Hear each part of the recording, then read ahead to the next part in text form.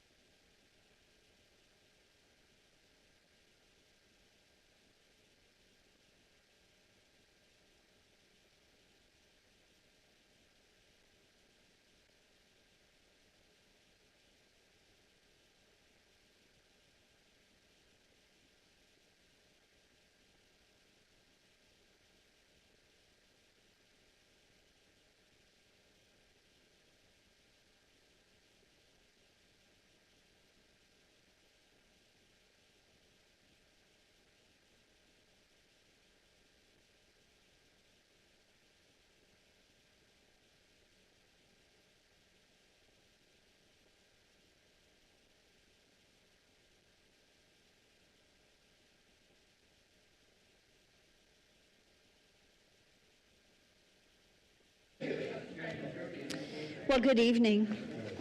It's great to see everybody here this evening. And I'm going to pause and make sure that we're live before I keep talking. We're good to go? Well, good evening and welcome to the Nampa City Council meeting. We have a lot on the agenda tonight. We have a lot of people here. As we get started, it is a tradition that we open in prayer, and I so appreciate Pastor Chris Evanson with the Nampa Seventh-day Adventist Church, and I will say the church had a celebration this weekend. Not the church, but the publishing house. Do you want to tell us about it? Yeah, thank you, Mayor. Appreciate that. Pacific Press Publishing Association is owned and operated by the Seventh-day Adventist Church, and this past weekend they celebrated 150 years of existence. They started in California, moved here to Idaho, I understand, about 40 years ago. And so just a tremendous ministry sharing the gospel with the world. Yeah. And so excited that we could celebrate that this past weekend. Mayor, so glad that you were there as part of our celebration, and just a great opportunity. Really watching the history of that organization, and I'm so thankful that they made the decision to relocate to Nampa 40 years ago. Yeah. And my understanding, it was Mayor Winston Gehring that was very instrumental in bringing them here. And I think it's awesome, and our community's different because of organizations like that have chosen to be here. So it's wonderful. Anyway, and thank you for opening us in prayer this evening. So let's stand.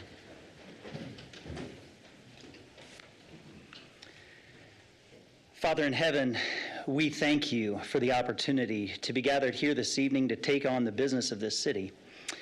And Lord, we thank you for the freedoms that we have in this country to gather like this. We thank you for the city of Nampa and spiritual leaders. Lord, we ask that as the business proceeds this evening, that your Holy Spirit will be here, that you will give wisdom to each one who speaks, to each of our council members and the mayor as they make votes this evening on a very full agenda. Lord, as these decisions are made, decisions that impact the lives of the people of this city, we ask, Lord, that decisions will be made that is the best for each one involved. And Lord, whether we get our way this evening or not, We ask, Lord, that you will help us to continue to be neighbors and friends and continue to move forward together. We love you, Lord. We thank you for the opportunity again to gather this evening, and bless as this meeting proceeds, we pray in Jesus' name. Amen. I pledge allegiance to the flag of the United States of America and to the republic for which it stands, one nation, under God, indivisible, with liberty and justice for all. Pastor Chris, thank you for all you do, and thank you for being a prayer warrior for our community. Absolutely. Thank you, Thank Mayor. you. Appreciate the Good opportunity. to see you. Thank you. Okay, let's, Rodriguez. Here. Chingula. Here. Bills. Here. Reynolds. Here. Haverfield. Here. Griffin. Here. All present. as we begin looking at the agenda, I do want to say, before we talk about amendments to the agenda, we are going to try to get through item 7.1. I'm going to move item 7.11 after 7.1, and then we will move to 7.3 on the agenda tonight. That needs to be done before we begin public hearings, so that's just a quick FYI for those in the audience. And we do have a full evening, and we did get a late start, of which we apologize. So proposed amendments to the agenda. It's my understanding that item 16A is being pulled from the agenda, and 16A is the authorization for Waterworks Division to proceed with a letter of intent. So that one is pulled from the agenda. And I'm not aware of any other amendments to the agenda. Are there any other proposed amendments to the agenda? Seeing none, I would stand for a motion to adopt the agenda as stated. So moved. Second. It's been moved and seconded. All in favor? Aye. Any opposed? Thank you. And then I would stand for a motion to approve the consent agenda as presented, with the exception of the one item pulled. So moved. Second. It's been moved and seconded. All in favor? Aye. Any opposed? Thank you. Okay, the next item typically would be proclamations, and we don't have any proclamations this evening, but we do have our public forum, and this is an opportunity for Nampa residents wishing to speak on an agenda or non-agenda item for 3 minutes. And just as a quick FYI, if it is related to a public hearing, your opportunity to speak will be during the public hearing. Otherwise, if there is someone that wants to speak. So, City Clerk. Madam Mayor, we have CJ Vargas that would like to speak during public forum. Thank you. As you come forward, go ahead and state your name and your address, and you have 3 minutes. Ooh, my address. My name is CJ Vargas. I actually live in Meridian, but I'm representing a local nonprofit here. So, Mayor, members of the council, again, my name is CJ Vargas. I stand before you today representing Treasure Valley Historical Railroad Society. This is the nonprofit entity that has partnered with the City of Nampa Parks and Rec to cosmetically restore UP 616 in Lakeview Park. That's the steam engine, if no one's familiar with that, next to, kind of over by the tanks. So late last year, our team was able to negotiate with Abatement Pro of Boise for a non-destructive hazmat survey to be completed on the locomotive at no cost to the city, nor our organization. That would account for how much asbestos was still present on the locomotive. In addition to the survey, our team was able to negotiate some preemptive abatement to be done ahead of the open house we held on March 30th, earlier this year, in tandem with the annual Easter egg hunt event. Again, this was done at no cost to the city nor our organization, and it was also executed by Abatement Pro. In working through all of these negotiations, I was also able to negotiate a very competitive price to abate the locomotive. That price is $25,000, $25,425, and this price has also been confirmed to be held for 1 calendar year, knowing how long it takes to work through the city and all that. It's my understanding that 12 years ago, the city, via one of our longtime members, received a bid for the abatement of the locomotive, and that bid reflected a cost of over $54,000. That was from a different company called Asbestos Abatement Incorporated. So again, just to reiterate, we're 12 years later now, and the bid is half the cost. Upon receiving the bid, our group was tasked by our partners at Parks and Rec to solicit funding to lessen the burden on the city for the abatement. As you might imagine, it was pretty difficult to build any fundraising momentum for an abatement project. So it's our understanding that through our partners with Parks and Rec, that though they had all the pertinent information regarding the bid and the abatement, and it unfortunately was not discussed at the most recent annual budget meeting. So we're an eager and willing and competent group ready to take on this cosmetic restoration project. Again, keeping in the best interest of the city with one of their larger assets in a public park. So I stand before you today to advocate for the city to fund the abatement in full while the bid is still valid. So again, that was, I think we've got until January of 25. And I'm sure we can negotiate a few more months. So anyway, I can go on, but I'll stand for questions at this time. Thank you. So you said you think the bid is good through January of 2025? Correct. Thank you. I will just say, and normally I don't comment back during this public hearing time, but it's not something we can decide upon tonight because we can't increase our budget, but it is something that we could address via a budget amendment after October 1. And so that's something that the council, if you could get all of the information through, I don't know if Parks and Recs, if you guys have all the information, if you could get that to us, send it to us, then we can take it into consideration. Sure. Yeah. But we can't add it tonight. Yeah, and that's not the point. I just wanted to bring this up. So Thank you so much for bringing it forward, and I want to say thank you for the work that you have done on the restoration of that locomotive. It's wonderful. It's greatly appreciated, and thank you. thanks for all your time. Thank you. Council, did you have any other questions or comments? Okay, thank you so much. Madam Mayor, we do not have any other advanced signups. Is there anyone else here this evening that had intended to speak on an agenda or non-agenda item other than a public hearing? Or that would like to speak now? Okay, seeing none, we will move on to we don't have any agency reports, but we do have staff communication and public works staff. I believe you have a report this evening. And then followed quickly by Rodney. Jeff, you're on. No, yeah, it's you. Yeah, Rodney will follow you.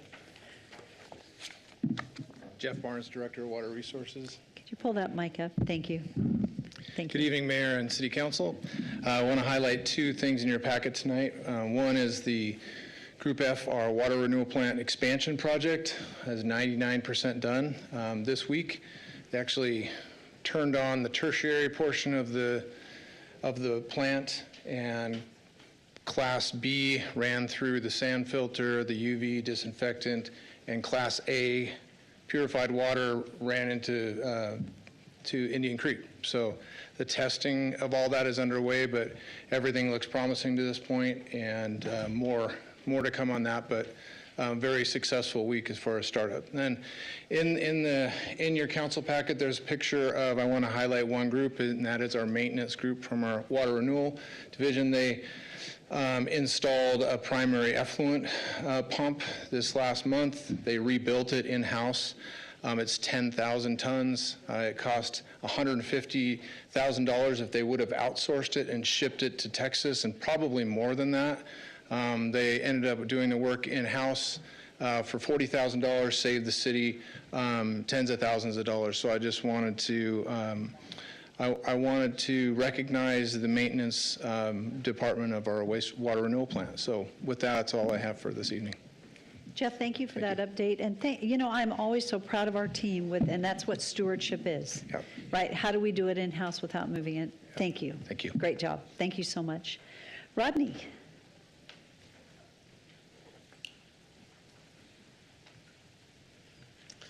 Thank you, Mayor and Council. Today I'm just going to present the second quarter density report, and pretty straightforward. Here's the preliminary plats shown on the screen for the entire city. I'll move through and show you the northern section of the city and then the southern section of the city, and this is, again, for the last 12 months, essentially. And then here is the list of preliminary plats.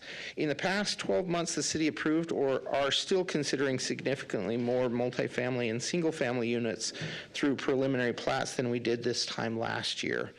In 2023, 384 multifamily units and 620 single-family residential units had been approved or were in the process of a preliminary plat.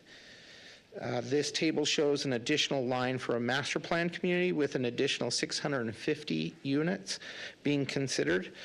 This must be considered separately than plats approved or being considered because the master plan community will likely have multiple preliminary plats over a long period of time. You can see this in this table that 650 units were proposed for the Adara subdivision that you'll be hearing tonight, but only one preliminary plat accompanied the application for only 170 of the units. So it's critical that we don't double dip that.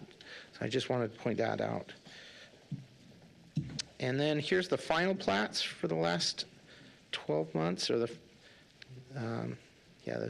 12 months prior to July 1st. The northern section, again, these final plats are ones that we would see being developed in the next year or two. We approved or are considering slightly more multifamily units through a final plat process than by this time last year, where the number was 88. However, the city approved or are in process of final plat for significantly less single-family units this year compared to the previous year's number of 1,114 at this point. In addition, 2023's numbers were significantly less than 2022's. And then short plats, we didn't have any. That was unique, but those are just going to be those little small developments. So that's it for the for that report, but I also want to give you a quick report on planning and zoning actions. The mayor's asked that I present these actions to you on every time you meet. So I'll quickly run through them. This last meeting was the August 13th. There was a conditional use permit for a in-home daycare for up to 12 children in a RD zoning district at 724 15th Avenue South, and that one was approved. There was also a conditional use permit, similar situation, but it's for a day camp or daycare with miniature horses, and they help the kids do activities related to miniature horses in an RA zone. This is at 8250 Cherry Lane, and that one was also approved. It was pretty unique. The next one was an annexation and zoning to RS6, a zoning map amendment from RS7 to RS6, and then a preliminary plat for Cayuse Ridge subdivision. And this is at the corner of Dooley and Midland Boulevard. And this was for 33 single-family detached dwelling lots and 4 common lots. And that was recommended for approval. That will come before you. I didn't get the dates that it'll come before you, but in the future, I'll make sure to have those. The next one was annexation and zoning to RS 8.5 for connection to city services, and that was at 1158 South Powerline Road, and that one was recommended for approval. And then the final one was a decision, an appeal of the Design Review Committee's decision requiring that a as-built vertical metal patio railings, they determined that varied from what they had originally approved because it was built as vertical rather than horizontal kind of panels. The commission heard that appeal, and they overruled the design review, overturned the design review's decision because of safety concerns. They didn't want kids being able to climb up like a horizontal ladder on a third-story building in an apartment complex at Greenhurst, the Greenhurst Apartments at 3225 East Greenhurst Road. And that is all I have for you. Rodney, thank you so much. So this will be a routine update because what we realize is that many times well, Rodney will take decisions from council back to planning and zoning, but many times council is not aware of what's been approved at planning and zoning. And so he will start bringing that forward to help with, just to raise the awareness of our council members as to what's happening. Rodney, thank you. Christy, I'm going to have you go next. So if you don't mind, if you're ready. Doug, that way we can talk ones that you're involved in back to back. So not having you stand up, sit down. So we're going to move to 7.3 on the agenda. 7.3 is an action item, and this is a consideration of a request for exemption to subdivision standards under Nampa City Code 1027-2.1.2 or I.2 related to the maximum lot size for revision to a development agreement to allow easement for future development of a pathway for 2 parcels, and they're addressed at 11153 and 11169 Lyle Drive. And this is for Kurt Eichelman. Thank you, Mayor and Council. My name is Christy Watkins. I'm the principal planner for the City of Nampa. With this request, so basically I'll just kind of give you a breakdown of our code. In Chapter 27 for our subdivisions, we do have one little piece in there that says that if there are certain standards that you don't feel like can be met because of the topography or some other challenge of the project, property, you can ask for an exception. In this case, we don't have a preliminary plat that accompanies this because he's a private property owner. He wants to be able to create 4 lots out of 2, all being larger than what the RS 8.5 zoning district actually allows. So he's asking for exception number 1 to do a short plat that creates 4 lots that are too large for the zone. And the second one would be to not be required to construct a pathway, but to dedicate an easement for that pathway for future construction. So the property is completely surrounded by county properties, mostly. To the south, there is an event center that's zoned BN. To the north is, and the east is the Dahl subdivision, which are all half-acre lots. And then to the west is Kenyon County agricultural property. So sewer is not available to this property. He has held off developing this property for quite a long time, waiting to see if sewer would eventually be available, and it is not going to be for some time. So he'd like to be able to construct septic systems that would be approved by Southwest District Health. But to be able to do that, the properties need to meet certain size requirements so that they can have appropriate drain fields and separation from wells. So he's asking to be able to create large lots that are 2+ acres each, that would exceed the 17,000 maximum that's allowed in the RS 8.5 zone, and then to not be required to construct a pathway. He's willing to grant an easement to the city for future construction, but currently it's really isolated and doesn't have access on either side that would even make the pathway usable, and probably wouldn't be usable for many, many years. So these are your potential motions, and I will stand for any questions. Thank you, Christy. Council, do you have questions? Mayor, I have a question. Yes. Are we able to split the 2 separated out, or is it we have to approve both of the exceptions at once? Or can we approve one exception over another? Or what's the process here? Councilman Griffin, I guess that's up to you. You can make 2 separate motions if you'd like to. And how long into the future would it be that the pathway would be able to connect? You said many, many years, but how many is that? Oh, gosh, I'm thinking probably 15 or 20. Are there any other questions? So it's, obviously, this is not a public hearing. It's just the opportunity to approve an exception to subdivision standards. So, Council, what are your thoughts? Any discussion or thoughts on this one? Mayor, can we go back to the To the, site plan? yeah. Does that work? I'd be curious, So trying to see Lone Star and is it South McDermott? It's Middleton Road. Oh, Middleton. Thank you. Oh, it is. So can you show, so the project location's right there, so it's the 2 lots that you see on the, can you point to which, and each one of those is cut in 2? Would be with a Would- short plat. With a short plat, but there's a home on the one, so. There's actually 2, they each have homes on them currently, owned by family members of the same family. So what they want to do is create 2 more lots so they can build 2 more family homes there.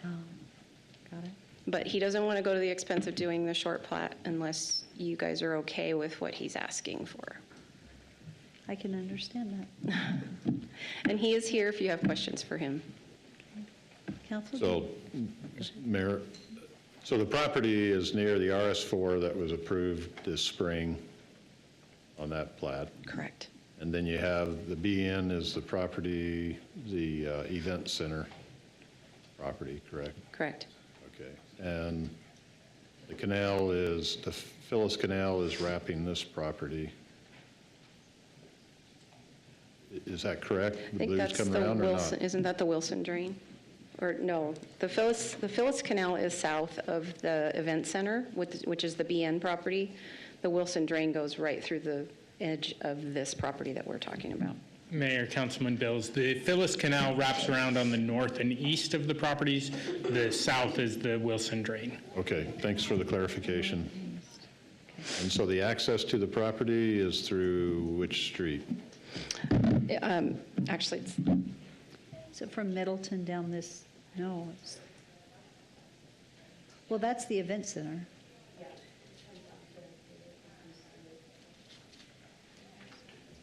There is actually, he has installed a bridge over the Phyllis Canal from Lyle Drive. So from the county subdivision, he put in a compliant bridge over the Phyllis Canal that services the 2 northern lots. There is a bridge over the Phyllis Canal that serves the southern lots as well, but these would come off of the bridge off of Lyle Drive.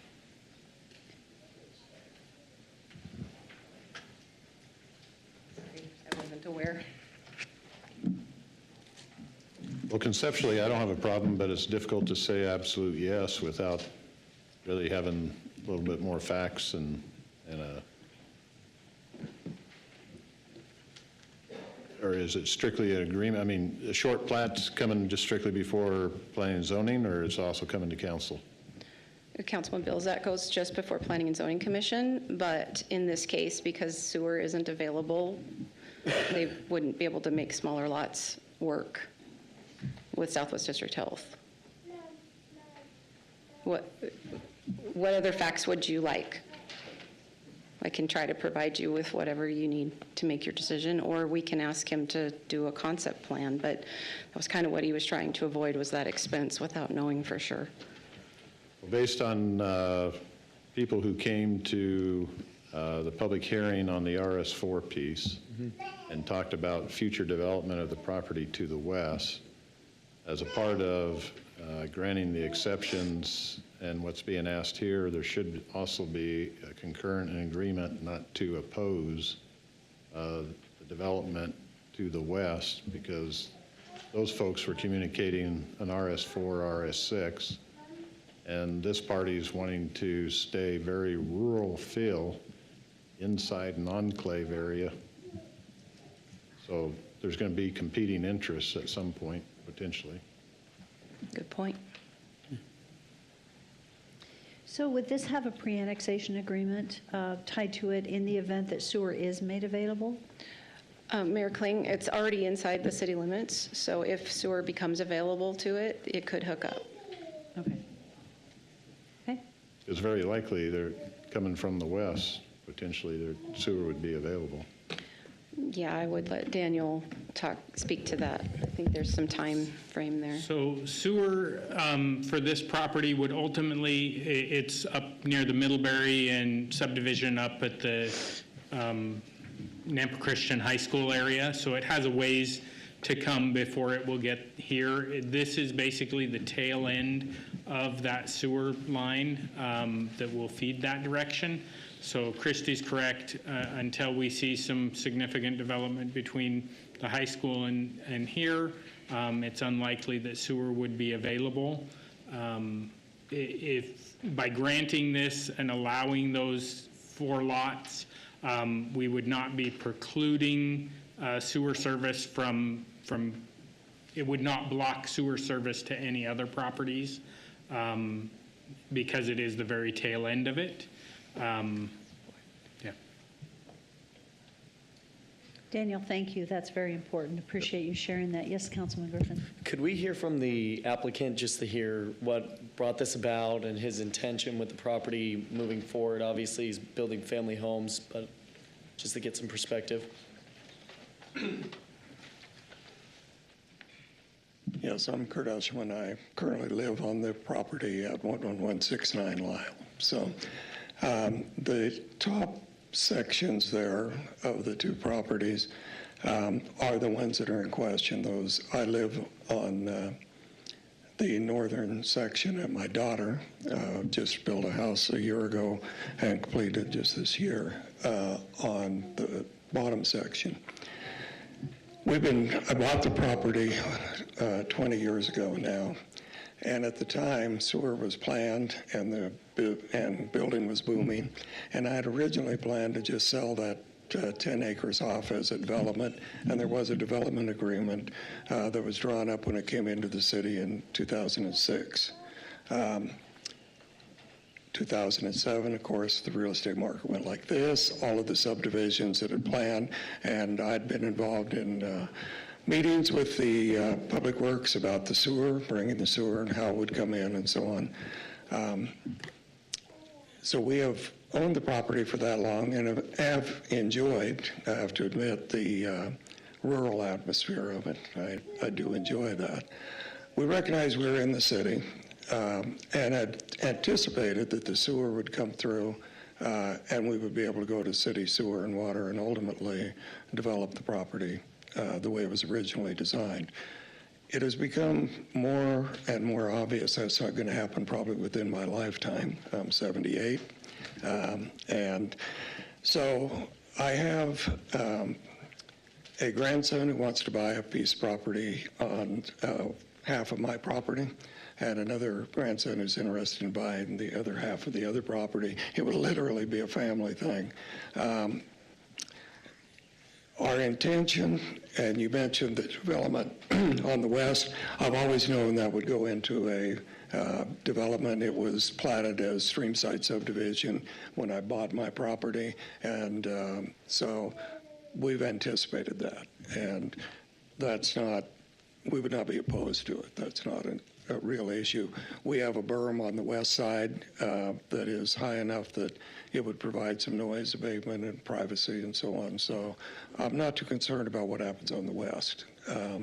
We also recognize the city sewer and services ultimately are designed to follow Wilson Drain, and that we are the end of that. And we have no problem with either of those because it's in the excuse me, just because of the way it was originally designed. The reason we're asking for it is we've reached that point in life where we'd like to do something with this, and I'm currently cutting hay on it, which I kind of enjoy just because I'm an old farmer at heart. But if we need to do something, and this seemed like the best solution. What we're doing would not necessarily preclude the fact that in the future it could be developed into the city and tied in, possibly even to the roadway coming in from the west.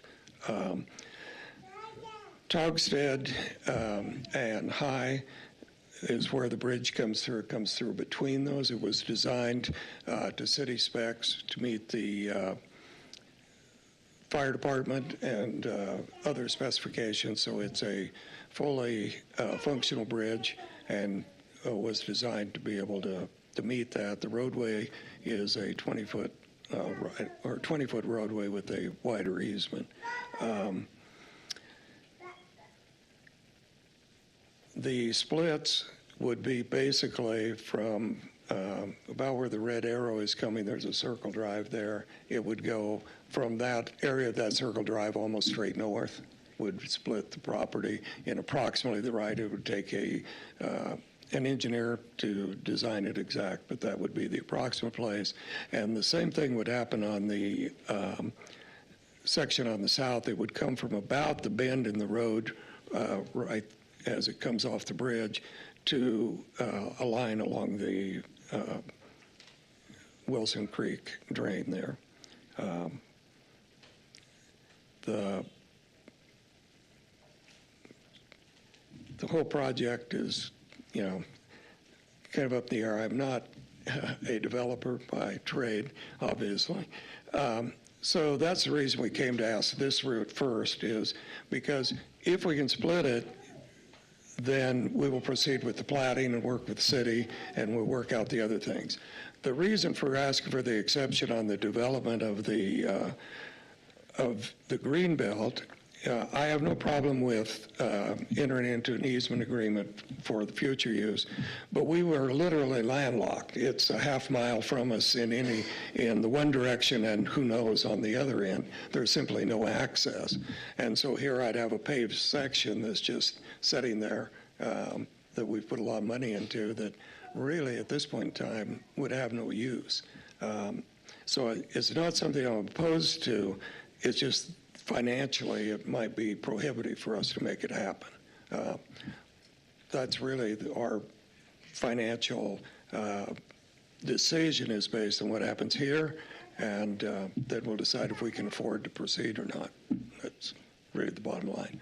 Questions? Thank you. Council, do you have any further questions? We do need to move forward, but we do need a good decision here. Yes. Just a couple of quick questions. The pathway, there's an easement as far as for access to the Wilson drain that we're talking about. Is there an additional easement for the pathway itself that you'd be granting? I would, because it is the Nampa Meridian irrigation on that section of the Wilson drain, it's my understanding they can use the same easement. And so that would be the idea. The big question I had, and we'll have to work out with the city, is my development agreement originally, or plan, had shown the easement on the north side on the property that I currently live on, whereas the city's plan, long-range plan, had shown it on the south side, which lines up better with the rest of the green belt. I do own the other parcel on the bottom side there that's still in the yellow color, and so I'm perfectly willing to go whichever way works, but that's my understanding. I don't know the workings of it exactly. The reason I asked the question is because it's not indicated in our packet as far as what the width of that right-of-way would be or the easement would be, and so just eyes wide open if the irrigation district requires their own easement and then the pathway needs an additional easement, what that would be, but you'd be working that out with our staff. That would be something we would have to work out. I can tell you the easement for the Phyllis, for Wilson Creek is 55 feet from the center line of the canal at this point in time. And everything has been set back with that. So there is that easement through there. So we just need to have good communication with our building department so that when you come in for a building permit on these homes, the placement of those does not encroach upon the easement. So before you, right, we just need to make sure that our processes are all intact internally. Yeah. All right, Rodney, you. Mayor? Yes, okay, and so I've got Councilman Reynolds and then Councilman Bills. Is that right? Okay, I'm ready to make a motion. okay. I'm ready to Are second. you ready for discussion? Well, I think a clarification, and we worked with the city and Nampa Meridian to forge an agreement ahead of time on pathway, joint use of pathway and the ability to clean the drain. And I think it would seem that it's going to need that action at some point. That should be part of the action of granting this, would be that also in addition is a resolution with Nampa Meridian and an easement for the pathway recorded. It's not just an easement, it's the ability to access. Councilman Bills, we already have just a blanket agreement with Nampa Meridian Irrigation District to use their roadways. The pathway is our responsibility for maintenance, but they can drive on it and do what they need to do to access their facilities. It's a blanket agreement that we have with them for the whole city. It's part of our master agreement with Nampa Meridian Irrigation District for the pathways that we have and share, and that's why they do allow us to be within their easements. So that's addressed. As for the location and that would all be addressed with the plat. Nampa Meridian would have a chance to review that as well with the platting action to determine if there were concerns they had over the placement of that easement and where that pathway would ultimately go. Sounds great in theory until you get into the details, so, okay. Well, it sounds like, I think staff will ensure that happens because of our master agreement that is already in place. Okay. Thank you. Okay, Councilman Bills. Reynolds. Well, I'm sorry. Excuse me. Yes, thank you. okay. Keep me on track tonight. Councilman Reynolds, thank you. Madam Mayor, I move to approve the exceptions to subdivision standards for maximum lot size in RS 8.5 zoning district and to not require the construction of a pathway associated with the short plat for the properties at 11169 Lyle Drive and 11153 Lyle Drive on a 5.24 acre parcel and a 5.01 acre parcel for Kurt Eshelman, owner. Second. Okay, I'll ask the question then. So since it's not stated, but it's implied in the memo that it does include the granting of the easement, even though it's not stated in the motion, is that okay? Mayor? We could add it to the My motion. preference is that Add it to the motion. the motion in the second would be revised to include that easement. I would revise my motion, include that. I'll go with it. Okay. So the motion is to approve it as stated with the addition of ensuring that the easement is in place with Nampa Meridian Irrigation District. Is that correct? That's correct. Okay. Is there any discussion? Roll call. Chingula. Yes. Bills. Yes. Hammerfield. Yes. Griffin. Yes. Rodriguez. Yes. Reynolds. Yes. All in favor, motion carries. Thank you. I'm not thinking that would take quite that long. We'd allowed it to go ahead, but we do need to quickly go through 7-1 and then 7-10. So 7-11, excuse me, get it right, 7-11, yes. So 7-1, this is an action item, and it's discussion of available ARPA funds to assist in the operation of the Salvation Army Family Shelter.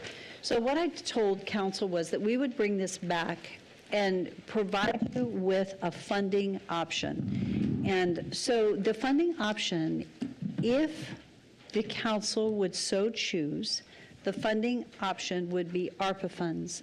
We do not know today what funds are left over from the $90,000 that we have already budgeted and allocated. And that was going to the Threat Zero. But we do have interest ARPA dollars available. So we can't take any action, quote, tonight, really, because we don't know what we have available, other than I know that Salvation Army would be interested in knowing if council has a desire to fund them. But what we said would bring back to you is what the funding mechanism is. And so Doug stands here to answer any questions that we might have. Mayor Kling, I don't know that I have any questions for Doug. I think we discussed this in detail. So I would like to make the motion to move forward with this, and depending on what the finances look like with the ARPA funds. Second. Okay, so it's been moved and seconded that we do move forward with funding. However, we do not have a dollar amount indicated. So are you, through your motion, are you intending that we will determine that dollar amount based on funding availability after October 1 when we have a better idea? Well, I think we should stick with what they wanted, with 30,000 around there somewhere, but if not, then we'll have to adjust. Okay, so your motion would be to fund them in the amount of 30,000. Right. Okay, and are you willing to change your? I'll second that. You'll second that. Okay, so the motion is to fund Salvation Army in the amount of 30,000 from available ARPA funds after October 1. Mayor Kling? Yes. So if the funds are not available to that amount, will we revisit this amount later on? Mayor, could I? Yes, Okay. please. So the ARPA funds come in three flavors. We have the $10 million threshold where we can spend the money as we choose. That's where the $90,000 is coming from. If Threat Zero takes more than we anticipate, we have the They second, cannot third take option. more. Well, more than the $90,000. They can't take more than 90? No, they can't. Right, so But- they're limited. It's if there's anything left over. But let's say they use up 70,000, leaving only 20,000. We have ample ARPA interest to fund the remaining $10,000 if that's the will of the council. Okay, so we might revisit it, is what I'm hearing. Yeah, we'll see what the totals are when we get there. The one thing I can tell you is by the end of 12/31/24 this year, all of the monies under the $10 million cap, including that $90,000, need to be obligated, meaning we need to have spent it or have a bill in hand ready for payment by 12/31 of this year. Mayor Kling, as a follow-up then, when will we know what that amount is that's available? It could be into October, but before we will know, but we can set a deadline that any funds not dedicated by, we could just say by October 1, October 15, then get reallocated. I just, for their sake, Okay. to know what might or might not be coming. We can. Councilman Reynolds? Madam Mayor, I'm in favor of giving them some funds if we have them available. However, the Threat Zero, we've committed that dollars, and I don't want to cut them short with what we've committed and go back on our word on that. So Just so we don't lock ourselves in with a motion that we can't go back. Well, and just for reference, the ARPA interest we have earned is somewhere just slightly over $1 million. We've only used a portion of that. That was for a match grant with FEMA for emergency generators. I don't think we've actually got the generators yet. We actually did not get the funding. We Okay. were not approved for that So- grant. But we definitely Yeah. have obligations, Yeah. other obligations We that have could be others, used for. we do, we do. We do. That said, this isn't a large amount in comparison to that. So I guess what I think I'm hearing from this side of the bench is we need to see where we are out of those funds. So then the question would be, are we okay with the motion as stated? This motion was to fund Salvation Army up to $30,000.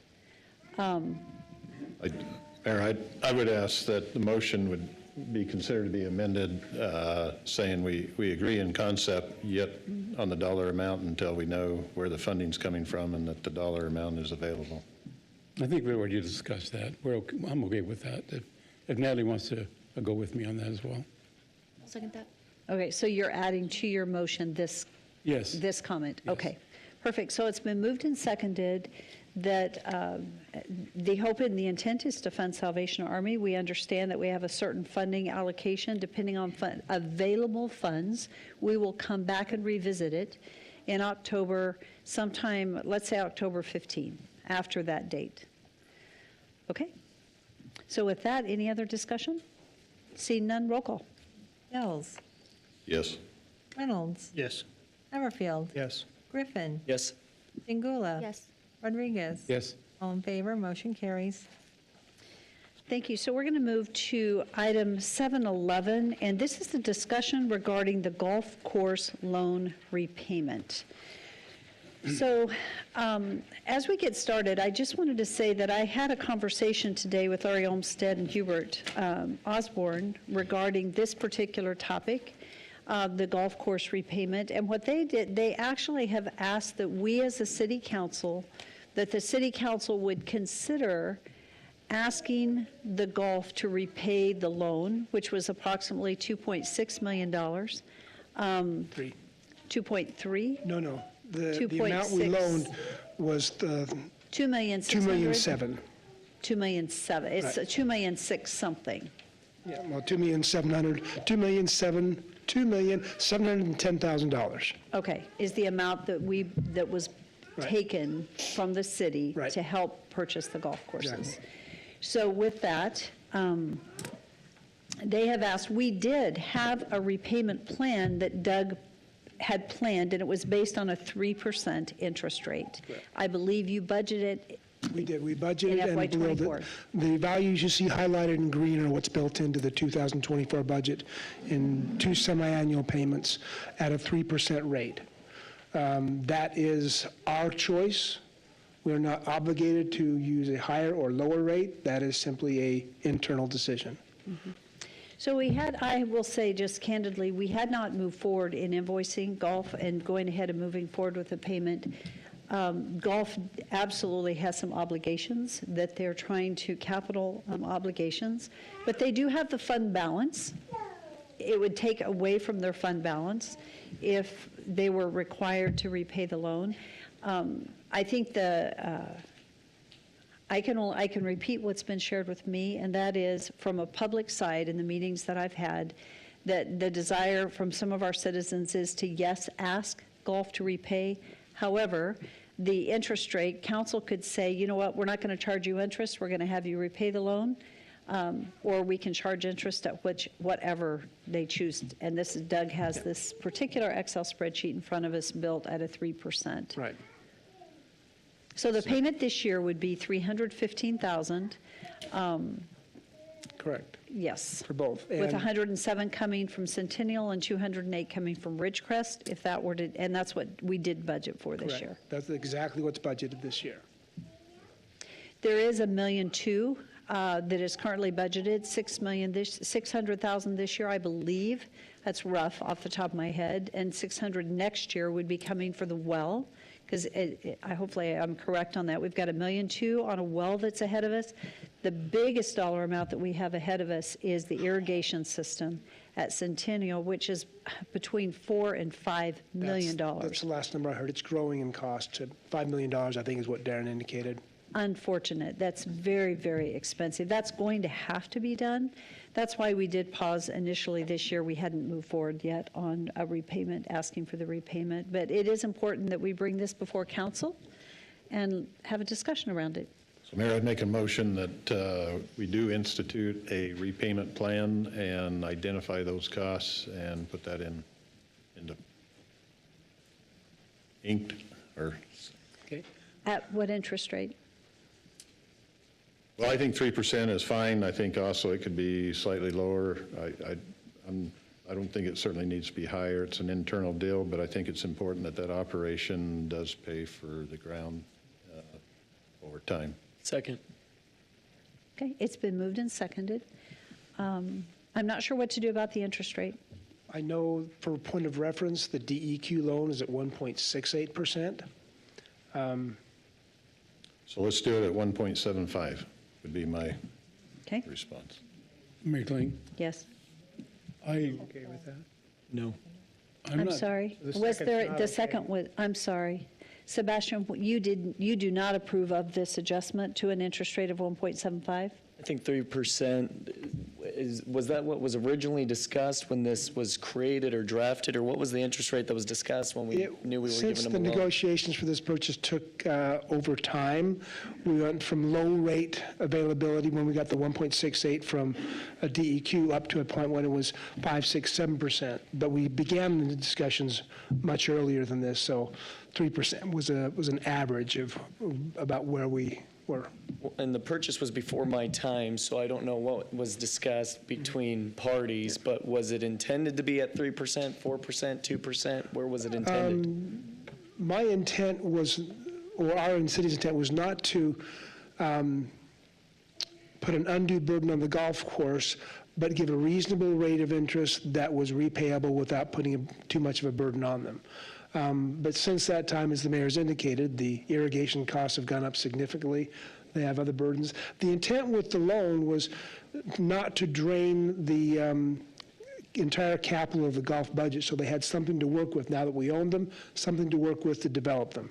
And this alone gave them a little time to do that, and which leaves us with a choice. Either we move forward for repayment at whatever rate the council sees, or we forgive the loan. Those are basically the two choices we have. And Mayor, for a follow-up, and I don't mean to be difficult by any means, but were the terms discussed? One, we decided to move forward with a loan in the sense of 0%. If we told them that, we said, just pay us back. This was a conversation Darren and I had several times. He was obviously looking for a lower interest rate to help him move forward with needed capital. Since I've been here, we keep setting aside $500,000, $600,000, $700,000 for capital, and never being able to spend it because we didn't own the property. So he kept delaying things and delaying things and delaying things, and it built up a reserve of capital investment he needed to put in. So we were trying to find a middle ground that would allow him to do that and still not drain their capital funds. So the 3% was kind of a negotiated number. it was the negotiated number, then I would hold at that 3%. Madam Mayor, I would second his 175. So it's been moved and seconded that we require the repayment of the golf course loan at an interest rate of 1.75. Is there further discussion? Mayor, I do have a question. Okay, so every fiscal year that before we start proposing a new budget for the golf courses, there is the fund balance from the previous year, and then there's the revenue income for this year. So how much do we take from the golf courses? And then we issue the capital improvement programs, and we can't fund them. So can you tell me that? How much does the city take from the golf course, and then plus the payment program? How much do they, sorry, I was recalculating the interest rate at 1.75. So, okay, say that again. The revenue generated by the golf courses are monitored and put into our budget every year. Right. Okay. How much does the city take from that budget and apply it to other, like, wherever? They are their own fund. We do not give them or request funds from them, except for the intent of providing administrative services like accounts payable and payroll. We charge them for that. Right. But, and that I don't recall exactly, it seemed like it was around $300,000 a year. We charged the entire golf group for those services. Right. But we don't give them any other public funds. We charge them for services. Right. So Which is actually considerable. Yes. The allocation fee that they're paying back to the city for IT, for HR and everything, did you say is around $300,000 a year? I think it's a little already? over, I believe. I can't recall exactly. Yeah, that's what I'm getting at, Mayor. Yes. So right now, we have a total of $700,000 that you removed from the golf courses. And I get it, that's what, since they're self-revenue funding, because of the golfers. I don't see where the $700,000 was coming from. Well, the $300,000 or so for the payment back. Oh, I see what you're saying. And Yes, then the yes. other $300,000, so that's $700,000. So now we're crimping on the capital improvement programs that we can't fund. Now, in my world, I see all this money going in, back into the city, which is okay. That's what we agreed to. And then the city goes, well, we need capital improvement, and they shoot it right back. Well, Now we attach interest, but the interest doesn't go back to the golf courses. on their fund balance, they earn interest for the amount of cash that they have in their fund. We do accrue interest back to them for you what do? we earn, yes. Oh, okay. Relatively a portion. But there's a part of your comment that I wanted to follow up on. It was, Was it the capital funding? Because we're Yeah, not, exactly. we're not funding Yeah, any exactly. capital from the city Right. and giving it back to them. All of their capital's being That's funded from internal. their funds. Yes, right. Okay. Right. And I wanted to clarify that. And 'cause that was brought here's up. an important point. They are one of, I think, the few golf courses, I don't know, Darren can comment, that around the area that actually are completely funded internally. I think yeah. other city golf courses outside of Nampa get city funding, and ours are self-sustaining. Yeah, No, Yeah. I just, Mayor, that comment was given to me today, and I just wanted to clarify. Yeah. So I think I'm good with the motion, so, yeah. Thank you. Yes. Yes, you may, Darren.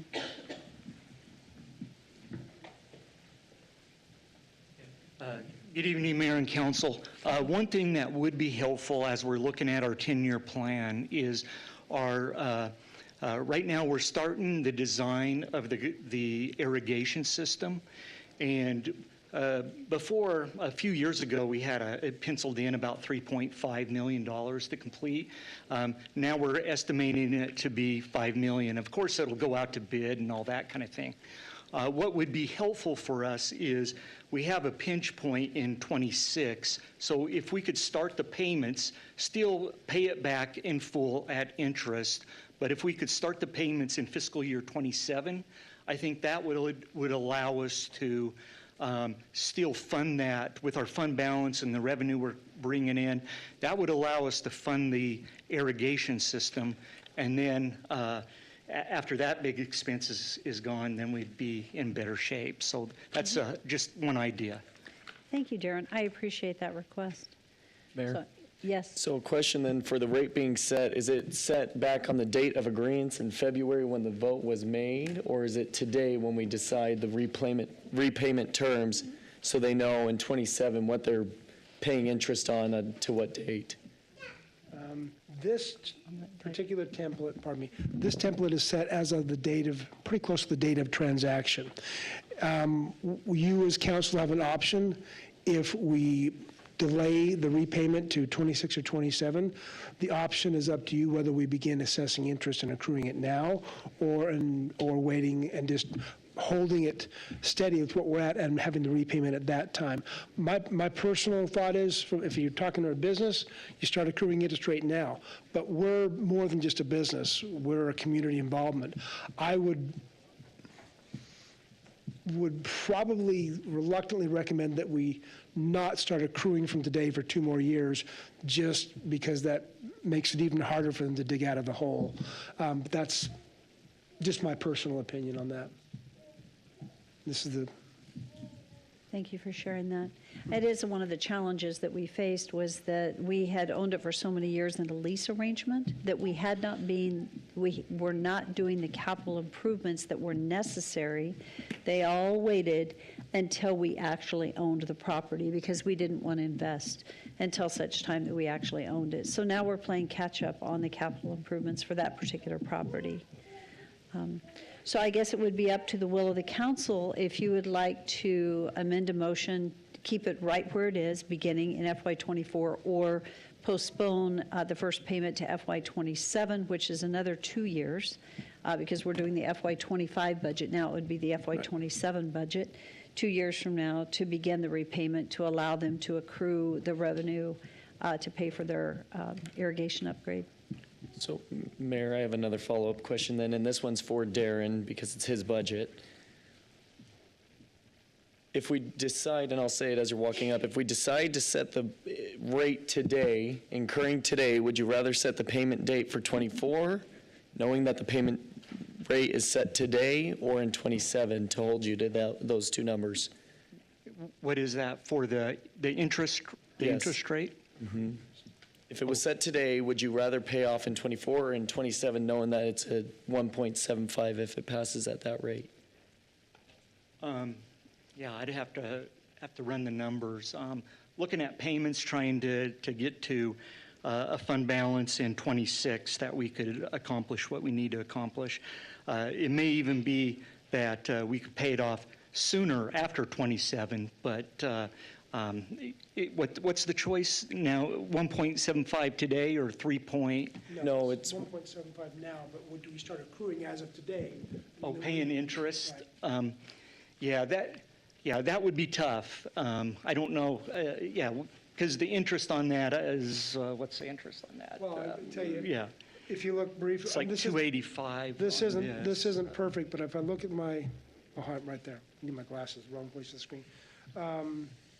My interest here, this is imperfect, but if I go out 2 years here to 27, that's roughly 114,000, or actually it would be 15,000 times 20, so Is that a 320,000 plus this over here. Doug, is that at 3% or 1.75? Oh, this is the 1.75. That's at 1.75. Okay. So you're talking, give or take $100,000 of interest, maybe $200,000 of interest, 150 probably in that ballpark. I can calculate it in a minute, but. Yeah.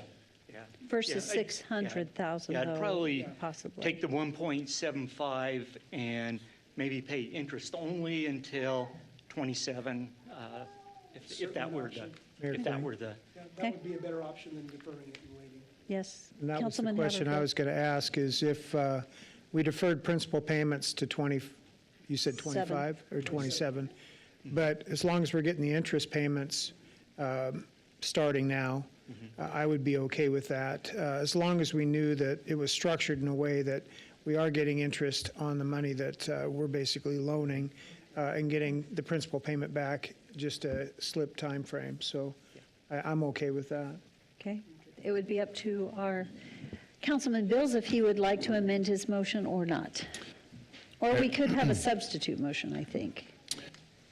Yeah, I just look at it that not everybody in the city of Nampa are golfers and are attending and paying fees to the golf courses, and therefore the delay of the monetary and the payback is a quiet burden on those who are not visiting the golf courses, paying for it.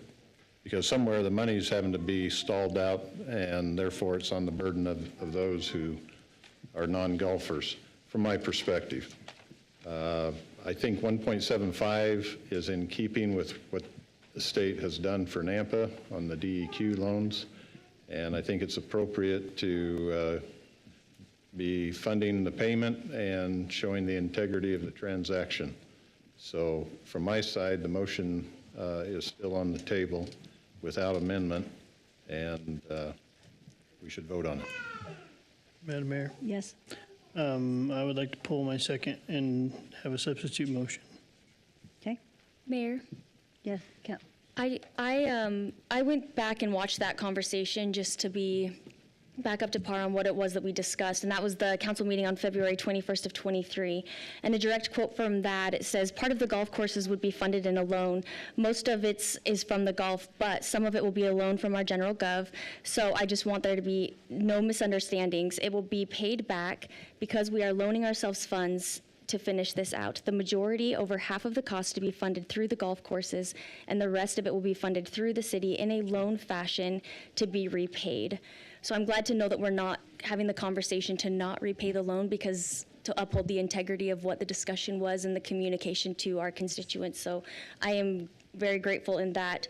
I do think that I would be more for a 3% interest if we do defer, especially since we're having the conversation of going out. If we are having the conversation that we are going to do foregone, possibly, it just doesn't make sense for me to defer a loan and then not take an extra interest when we're sitting here and pinching pennies. So that would be my suggestion. Is that a substitute motion? And I hadn't got to Not make yet. mine We've got yet. motions. We got to. Right, so we have pulled the second from the original motion. We are in discussion time, and So Councilman I'll make a Reynolds? substitute motion and see where it goes. No, he's pulled it. He's pulled his second. You're right. Second the motion. Oh, I'm sorry. I just Okay, want to do you know what the motion is. Yeah. Can you restate what your motion is? Well, the motion is that we do institute the repayment plan on the golf courses as originally approved, as Natalie has reminded us, at an interest rate of 1.75%, and it should go into effect this coming fiscal year. So that would include the principal payment this year as well, interest Correct. and principal. Correct. Okay, I'll second the motion. Okay, so that's interest and principal, and is that for FY '24 or for FY '25? Because It'll be FY '25. Well, they're 25? budgeted in, okay, so they're budgeted for a payment in FY '24. If your motion applies to FY '25, then we need to include the deferred payment of '24 as an amendment that would come forward in the last meeting in September, which is fine, but just so I understand which you choose. Okay, I didn't have the understanding that '24 budget had a payment. We have not budgeted. paid it yet in '24. You haven't paid it, but it No. was budgeted. If they pay it, then there's no amendment needed. If they choose to defer that payment until '25, I'll need to add that to the amendment for clarity on the repayment, which is also fine. We have an amendment coming forward on the second meeting in September.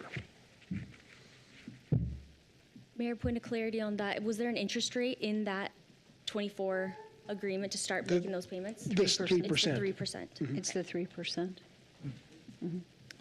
So it is budgeted. So let me go back to, we have the original motion, not the original, but the second motion from Councilman Bills on the table, with a second from Councilman Haverfield, and it is at 1.75%, but the clarity that we're at today is, do we go ahead and apply that to FY '24?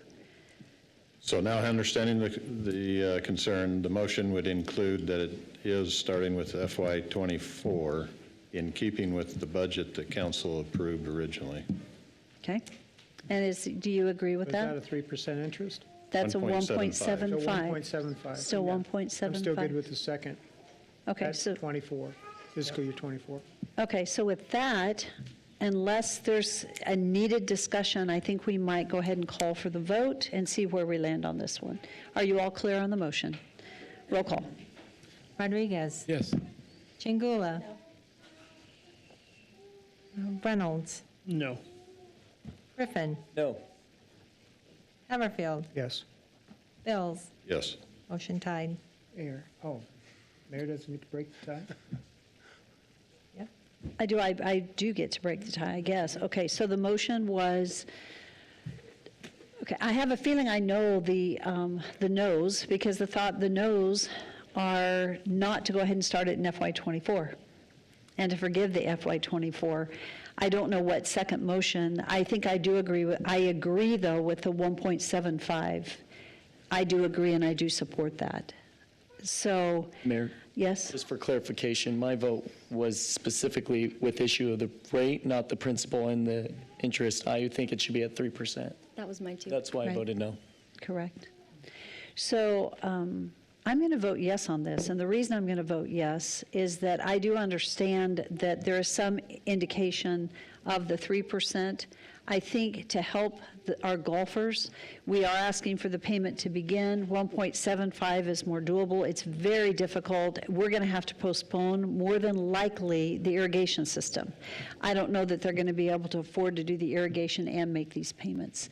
But my fear would be that we go to a 3%, and I really do think we need to drop it down to 1.75, and because there's a lot of expense that goes back in to this system. And so the other thing, too, is that, just a quick FYI, that reminder, we charge golf an allocation fee of $300,000 a year, and sometimes we've had discussions that seems really high, Yeah, oh, yes, we have. that what they're having to fund to the city. So I think they've got a hefty budget. Tony's probably sitting here going, oh, good grief, how do I do this, right? How do I make it work? Yet our council members, I think that we all have we have citizens, I should say, that are interested in the repayment of the loan, and it was a commitment that we discussed up front. So with that, my vote is yes. We'll go ahead and move forward, and it'll begin now. So this has been very long for our public hearings. We're going to move over to public hearings right now, and we want to get through hopefully one or two before 8. Actually, you are back, so you can just stay there, Doug. Hang on, let me grab some stuff. So this is our budget hearing. The first part of our budget is the FY '25 foregone property tax public hearing, and we will begin with Doug Racine to discuss foregone.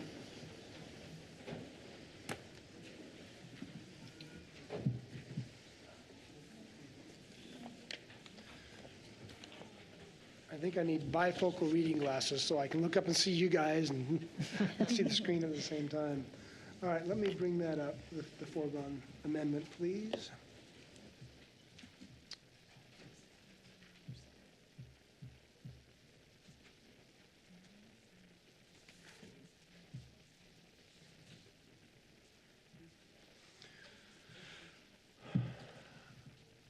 I have some more data that I will share after I go through the essential foregone resolution that will help in the discussion, at least provide clarity with the impact of this to the citizens. But per Idaho state law, we're required to provide a separate resolution for the foregone request. And while the foregone request is included in the budget as presented, the foregone portion is presented separately to you. We propose that foregone taxes of 1% for operational and general maintenance of $440,985 and 3% for capital projects of $1,322,954 be approved in the FY '25 budget, essentially for use with the Purdom drain, I believe, as part of the growth project costs. Now, what I'd like to show you is a different sheet, and I just got clarity on this today when I've put a copy of this on your desk, but it's from Canyon County, and it recaps the entire budget impact, including foregone, for the taxpayers for the coming year. Let me bring that up.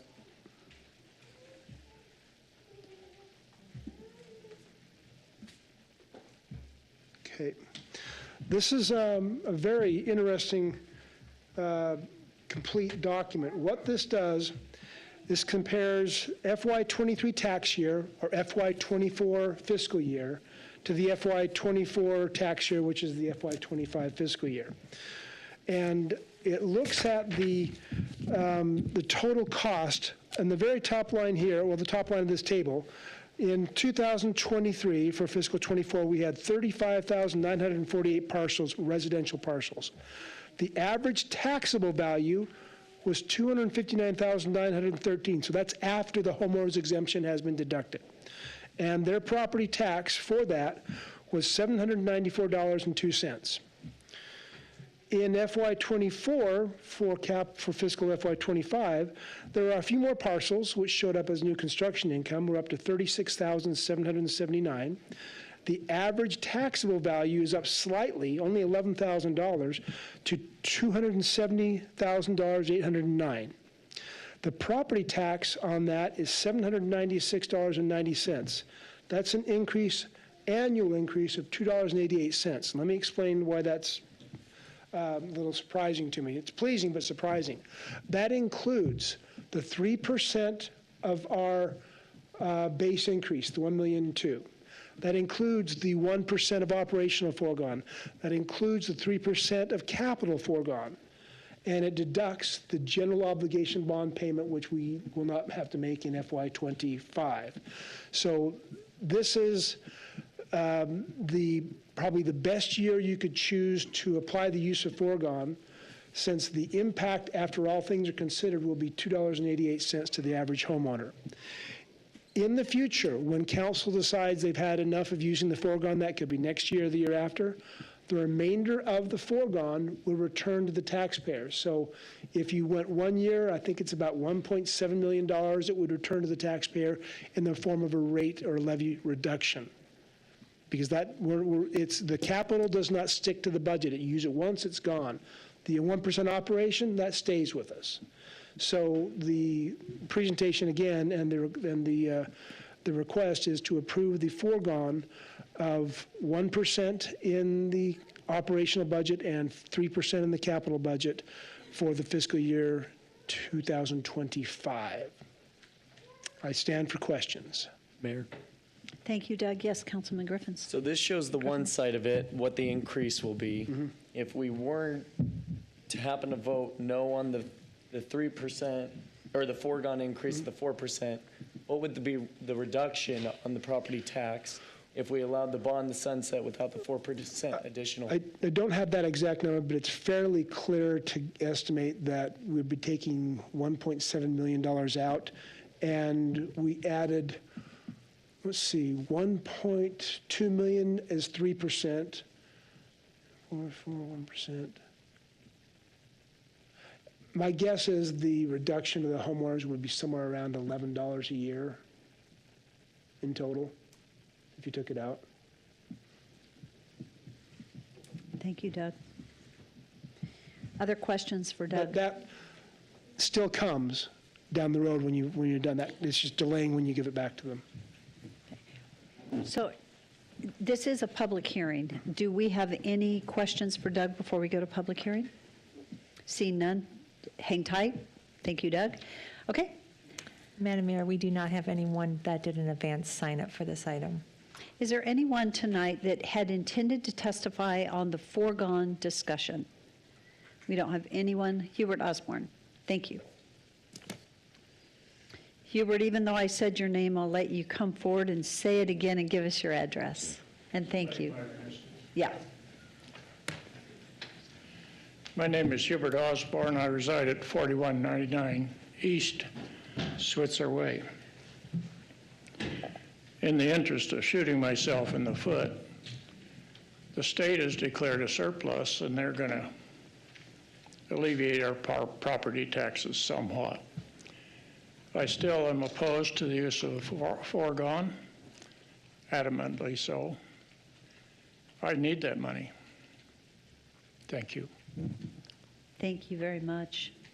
Is there anyone else that would like to testify this evening? Yes. Go ahead and come forward. And thank you for stating your name and address.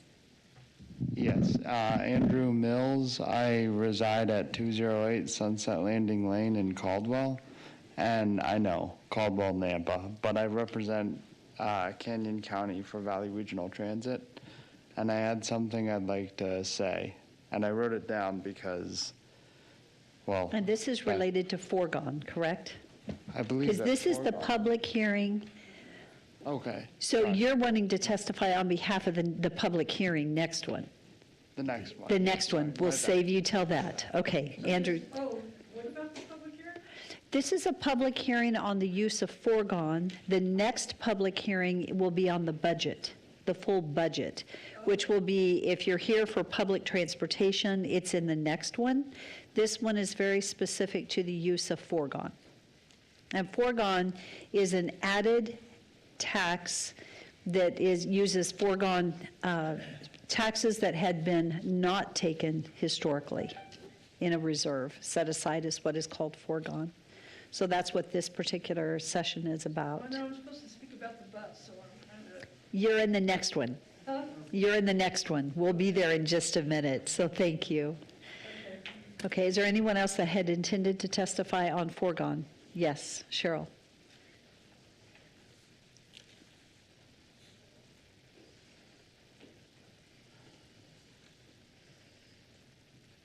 Good evening. Sorry.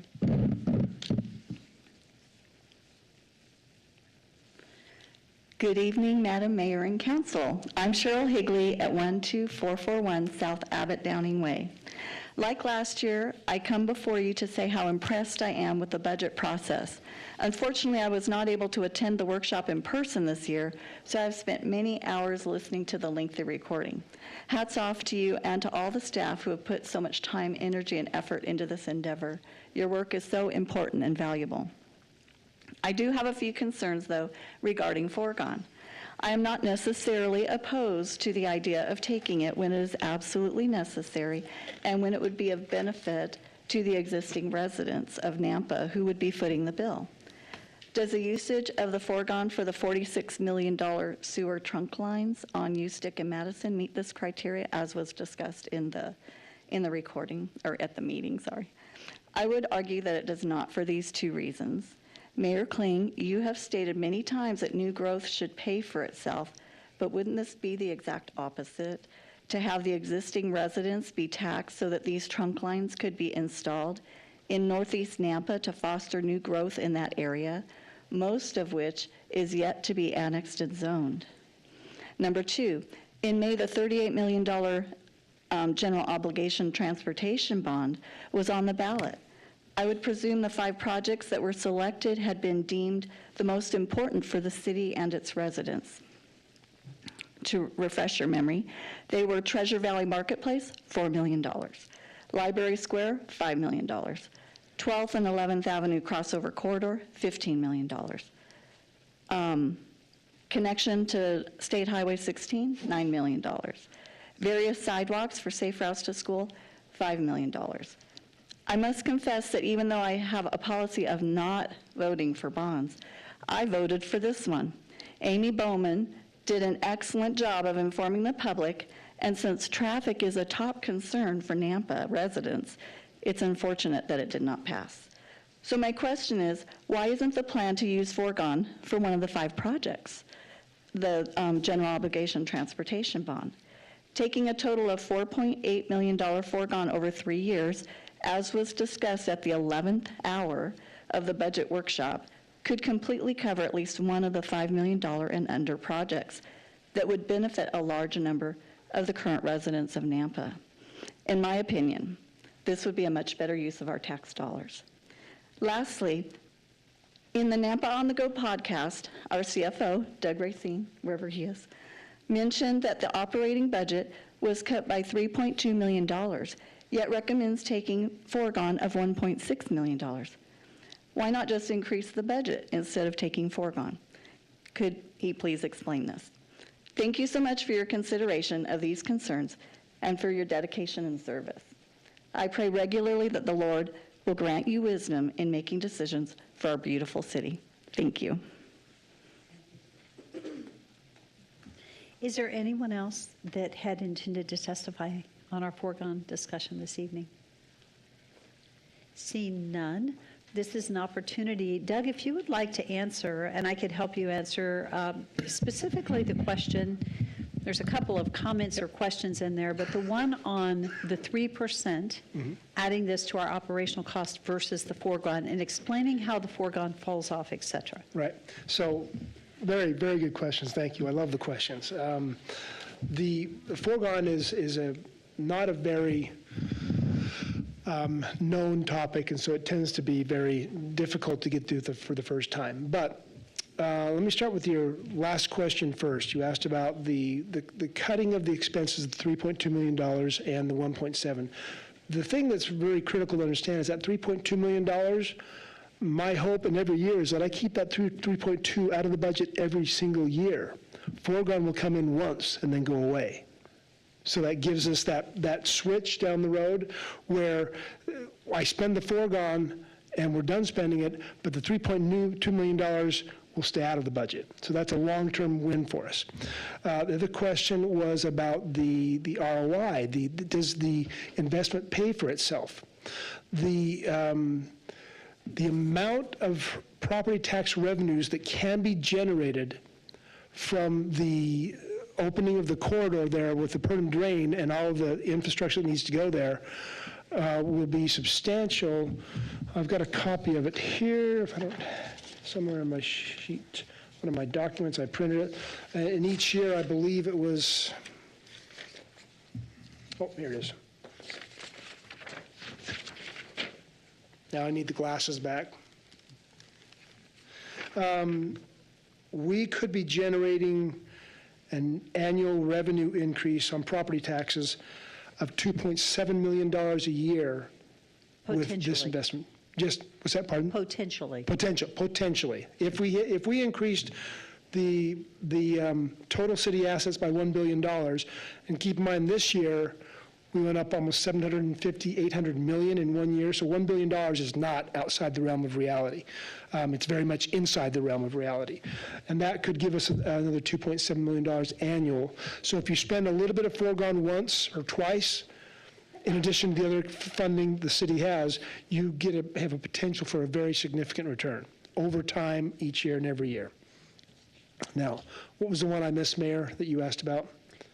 Well, one comment that was made was about new growth, and why would we put the burden on the existing taxpayers for new growth out in that area? So the new growth, there have been several people who have gotten into trouble recently publicly talking about this. I'm going to try not to go too far down the well. But 2-3 years ago, there was a bill passed called House Bill 389. The intent of that bill, or the result of that bill, resulted in the city not collecting about $3 million a year in property taxes from new construction. Not a tax increase, property taxes from brand new construction. Had that bill not passed, we would have had $3 million a year more without increasing the tax burden to the citizens. So this is much smaller than the $3 million. We're talking foregone of 1.7 compared to $3 million a year. So the growth, for what it does, growth needs to pay for growth as much as it can, but the state legislature has made it very difficult for that through their passing of House Bill 389. The other half of that coin is that, yes, by this investment now, we will recover property taxes and growth, we'll be much better position to help pay for growth in the future. I'm not asserting that the growth will entirely pay for everything because legislatures made it difficult for that to happen. What I'm saying is that if we don't have the growth, we will not have those property taxes, but our costs will continue to grow up. Those property taxes from the new developments will help defray the costs of a growing city. It may not completely offset them, but if we don't have it, we will much likely be in a worse financial position by not having it than we will be than our finance will be if we do spend the money and we get property tax revenues coming down the road. Doug, I don't know, I don't think you said this earlier, and maybe you did, and if you did, please forgive me. I think it's important that we go back through on foregone and what foregone is. So Yes. foregone is the 3% that we're allowed to take, but we didn't take it for a long time. So we have $4.4 million in foregone, which are taxes that we never assessed. Right. We disclaimed over 1.1 million. Right. So that brings it up to $5.5 million that we could be taxing our citizens today that we chose not to. We're not doing it. In addition to that, we have almost another $3 million. We're just under 8.5. It's 8.4925, I think, or just right. We're just under 8.5 in taxes that the city could be collecting that we're not collecting.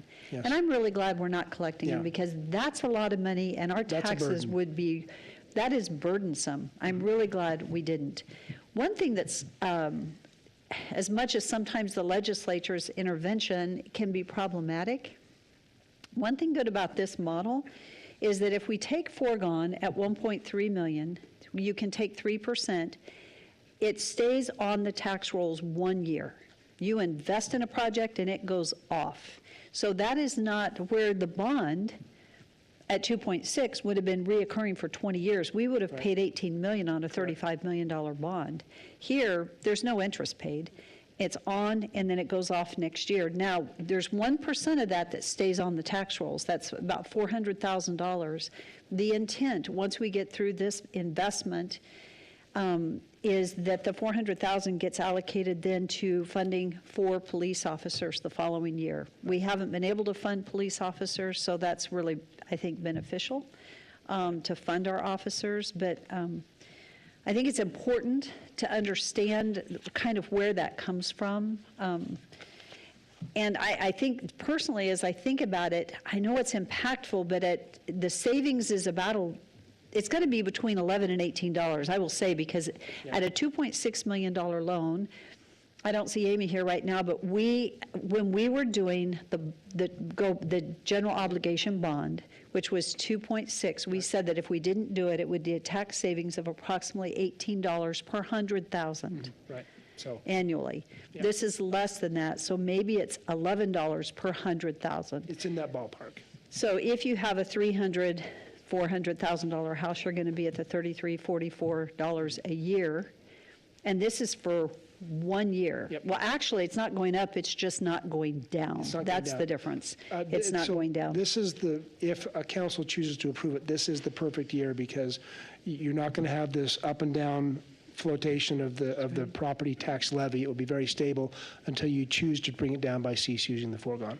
And I will say, I would not have recommended it at all if it would have been a tax increase. Would not recommend it. But the fact that we're still going to be reducing, I think that's the only reason why I considered it. So, council, I would stand for a motion to close public hearing. All in favor? Aye. Okay, this is opportunity, Doug, thank you, for you to ask Doug questions or for council discussion on this topic. Mayor Kling? Yes. I guess the thing on the investing in the police department is a no-brainer to me. We need them. And if we don't, then it'll all fall back onto our taxpayers because we need to fund police. So that's a no-brainer for me. The second thing is funding development. Which is kind of backwards for us for this year, because I always said funding for development should be by growth. However, this situation paints a different picture, because once if this passes, we fund growth, we get that back in impact fees and all the other fees associated with growth. Exactly. Then when that is completed, now we have a tax base. Right. And this is only going to be for 1 year. I think that needs to be pointed out, that we have to invest in growth on occasion, and this is the time to do it. Well, may I make a comment, Mayor, just clarification? Absolutely. This is kind of reverse logic, but we know that Meridian has been very accommodating to our impact fee zone and our lines of city ownership. But we know that they would, if we chose not to, they will step across the line and fund that growth. If they're very willing to fund that growth because they know the benefits it gives to them, why shouldn't the city of Nampa fund that growth to keep the benefits within the city? And I would say they could. We can't say they will. They could choose Right. to. It would be an action of the council. Right. I will say something that I forgot to say, and that was, we have asked the developers to step up and fund this. Our funding, it's $35 million, so this is just a tiny, tiny amount to get from Madison to Canada. We need the developers to pay at least $7 million of that. Then they have to pay 100% from Canada to Highway 16. That next stretch is funded by developers. So there's a portion of this that's funded by developers, and then the rest of it from Canada to Highway 16 is fully funded by developers. The city won't be funding that at all. So the developers are stepping up and they're funding it. It gives us the opportunity to protect our impact area from Meridian choosing. If we have a developer that says, I want to go ahead and buy that ground, and we've got the people asking right now, when are you going to have infrastructure there? We could forever lose that ground, forever, and that's year after year after year of revenue, tax revenue that would no longer be coming to the city of Nampa. There's a risk with that makes me nervous. Although I have to say this is a massive investment to get this infrastructure in, and it's faster than we anticipated. But we do have developers that have said that they're willing to step up and fund to help get it done. Mary, one more comment based from yours, is that if we always wanted I always wanted the developers to step up to the plate and pay the $35 million, the $60 million to build infrastructure for the city of Nampa for their own developments.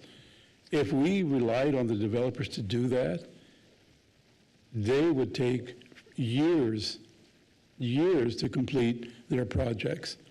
We, the city, are more able to do that within a couple of years. So that's why I think it's a good, strong look at development the way it's going. Because I can't rely on the developers to go to the bank and tell them we want $80 million for the city to build. It doesn't work that way. The city of Nampa will have that built long before the developers, and then they can jump on and begin their projects and front what they have to do. Any other comments? Yes, Councilman Haverfield? Thank you, Mayor. Doug, just for clarity, what's in this resolution is foregone taxes of 1% for general maintenance and foregone taxes of 3% for capital projects. Right. And that's in addition to the 3% that you built the budget on. That's correct, yes. Okay, so what you're saying then is the 3% is an ongoing base increase. That's what you built your budget on, and an additional 1% on top of that. So it's a 4% increase to the base. Yes. And that 3% additional that you're asking the taxpayers to come up with is just a one-time. Exactly. Okay. I just wanted clarity on that. So it's a total of 7% that we're talking about, not just the 3 that we initially asked you to prepare your budget to be. Yes. So I wanted that to be clear and not to be confused with the 3% for capital projects. Certainly.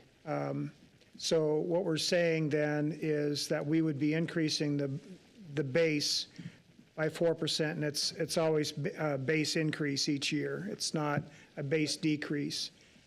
That's the one thing that I had hoped one day that I would hear out of some, again, the finance department, that we're looking at a decrease in the budget, without it having to be because of a poor economy.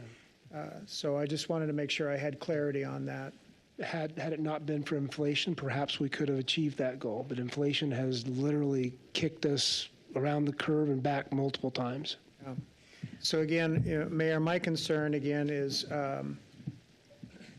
we're asking the taxpayers to pay for something that is not maintenance related, it's growth related. As stated by Mrs. Higley, it's a request for the current property owners to pay for that in fear of losing opportunity. And I am not the type of person that likes to work out of a fear mode. That's just personally my opinion. First 2 years on council, I've said this several times, we didn't take any budget increase for 2 years to be able to correct the levy, and still got criticism from people saying that we didn't decrease the budget. So, you can never win sometimes. But again, my concern is promises made by me 10 years ago. I can't support the use of foregone because, again, I'd rather keep the money in the pocket of the taxpayer to be able to spend it in our economy than to take it out and say that we can spend it better than they can. I don't see that from a business standpoint that I can go to my clients and say, okay, I need to increase what I'm going to charge you because taxes are going up and I'm going to just pass that through to you. I'm not going to do that. So I'm going to have to tighten my belt as a business owner, tighten my belt as a property owner, and ask other property owners to do the same thing, and I'm not willing to do that tonight. Okay. And that's just my personal feelings. Thank you. Any other discussion? Mayor? Yes. On that same note, just with considering it, and I said this before and I'll say it again until you're all sick of hearing me say it, but when we all went and knocked those doors to get elected, every single one of us said that we were going to fight to decrease property taxes. This is an opportunity with the bond sunsetting to see a decrease. Instead, we're not, in my opinion, being completely transparent by saying we're going to keep it the exact same so they only see $2 of an increase when it could go down. Now, may it be just $11, sure, but that's at least us going out and doing the promise and keeping the promises that we made. In the same tone as Councilman Haverfield had said, this is an increase, 4% forever, 3% only this year for development. I think it's an issue that is newer this year because of 389, which is unfortunate. We should have that new development money, all $3 million of it, because then we wouldn't be having this conversation. But we're having to face this right now, and that's where we're having to make the decisions. You mentioned inflation is at an all-time high, so why are we still taking more? Government should be pulling back. We should be saying, no, this is not the year for it. It's $11, I understand that, but it's still an increase. Or it's $11 that could decrease, but we're still taking an increase. And the foregone that wasn't mentioned is previous councils did not feel it necessary to increase to the full 3%, because that's what they're allowed to take, is all the way up to 3%. A councilman before me and a councilman before him and a councilman before him decided, no, this is not the time to take the full 3%. So then we have this pot of money that has not been distributed because previous council members said, we shouldn't take 3%. It's not necessary right now. Now we're going back on their votes and saying, it's definitely necessary right now. And I would agree for a certain issue, sometimes it is necessary, but not for development. And for that reason, I'll be voting no. Madam Mayor? Yes. So first of all, just to address Councilman Griffin's, I didn't say that when I was campaigning. I didn't say it one time. So I very much believe in fiscal conservatism. However, I also believe in buying the new car. If I'm going to buy it, I pay to change the oil in that new car. And our city has been underfunded for quite some time, in my perception. I look around at the roads in my subdivision. I look around at what our PD has experienced in growth. Other departments, wastewater, streets, and they need help. And I look at what the legislature has done to us, and it's not nice. And I've been saying for a long time, is our government starts at our cities. We need to keep that in mind when we put people in the State House, that we start here, go to the State House, then we go to the feds. It's been flipped on us, and the feds are telling us what to do, they're telling the states what to do, and it comes back and they crush the cities.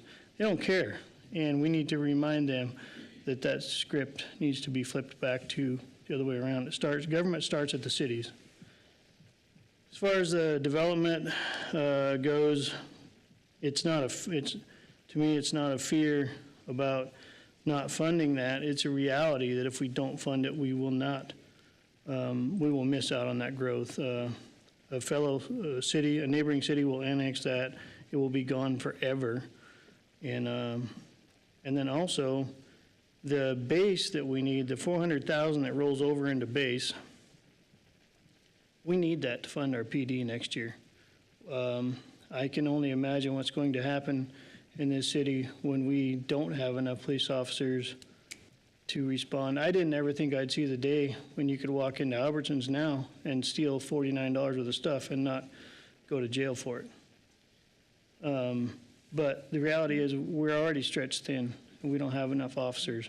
We need to back these guys up. We need to give them the help they need. And I do not want the gangs here. I don't want our public safety to come at a cost of a couple dollars a month or a couple dollars a year, whatever it is, for the total tax burden. So. Mayor Kling. Thank you. Councilman Hubbard? I believe in our budget, we increased the number of officers just within the 3% increase to 5 additional officers. Is that correct? We did, I think it was 5 total police staff, not officers. Right. We added, and that was because at the very end of the budget process, the new construction monies came in better than we had been leaning on. Otherwise, it would have been 2 officers only. Okay. So my point here is that in deference to what Councilman Reynolds just said, I think we all are in agreement that we want to support our local law enforcement. The idea that we need to increase it an additional percent for future budgets to be increased by is a decision that next year's council can make. It doesn't have to be done tonight. That's my personal feeling. Again, stated that we are doing everything we can in a stewardship model with the 3% increase to be able to cover a lot of the requested items that were brought before us by the Nampa Police Department. And so again, I just take a little bit of a difference to what was just stated, so at least the public knows that we are taking care of our local law enforcement this year for their request. Mayor? Please. I would also like to jump in on the same note that I have spoken with police many, many times on how we get them funding. And there was other areas in the budget where we removed wasteful spending, and we're going to talk about wasteful spending here soon, to fund police. That's been the conversation from the beginning. To change it to say that we're not funding police, I don't think is a fair assessment, but we are funding them. We're trying to find ways of funding them. Every department did a great job this year of reducing their operational costs. They did. But once again, it comes back to, are we going to go about the notion of we need to develop this land so we can take in this property tax base so Meridian does not? I look at it more as an arm twisting at the expense of taxpayers' dollars. A comment I'm going to make is that this is not arm twisting, and I'll be very strong on that, Sebastian. I think that's an inappropriate comment. This is not arm twisting. This is a reality. And I will say the city of Meridian, I visited with the mayor. They had no intention of coming across, but the legislation at the state level has changed in the last couple of years. There is no, the checks and balances and the process really that used to be in place is no longer there to cross the county line. I've had developers talk to me, and I've talked to farmers that have talked to the engineers doing the work for Meridian, that have talked about the sewer line coming there and how they can just go across the street and annex in. I've had those discussions. I've had discussions on our side where I've got a developer that really wants to develop, but the sewer isn't there. When they come to city council and ask to be annexed in for sewer, the city council of whatever jurisdiction is going to make a decision as to whether or not they annex in or don't annex in. That isn't a fear tactic, that is a reality, and it's a decision. Sometimes no decision is a decision. We just need to be aware of that, and we need to be mindful of that. So let it be said that there is a risk. That is not a fear tactic at all. And I think right now where we have $2.925 million just in the last couple of years, that is growth. That's taxes from new housing that came in that would be helping the city function. And if we had that, we wouldn't even have needed to have done the increases. But the reality is we didn't have it. We needed more than 5 officers that we put in. The need is greater than that. They just didn't ask for it because I didn't let them come in with it because we don't have the funding for it. You said wasteful spending. Show me where we have wasteful spending. We have tried to be good stewards, and we've had discussions, and this will come up, this is next public hearing, but we saved how much in the 5% operations that we tried to save? How much was that? A little over $3.2 million. Right, $3.2 million that we cut out of our budget trying to be really, really good stewards. Now, we had increases. Our Percy went up by $1 million this year, is that correct? $1 million. Our insurance went up by, health insurance by $800,000. A 3% tax increase is $1.2 million. So right there, we're at $1.8 million, and then in addition to that, ICRIMP came in at an increase. $250,000 more. Was that just the last increase or the full increase? Just the last increase. They've been increasing multiple years. But the full increase was more than that. Oh, yes, so yes. You look at our budget, we've got well over $2 million. I don't remember right off the top of my head. I can look because it's written down here. In increased costs that are out of our control. So what we did was really work to say, where do we cut, where do we cut, where do we cut to make this all work? Travel and training by over $400,000 over the last 2 years. Right. So we are looking at cutting any waste out of our budget. And I tell you, any for next year too. Yeah, any of our directors here could tell you that what is the conversation that they hear over and over and over again? That is stewardship, right? Was that a correct statement that they hear it a lot about being good stewards in all regards with the money that we spend? So any wastefulness, if there's something we've missed, then we've missed it. But we are actually we preach stewardship and being careful. So Councilman Haverfield.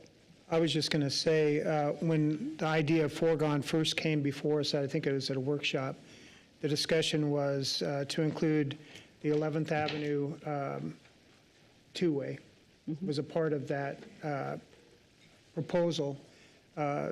And at that point, I brought to you, Mayor, the idea that the Napa Development Corporation could take on that task. Great idea. So that took that off the board. And there is a funding method, there is a process already in place to do that. I would think that Creative Minds partnering with industry, in deference to what Councilman Rodriguez said about waiting for a developer to bring in the infrastructure, extend those things. I have worked with developers in the past where they have funded those improvements with a latecomers attachment fee that we implemented. Actually, this was a church project that we got that in place. Daniel can remember those days. Getting that taken care of so that latecomers could attach on and the developer could get their money back. And we actually have already had those discussions with the developers so that they would develop I don't know how much the total amount they're going to have to invest. We know that we need $7 million in the first segment, and it's probably going to be at least another $3 million in the next segment, if not more. So there's probably over $10 to $12 million we have to have them do that. All I was going to say is there are methods of trying to encourage development with a partnership approach, and even with I hate to say it because urban renewal is such a nasty term, but even creating another urban renewal area as an idea. But it's, again, it's getting the community to buy into it, not dictating it from the bench to what they're going to be spending their dollars on. So I think that there might be other ways that we could maybe put our heads together to come up with some solutions that might be able to accomplish the same tasks that you're hoping to get accomplished here that maybe haven't been considered yet. But again, you're having the discussions. I'm not with them. So again, going forward, are there other ideas that we can pursue? Thank you for that, and I appreciate it. And I want to say something real quickly. If the council decides not to move forward with foregone, I really am not differing with the comments on foregone. I am, Sebastian, and I do apologize, but when I hear a few kind of accusing statements against the process that we've gone through, that's where I'm going to speak up really strongly, because I know that we've worked really hard on funding and saving money, and we've got costs, and a lot of my comments are related to the next hearing, not this hearing. We need the wisdom to do the right thing on this one. So, Councilman Reynolds. Madam Mayor, I know that recently we had and I'm just going to go back to the 400,000 rollover to help with PD issues next year. I know recently we had a police allocation model done. I was wondering if Captain Daniels or Deputy Chief Schenkel could speak to that real quickly about where we're at, just to be on record so the public understands.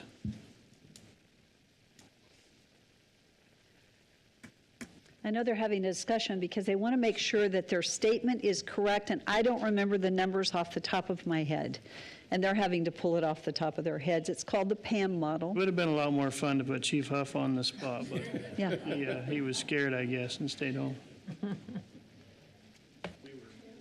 Paper, scissors, rock, whatever you call it. Eric Skelgren from Nampa Police Department.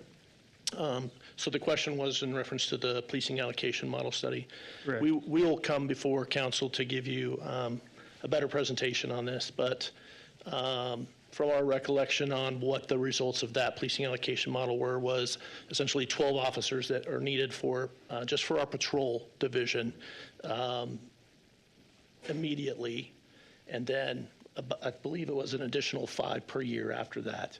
I'll have better numbers for you, but the 12 I'm pretty solid on was what they said we should have today that we don't have. And that, again, that policing allocation model looks at traffic officers, it looks at patrol officers. What we had come to council for during the budget process was other needs, obviously, that we had that were outside of patrol. We're adding an officer to our selective our selective enforcement team. We're adding a mental health coordinator and an officer to help address what we've seen, obviously, as growing concerns with mental health, and then a couple of other officers as well in other supporting roles. So what you would anticipate us coming forward in next year's request is 12 officers. Now, the council has always asked us to come in with a balanced budget, something that fits within the balanced budget. So 12 officers, I can tell you today, is going to be difficult with a 3% rate. I expect. We haven't looked at next year. I haven't met with finance director to say what does next year look like within a balanced budget. But our policing allocation model would tell us 12 is what we need today. And that doesn't count support staff. I would tell you I need 4 dispatchers. I think I said that during the budget process, just for dispatch. I'm understaffed in dispatch significantly, and so I might be arm wrestling the chief over what the priority is there. That's kind of what it always comes down to, is setting priorities within the police department on what we ask for, and that we have other support units within the police department. If I add 12 officers, I have to have more people in evidence and other sections. So, and we've done within the police department some analysis of what that growth looks like. It's typically about every time you add 2 officers, you need about 1 support staff somewhere within that. So that's kind of how those numbers, if just on a broad basis, would pencil out. But just a quick from the police department, what our future asks are going to look like. Yeah. Thank you. Thank you, Captain. Here. Yes. So a couple of comments and rebuttal. And it's to be given in a way to not alienate, et cetera.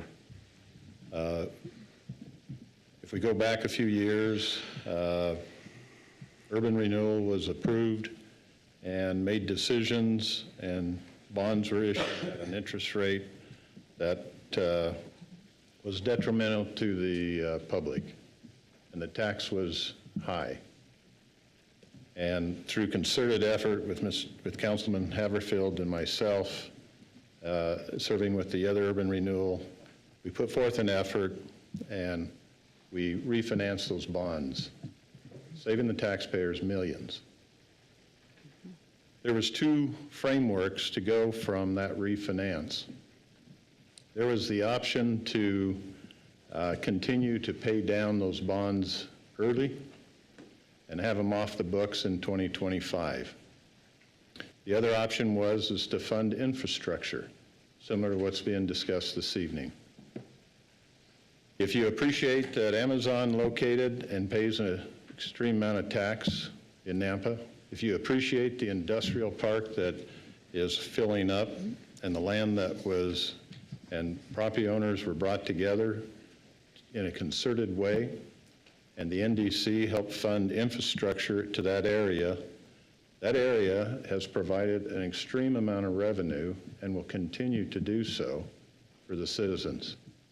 There is a time when you need to step forward and put in some infrastructure to assist the private to move forward, fully expecting the private will pay it back, both through the agreement side and the property tax side. And so the issues are not more residential that's being talked about. We're talking about commercial centers. If you drive the mile sections in Meridian, Meridian grew up. Meridian was a small 7,000 people community in the 80s. Got to maybe 14,000 in the 90s. And from there, it took off. Have you driven every corner in the mile section, the 4x4 mile section of Meridian north of the freeway? And on all four corners, on almost every fourth corner, is a quarter acre or a 40 acre, 20 to 40 acre development, quarter section on the corners, built out with commercial development. And there is no homeowner's exemption on commercial and industrial. Highway 16, through the legislature and the governor's office, became a major priority. The citizens of Nampa do not understand what Highway 16 is going to do. It will be a detriment to some, and it's going to be a major asset for others. Consequently, the decision is, because the commercial retail side of it, the same players who located in Meridian have already talked with the commercial development community, here's where we want to be. Why? Because it's a highway that's going to move traffic. Traffic feeds retail. Consequently, if Nampa says, no, we're going to stick to our regular methods, instead of going forward plus using our methods to get reimbursed, the retailers will encourage the development community to go with the city jurisdiction that can give them what they want. Highway 16 is going to change the valley of West Meridian and Nampa Caldwell. It's also going to change Star, Middleton, Emmett, New Plymouth as well. For those who have been in the valley for their lifetime or the last 30, 40 years, it's a major game changer. For those of you who have come from other jurisdictions, it's just another day because you've already experienced that growth or you've seen those highways go in and what transpires. I believe we're at a pivotal time. I've never supported foregone when I was on council prior, But I did support getting bonds refinanced, and one of our prior councilmen and NDC members are here. And getting those bonds refinanced and then having stewardship and using that money to get the infrastructure in is no different than the city doing the same thing on this particular item. And so I believe that the opportunity is sitting here, and it's difficult because I think property tax is a very penalty tax. If we could in the state of Idaho, we'd get rid of it. But the legislature's never wanted to do that because of the three-legged stool that they have grown up with and known. So consequently, I look at it and say, we've got to make the tough decision. It's a one-time deal. The reason it works right now is because the GO bond's coming off. In terms of not funding a couple of the other items, the comment was asked because those other items wasn't approved by the public. Those pinch points must not be great enough to require or to secure the vote on the bond. But the North Nampa industrial area and the things that have gone on, this is the same issue. And the Highway 16, either Nampa is going to be at the forefront and get payback from it, or we're going to be on the sideline and watch Meridian just overwhelm and continue to enjoy the expansion. And if you compare tax levy and take the same value and look at tax levies in the different counties, and because I don't like property tax, I've done it. And Nampa has been behind the curve and has been the highest mill levy for years, until the last 3 or 4 years. And the mill levies finally come down in Nampa. Why? Because of that industrial, commercial property. It's not because of residential. And we've got to be proactive on this issue. That's why I am supporting it. Normally, I've said no to foregone because of the property tax. Furthermore, I despise House Bill 389. I despise, and I've been in the development business, and some of you have opposed, that somebody in the development business would be sitting here. But I've always felt when we put in a project that everybody should pay the same as the next guy, regardless of when you came. And 389 says, you latecomers, you get a break. And you people who have been there for 30 years, you're going to subsidize the newcomers. We're going to penalize you. And I think the legislature did a real error there. And the arrogance of a few of those legislators came out, and it still comes out when their comments are made. So I appreciate the concerns. I know the position. We've worked together before.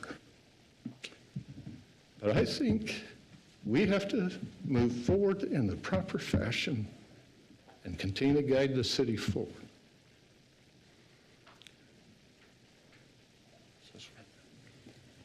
Mayor? Councilman Bills, thank you. Thank you. Very much. I really appreciate your comments. Thank you. Yes. Councilman Bills, I am so glad that you are finishing out my term in the seat. Your wisdom is always so appreciated, and I have all these jumbled notes of everything that I wanted to say, and you just took it and made it so eloquent, and I just appreciate that. So I will just say amen. I do too. Amen. Yeah. Thank you. I agree. So with that, we have had a public hearing. We've closed the hearing. We've had a lot of discussion. And it is now time to move into a motion so that we Madam can Mayor? go to our next public hearing. Thank you, Councilman Reynolds. I'll make a motion that to authorize the mayor to sign a resolution declaring intent to recover the city's foregone property tax balance in the amount of $1,763,939 for fiscal year 2025 for the purpose of general maintenance and operations and capital budget projects. Second. It's been moved and seconded. Any further discussion? Roll call. Ingula. Yes. Bills. Yes. Haverfield. No. Griffin. No. Rodriguez. Yes. Reynolds. Yes. 4 in favor, 2 opposed, motion carries. Thank you. The one thing I'm going to say for the record is that, needless to say, We have a council that cares. We have a council that is trying to make very wise decisions, and we do not take it lightly. We don't take this lightly. But we do want to make wise decisions for the future of our city. And so thank you guys for your conversation and discussion. I would like to ask, could we take a 5-minute bathroom break before we step into our next public hearing? Please. I would appreciate it. So we're going to pause for, it'll probably be 6 or 7, but we are going to take a pause.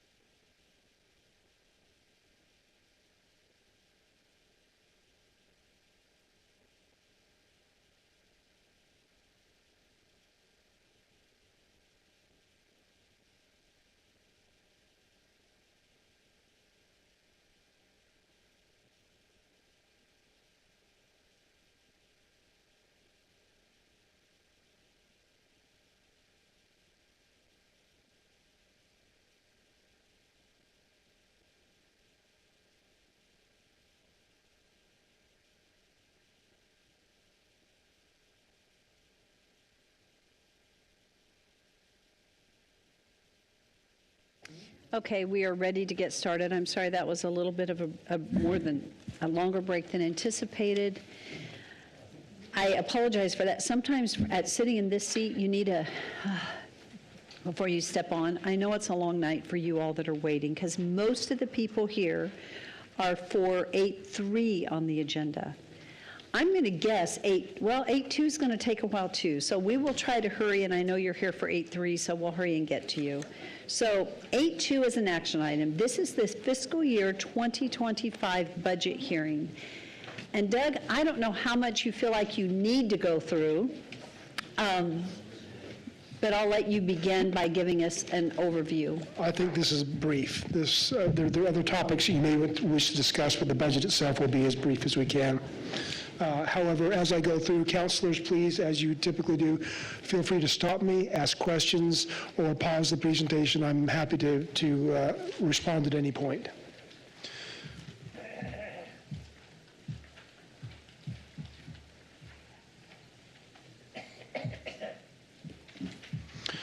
So very briefly, I want to go back through the part of my executive summary in the budget. I don't want to spend a lot of time here, but I do want to reiterate a couple of points.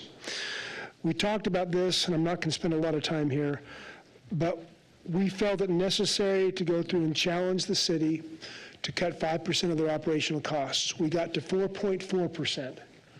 And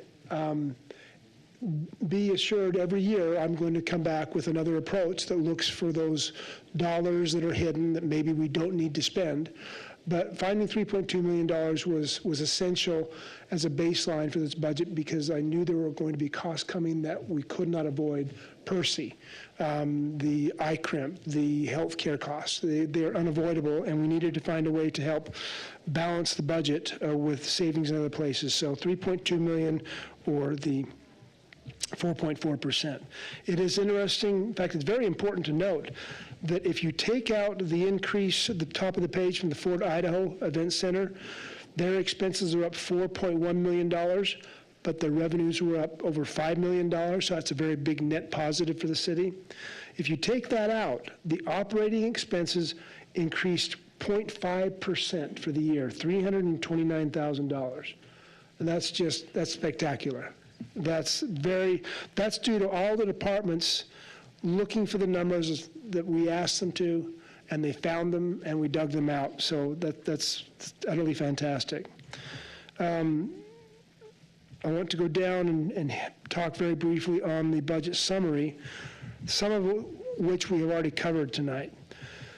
The budget as proposed is coming in, and I'll bring the resolution up in just a minute, is at just over $293 million. That's down $3.6 million from '24, primarily due to decreased capital spending, some in general gov, and a lot decrease from the wastewater treatment plant as that begins its maturity. The operational budget, which includes both operational costs and labor, is $150 million. That increased by $10.9 million, or 7%. Again, 4.1 of that is directly from the Fort Idaho Center. The remainder is from FTEs. So FTEs, that increased by $6.4 million. It always staggers me when I look at the total cost of our personnel. But we added far fewer FTEs this year than we have in past. Normally, we've added 31 to 35 FTEs, and we cut this down to 25.8, and that 5 of those were from transitioning people from a contractor position to an employee, so it really wasn't an increase. So we got our FTEs down to 20.8 technically. We provided a 4% combined market and merit, 1.5 for market and 2.5% for merit into the budget. As I referenced, the PERSI costs up $1 million, healthcare costs up $801,000. Additional costs went up, but we fought everywhere we could find tooth and nail to get them down. If we look very briefly, again, just a recap of the property tax impact. And keep in mind, the property tax impact is a very small portion of the city's total budget. While the property taxes come in around $44, $45 million, The total revenue for the city is $293 million. So that includes loans and fees. Fees are the biggest source of revenue for the city. But property taxes are the ones that we see most transparent with the property tax assessments.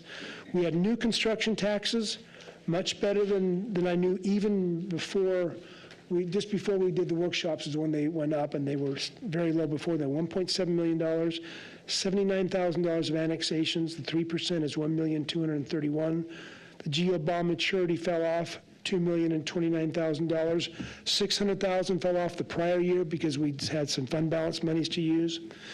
And that leaves us before foregone, an adjusted increase of $905,000. Then we add in the operations for 1% as discussed, and 3% capital. Taxes for all sources up $2,007,000.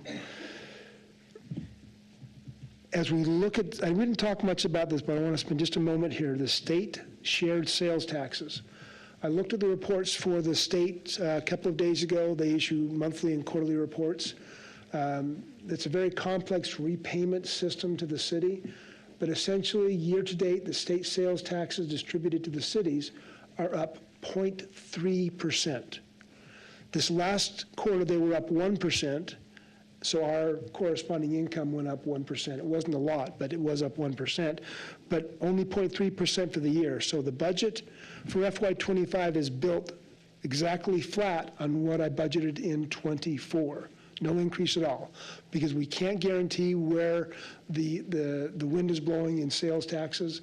And this is our effort to control both cost, spending and revenues by budgeting these very conservatively. If they come in higher, the money goes to fund balance, and then council has the ability to direct how that gets spent or how it gets saved. The same with state liquor taxes, $1.25 million, flat with the prior year. During the year, water fees went up 0%. This is, I think, at least the second year in a row they've increased by no percentage points, and that's due to us leveraging ARPA monies to pay for the water tower and other costs. And the water renewal fee is up. This is the smallest increase in 5 years, 8.75%. Next year, it will drop down to a more inflationary guided number. Sanitation is a contractual 3.5%, and it's really important to note here for those council members who weren't here. Sanitation, they came to us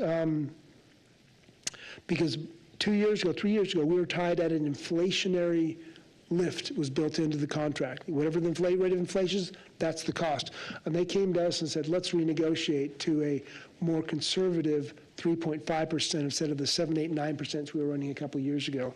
So this has been a very strong benefit to us. And then irrigation also at 0%.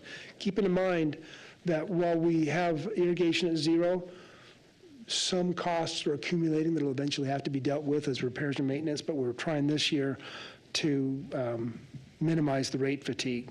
So that leaves down to the budget of $293 million. I think I had one other area I wanted to touch on briefly was the capital, so you get a viewpoint of that.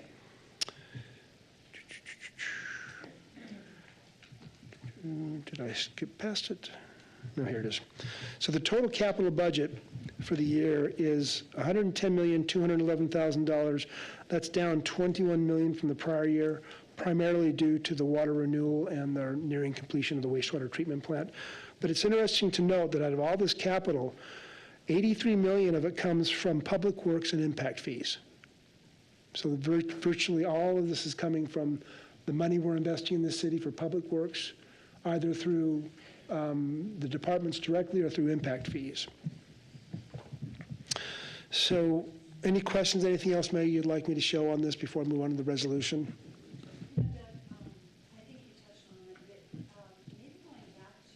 Mayor, I don't think your mic's on. Oh, well, is it on now?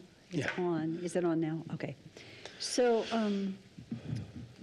out of the 45 million, I want to say, total property taxes, did you explain the percentage that is attached to levies? They're dedicated to streets, to cemetery, Let's go to back the up to that. library. That's a good point, very good. I think it's important that people understand. So you've got 36 million You can see it up there. For FY '25, that is general property taxes. Right. If you notice, our public safety police budget is 37 million. Almost 38. Close to 37.8. So 100% of the property taxes, general property taxes, that come into the city go to police or to a specific levy. Those levies, street levy, airport levy, park, cemetery, library, and we don't have the GO bond any longer. So if you want to know where your taxes go, they go to support police. And then you've got levies that then also come in that are very dedicated, but those are dedicated by state statute, a levy, and so you don't take from those dollars to, I mean, they're specific. Is that a correct statement? Yes.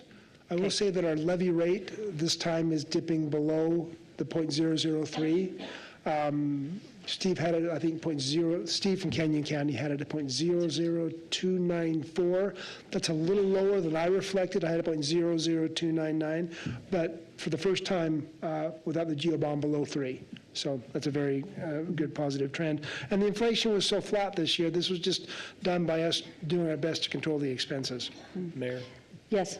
My packet that I downloaded earlier today, was it updated from earlier today to now by chance? No. The numbers aren't reflective on mine from the packet that I downloaded offline. I would be glad to give you a new packet or check and see which is different. I can't. The total says 43 million on mine, public safety. Then that's before the GO bond was, the foregone was added in. So the packet,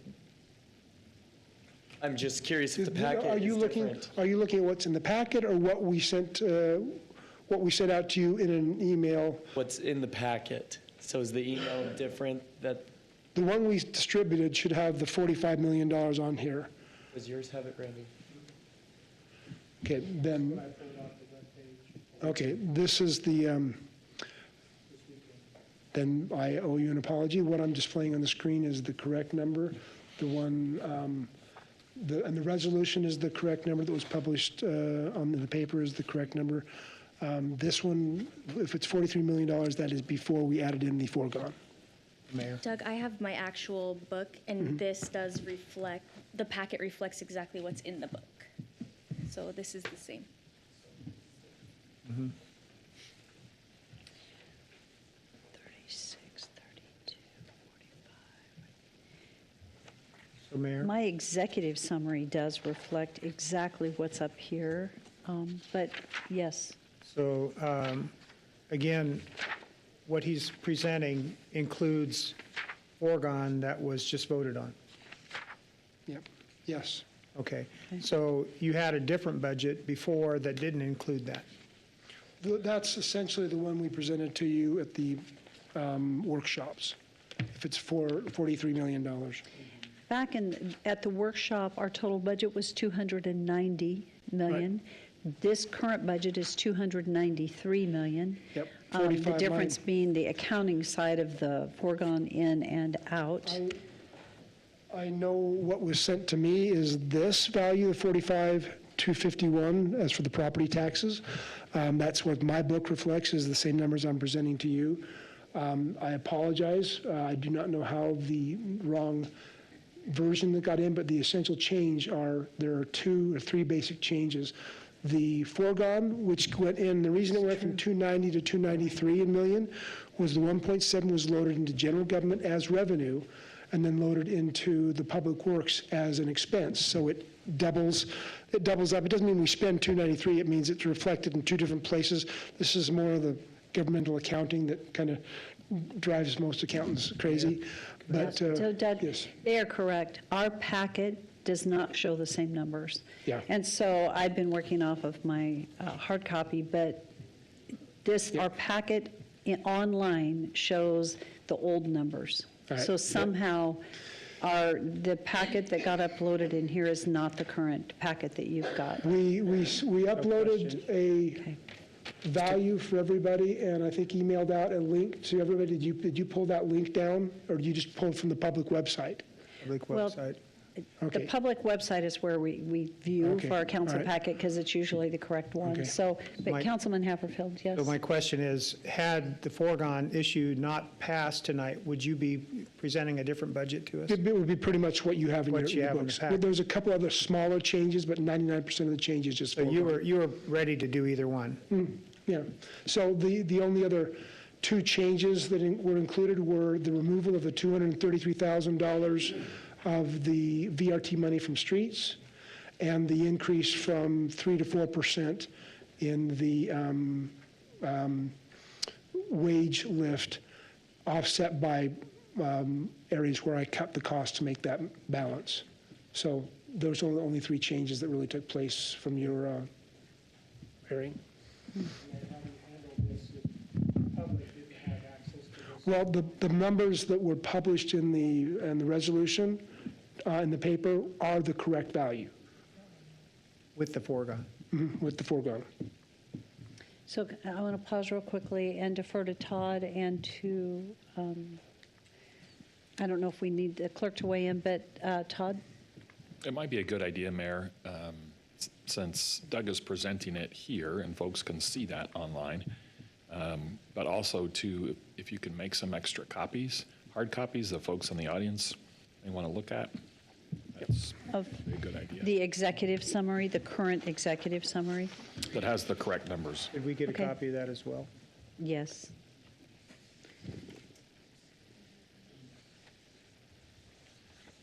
I think we need to go ahead and copy the entire executive summary for council. Do you want this one? No, because online is not, we don't know that that's correct. Amy, make sure that mine matches Doug's, and you can go copy mine. I believe my numbers, look at the, here. Hang on just a second. Go to page 23. Okay. Page 23, is your page 23 this? Okay, so you've got your general taxes at 36,589, 036, and your total is 45,251, 161. Okay, so this should be the exact same thing. You've got, so you can copy this, copy the whole thing. So. Tim, Same thing. just Tim.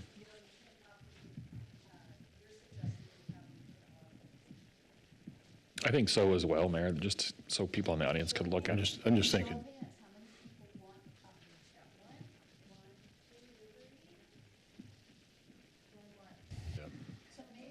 20 copies, 10 for up here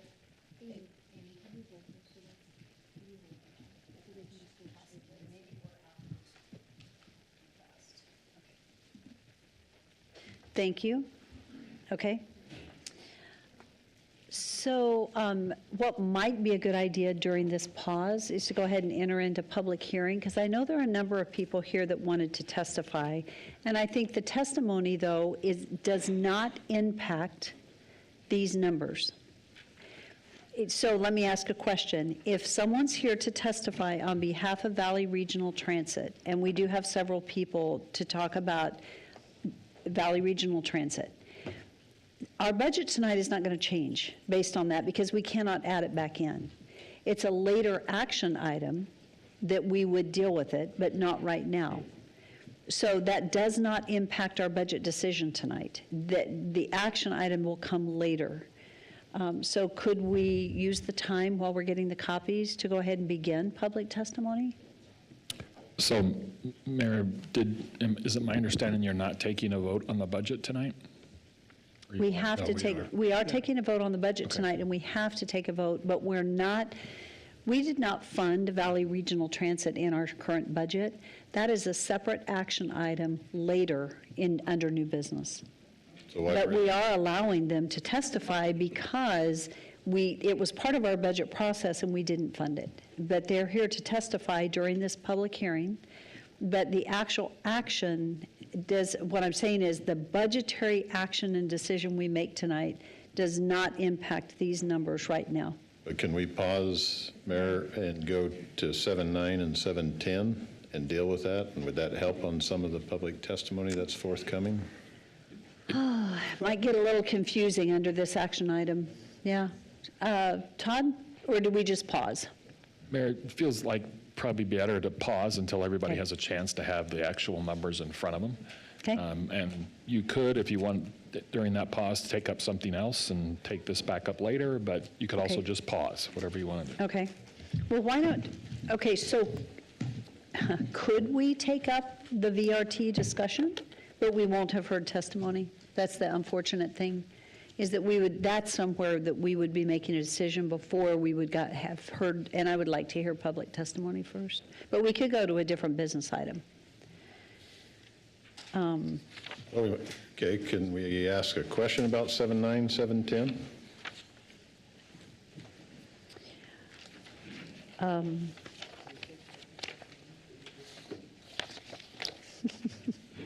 That's a really good question. I'm just trying to think what the answer to that one is. Can we, I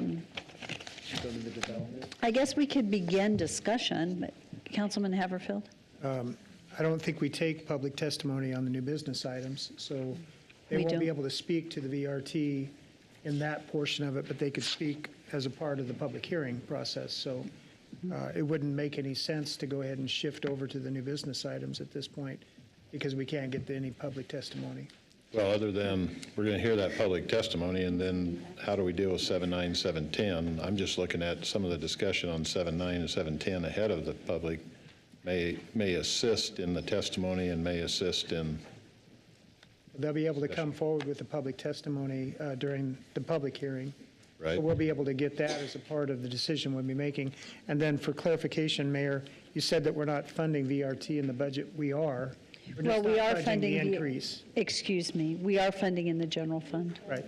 I tell you what I'm thinking is, while we're waiting, let's go ahead and just move to 7.2 on the agenda. We're just going to knock off a few of these new business action items while we're sitting here, because the others are a little confusing. So apologize to you waiting. We're going to pause, get this corrected. We're going to move to 7.2 on the agenda. This is an action item. It's to authorize the mayor to sign a resolution declaring the city's intent, and hopefully Jeff is around. I don't know where. He is. He is, okay, He's on the good. way.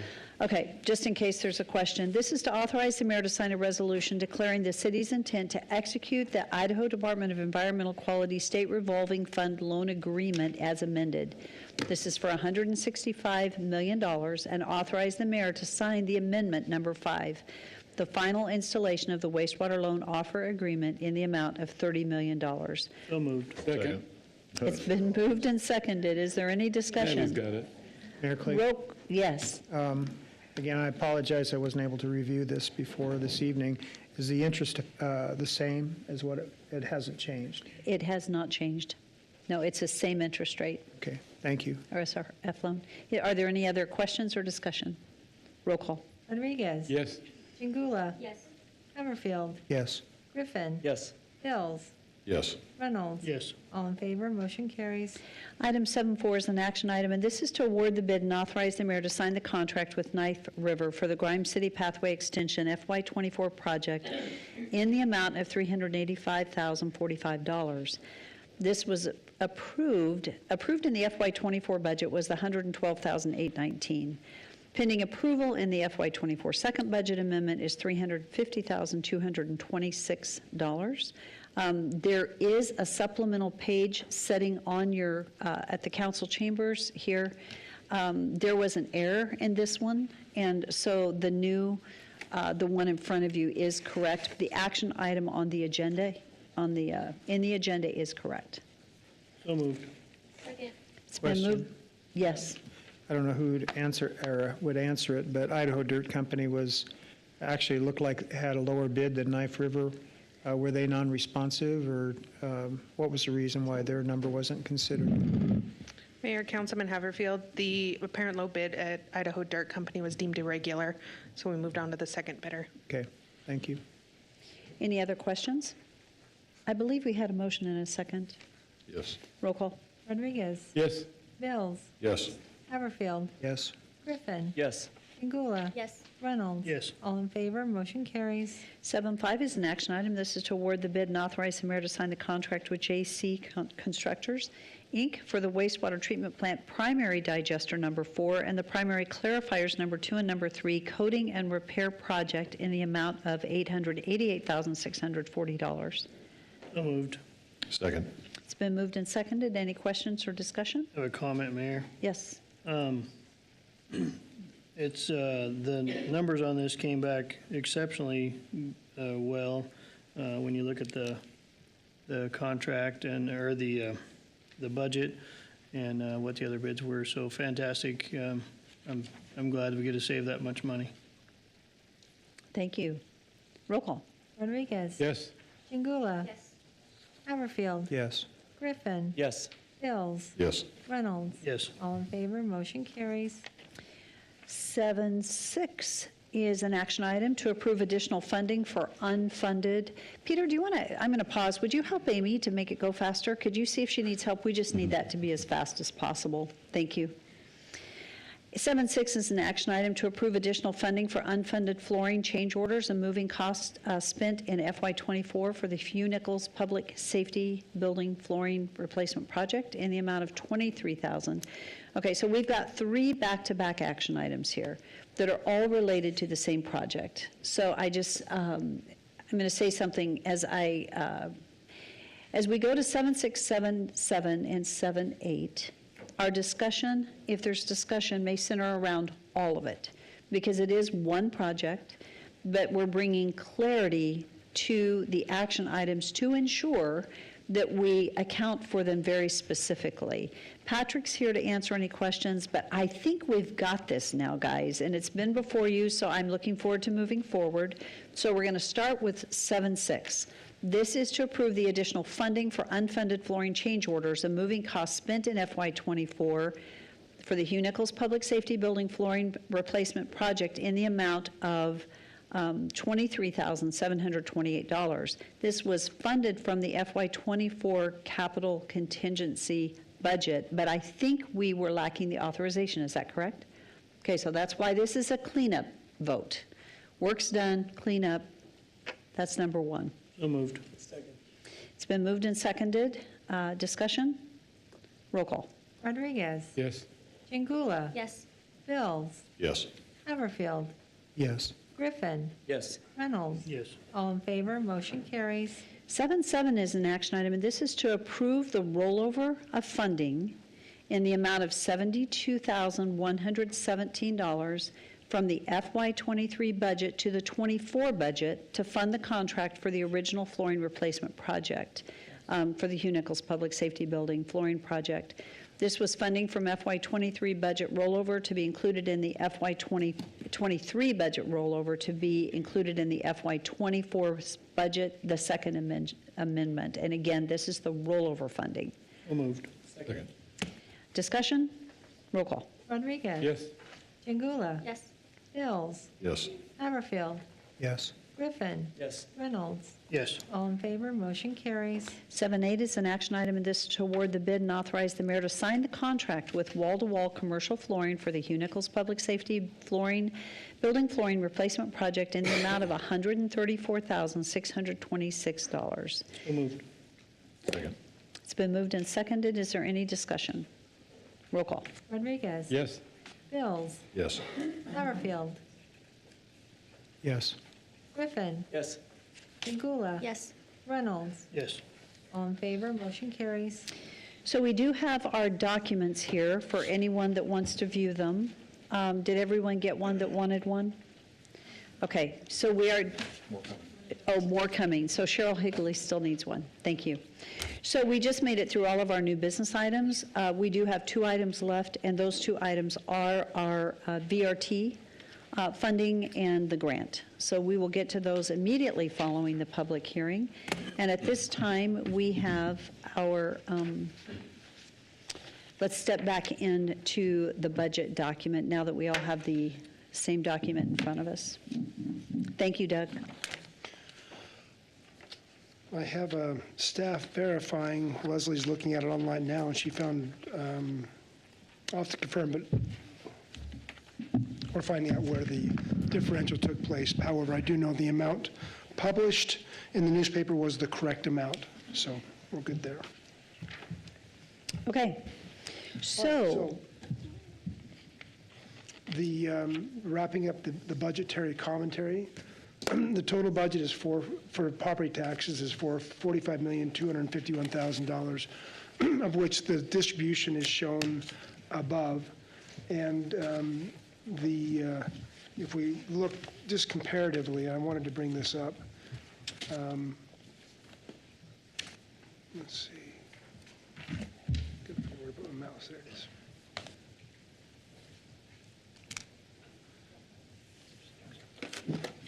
Okay, thanks. Let me go back up to the other total graph. I want to show the total city funding. It includes property taxes and all other sources, so you can see the scope. So when we look at this graph right here, the pie chart on the left shows the total sources of funds for FY25, and we can see that the largest funding mechanism is fees and services, water fees, Republic Services fees, irrigation fees, so forth. Property taxes account for only 15% of the total city's budget. Grants and donations are 12%, and that's a little high, primarily because of the wastewater treatment plant that has $20 million in there, and developmental impact fees are 5%. So you get a scope, an idea of the scope of how our property taxes are spent. Inside general government, property taxes account for 58% of spending. Intergovernmental funds, shared sales taxes from the state are 20%, and transfers and allocations 14%. Transfers and allocations are where we allocate out our costs of services, finance, HR, IT, infrastructure costs get allocated out to the various departments that receive our services, and I'm on page 22. And the transfers are where we shift money from general gov to parks and to other departments to help them meet their financial needs where property taxes are not sufficient. Let's see, anything else here? Mayor, I think that is most of the budget, specifically to the total of $293,570,444. A Thank you, decrease Doug. from the prior year. Thank you. Okay, council, do you have any questions for Doug before we go into public hearing? I'm seeing no. Doug, thank you. We are going to step very quickly into public hearing, and Shar, thank you for walking us through. Madam Mayor, we have several people signed up, so I am going to ask them to be queued up in the center aisle. Our first speaker is Kelly Chapman, and on deck is Elaine Clegg and Corey Washington. So our first person again was? Kelly Chapman. Is Kelly here? No. Hi, Kelly.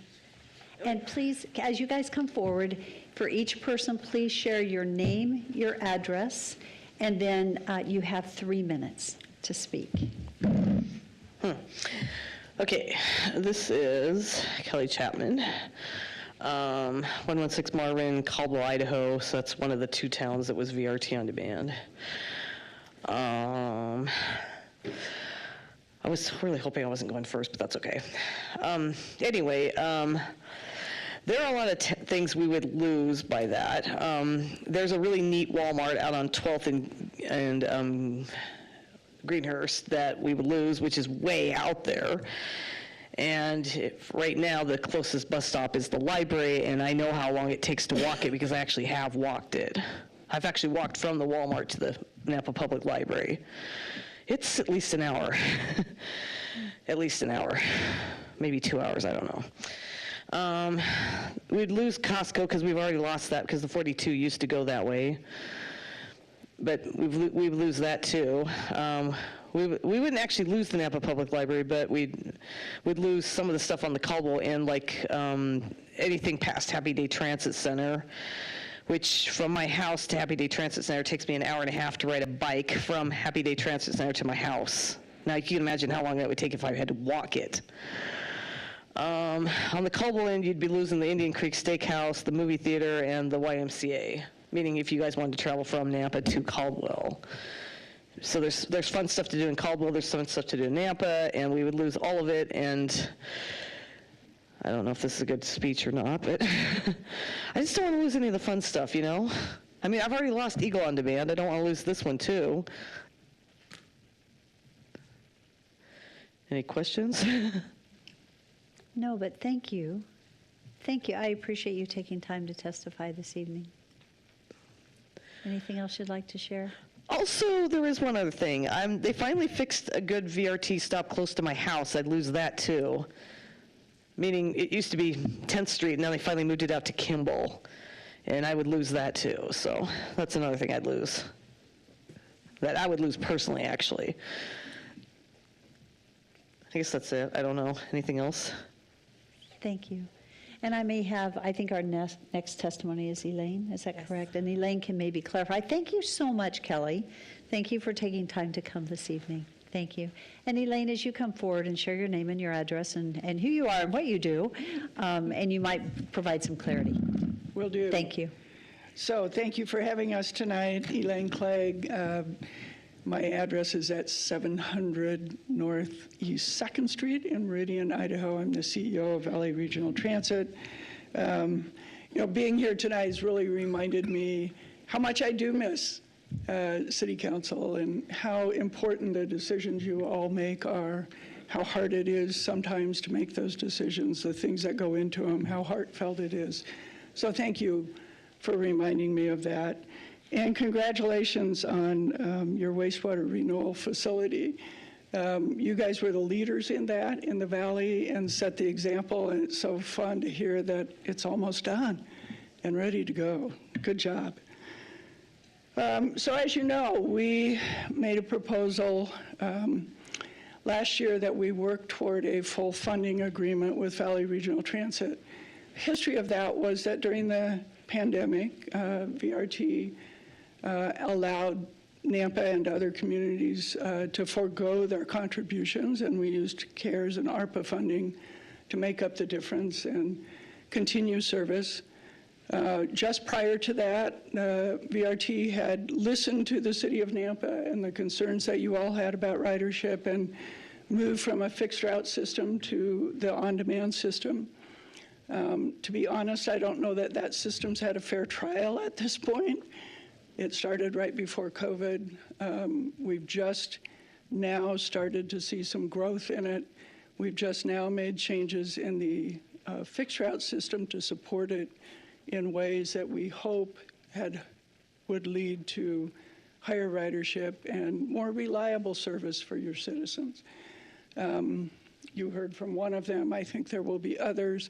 I do know 3 or 4 people had to leave because the last bus is done at 8 o'clock, and that's their way to get here. And so they couldn't stay and testify, although they wanted to.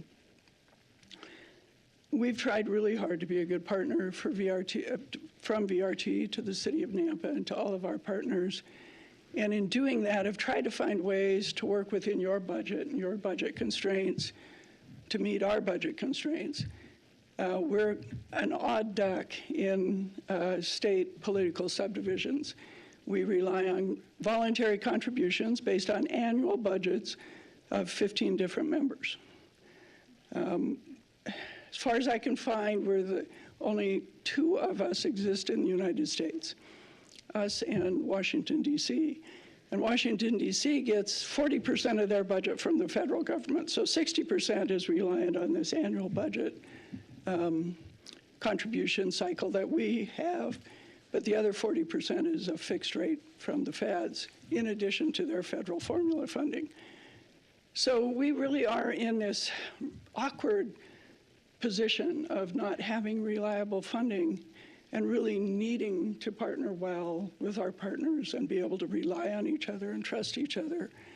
And a couple of years ago, not all of you, but some of these council members made an agreement to bring the City of Nampa's funding up to a level that would allow us to fully fund the system that we were providing for you. And we, in good faith, proposed that this year for you and hoped that it would go through. And boy, do I understand the budget constraints that you are all under, that we all are under. Having said that, I'd say that in addition to those constraints, you also have a lot of constituents that rely on your services. Not just the services that Valley Regional Transit provides, but your police services, which you've talked a lot about tonight, your library, your other things, although some of those are on separate levies for you. It'd be great if we were on a separate levy, to be honest, but we're not. So here we are. If you're unable to see a way forward to add money back into the streets fund, by the way, first of all, thank you for putting the $451,000 and change into the regular budget. That will keep our regional operations going. It will keep all the fixed routes going for NAMPA. If you're unable to fund the rest, the thing that makes the most sense to us, because it's a discrete budget item that's NAMPA only, is to cut service on the 150 on demand. We do know that it will impact a lot of riders. 30,000 riders ride that every year. We know that most of them are either from NAMPA or touch NAMPA, and we know that those are people who otherwise don't have access. And really, at the end of the day, that's what we're talking about. How do we provide access to everyone so that they can contribute to your community, so that they can participate fully in the economic life, in the social life, in the things that this community has to offer. So we would urge you to listen to the voices you hear tonight, to listen to the challenges that we face, add this money back in and work with us over the next year to understand what's the best way forward from here on out. Thank you. Madam Mayor, our next speaker is Corey Washington, and on deck is Melody Roper and Catherine McNary.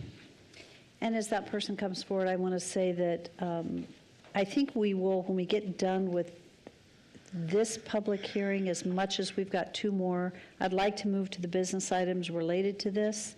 If I can do that, I feel bad for those waiting, but and Elaine, if we have further questions, we might call on you to answer questions at that time. Thank you. Good evening. Madam Mayor, members of the council, thank you. My name is Corey Washington. I'm at 4679 North Journey, in Meridian. I have had the honor to serve as general manager for Valley Regional Transit's Caldwell location out of Happy Day Transit Center since August of 2019. I was and am shocked and saddened to hear that the council has considered eliminating the 150 service in Nampa. Last year, this service provided Nampa and Caldwell citizens with 30,000 rides. That's 30,000 rides to work, to the doctor, shopping, educational opportunities, and so much more.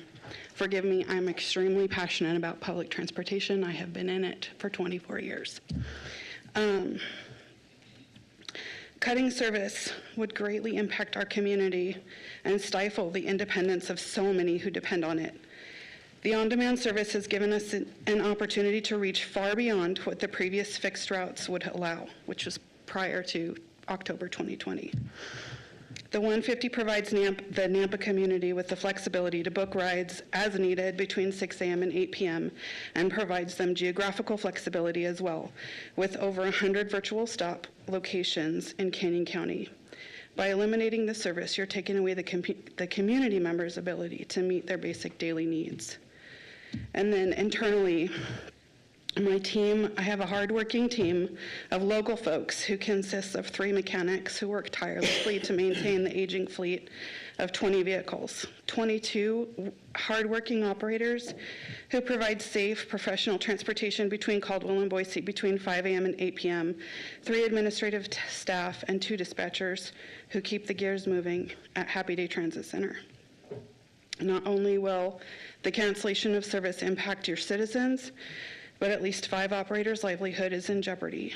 The staff serving your community are dedicated to providing the very best bus service. For their sake and for the sake of your community members who rely on the Route 150 to meet their mobility needs, I ask you to reconsider and prioritize the continuation of this service. Thank you. Thank you very much. We appreciate your testimony. Madam Mayor, our next speaker is Melody Roper. Hello, Council. Melody Roper, 3222 Vista Park Drive, Caldwell, Idaho. Council, loss of transportation is loss of freedom. The stress of delays, missed appointments, and the financial strain of finding alternative, reliable transportation is a heavy burden for anyone. The budget as proposed will disrupt access to jobs, education, and other essential opportunities. These consequences do not seem to reflect the best interests of any citizen. And then you consider which populations are most likely to be using public transit. Councilman Griffin, I listened to your attacks of VRT on the Ranch podcast. It was particularly alarming to me to hear, quote, "With clear conscience, I can say, let's get rid of Valley Regional Transit," end quote. This was alarming for a number of reasons. You confidently provided anecdotal misinformation as facts. You referenced wanting to be a good steward of taxpayer money and then proceeded to demonstrate that you do not understand how federal grants function. Most of all, you demonstrated moral selectivity with culturally insensitive jokes and by using minorities to push agendas that will harm those exact populations. That is outright inappropriate and dangerous.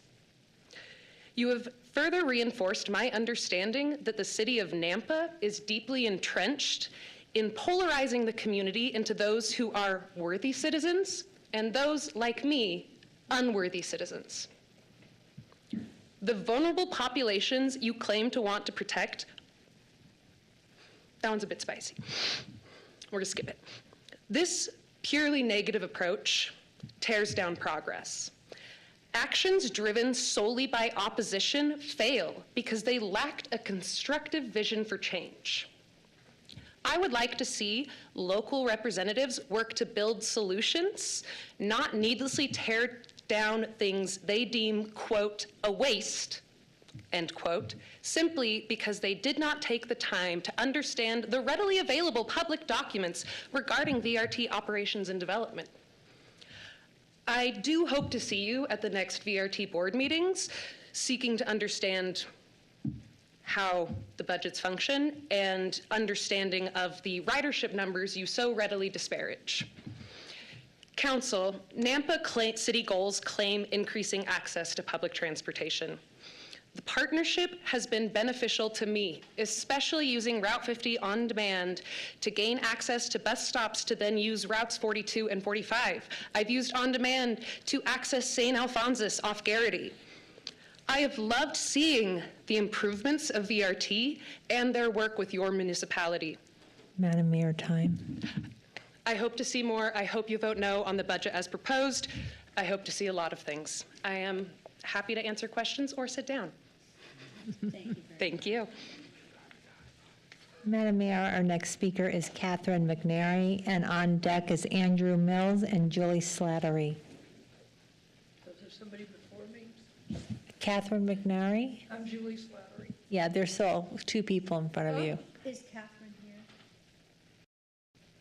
Catherine possibly needed to leave, So Andrew Mills is the next speaker. I was hoping there'd be one more person, but oh well. All right, so let's see if this will work.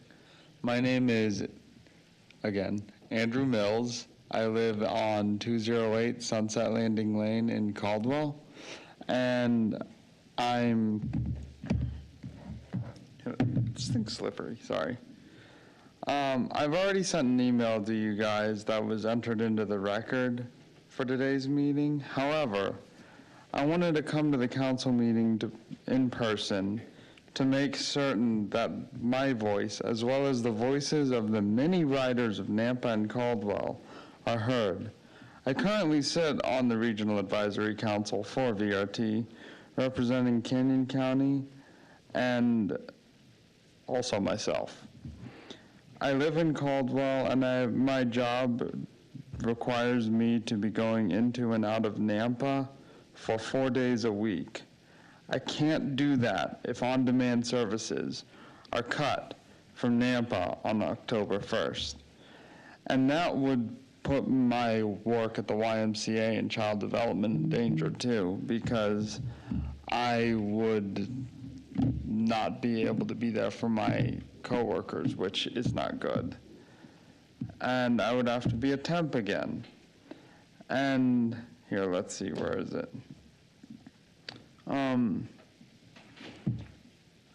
And they would at least curtail my hours. I would love, oh no,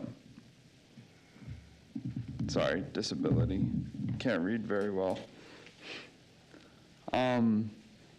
That happened this summer, my hours being curtailed though. I find Idaho to be in a very interesting state in that it has an exploding population without the necessary infrastructure to maintain it. As more and more people flood into the Treasure Valley, more and more transportation modes will be needed, including on demand and fixed route and whatnot. This is not a time to remove services. In fact, it's a time to expand them. In my role as child development, teacher, I would need to work later hours, generally speaking 4 to 6 p.m., sometimes a random 8:30. As the Nampa School District has an extended school day so that they can take Fridays off for kids to be with their families, which I find awesome. I can take Beyond Access there, but I wouldn't be, or to work, but I wouldn't be able to take it back as the last drop-off, not the last pickup, is at 6 p.m. This wouldn't work because Lyft and Uber, being expensive, are impossible to afford when you're not getting paid enough for 2 hours of work. You can't control population expansion, but you can definitely prepare for it. Madam Mayor, time. And I will stand for questions, or sit for questions, either one. Mayor? Yes. Andrew, can I ask what bus it is that you ride to work? 150 on demand, but also Beyond Access. Beyond Access to work, 150 back. And on demand is not an option for that, for work? After October 1st, no. Okay, thank you. Yeah. Anyone else?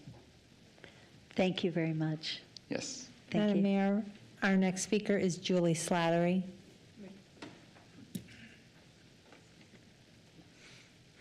Good evening. Good evening, I'm Julie Slattery, and it's good to see you guys.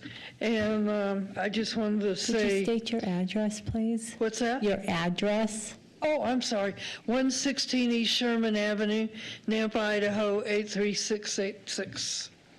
And I've lived there for a number of years. And anyway, it's over by 12th Avenue.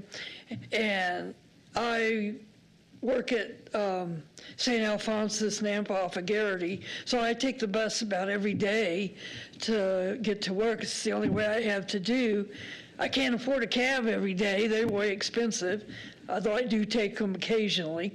But although we don't have much in here now. But anyway, and I just, they're saying with the way things are that the BRT is going to go, and they're not going to go back to the route for that particular area. And so, but I need a way to get to work, and I'm sure others do too. So, and a lot of people depend on that. There's, you know, I've seen, you know, disabled people get on there, you know, like in their motorized wheelchairs and stuff. So, you know, a lot of different people depend on it and need it. It is needed here, and I just. I don't want to see, like I said, I need it to get to work, so. Yeah. Julie, thank you so much for taking the time to come this evening. Thank you, You're Council. welcome. Do you have any questions? Yes. What bus line do you ride on? What bus line do you ride on from 12th Avenue to the? What bus do what? What bus? What's the number of the bus that you ride on? What? What bus do you ride on? What is the number? I ride on, well, it's different buses. I mean, you know, they don't have one bus for that area. but it's for. Do you think it's the 150? And they call it route.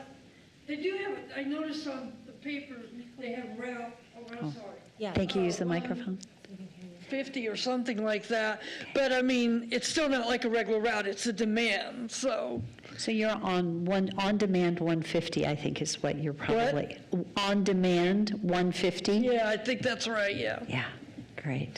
Thank you. Thank you so much. You're welcome. Thank you for being here. We Thanks. appreciate it. Thank you. My hearing, I have a little bit of a hearing thing. That's okay. Thank you. Madam Mayor, we do not have any other advanced signups. Thank you. Is there anyone else here this evening that had intended to testify that did not get signed up, that would like to testify? Okay, seeing no one, I would stand for a motion to close public hearing. So moved. And this is an opportunity to, pardon? Oh, I'm sorry. All in favor? Aye. Any opposed? Thank you. Okay, so this is the vote on our budget as it is proposed. And Doug, do you have any comments for us? I was able to verify at least that on August 5th, the correct budget file was sent to all the council. Internally, it was correct. The file on the external version was apparently the wrong one, was sent to Shar for loading.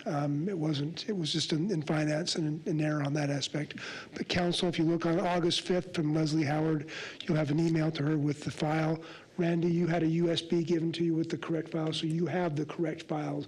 It's just one aspect and not. My sincere apologies for that. I consider it a significant failure on our part, even though at least we got the value correctly to the public. So with that, no. As for budgetary options regarding VRT, I don't know if you want me to go into that at all, Mayor. The budget cannot go up from what was approved in the workshops. An amendment could be created on effective August or October 1st, should council decide to change any of their budgetary options on VRT. So, as Doug just said, the budget cannot go up. If there were, it could go down, it cannot go up. So the motion this evening actually, because it's a first reading of ordinance, if the council suggests that we move forward with the budget as it is, I think what I would do is just ask for an action item that we move to the first reading of ordinance to adopt. That would be, and then we would just go ahead and read the ordinance, and then we would vote on that as we move forward. So moved. Second. Okay. For clarification, Mayor, Yes. the motion is to include the foregone. Yes, the actual budget has it included, and so this motion is to do that. So, and we're going to have two motions. This first motion is to adopt the budget as presented with foregone. And then we will have the first reading of ordinance and vote on the ordinance then. So, Mayor Kling? yes. So, clarification.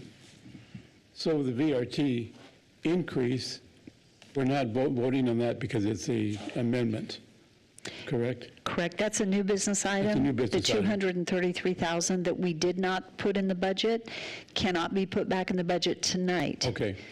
So it can be a budget amendment, and we will have a discussion, but it's not in there tonight. We cannot increase the budget Okay. to add it. Yes. Just a little bit of background for why and how I'm voting. One of the biggest concerns that we receiving communications regarding VRT had a lot to do with the 150, the on-demand. But the issue that I have had the whole way through has been with the fixed routes, and I know they need to work hand in hand. So this brings me to my point. And there's been quotes thrown out there and discussions talked about. So I brought my own on what is being serviced with our 40 and 42.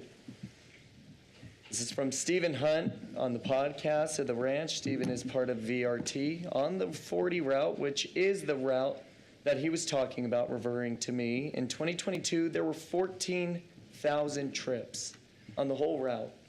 14,000 trips, I want to know what's happening in my community in Nampa. So those 14,000 trips are 26% of the 30,000 that were recommended, and then it goes into it. My point being, when we look at 26% of 14,000, that's 3,700 trips on these fixed routes. That's 10 people a day. We're spending over nearly $500,000 for 10 people a day to ride the bus. My issue isn't going after anybody in a minority group or a disability, so I wanted clarification before I talked about this. If VRT is not funded by the City of Nampa, Beyond Access would continue because VRT does not request any local funds from the city for that service. Now, what's Beyond Access? Why is he talking about it? Beyond Access is available, federally funded by the feds for people with disability or above the age of 60. The whole time that we've talked about VRT, it's been in regard to our disadvantaged populations, which are people with disability or on Medicaid or 60 years old. That's funded, that's covered. This other route that we're talking about is still being paid for. So if we wanted to just support the access or paratransit, that's $48,947. That's how much it would cost. So my motion would have been, but we have a different motion, so we can move forward with that, would have been to remove it, all but the $48,947 to VRT. Why? Because when we're subsidizing 10 people for $500,000 a year, we might as well buy them a car, buy their insurance, and pay for a chauffeur. Because those are the same 10 individuals. We don't know for sure because there's not an account linked to an individual, but that's 10 individuals, 3,700 trips on Route 40 last year, 3,700. By the way, for 5 weeks, I was riding that bus every single day. So I'm 1 to 10, so now it's 9 individuals. So I don't look at this as an issue where we're attacking minority groups.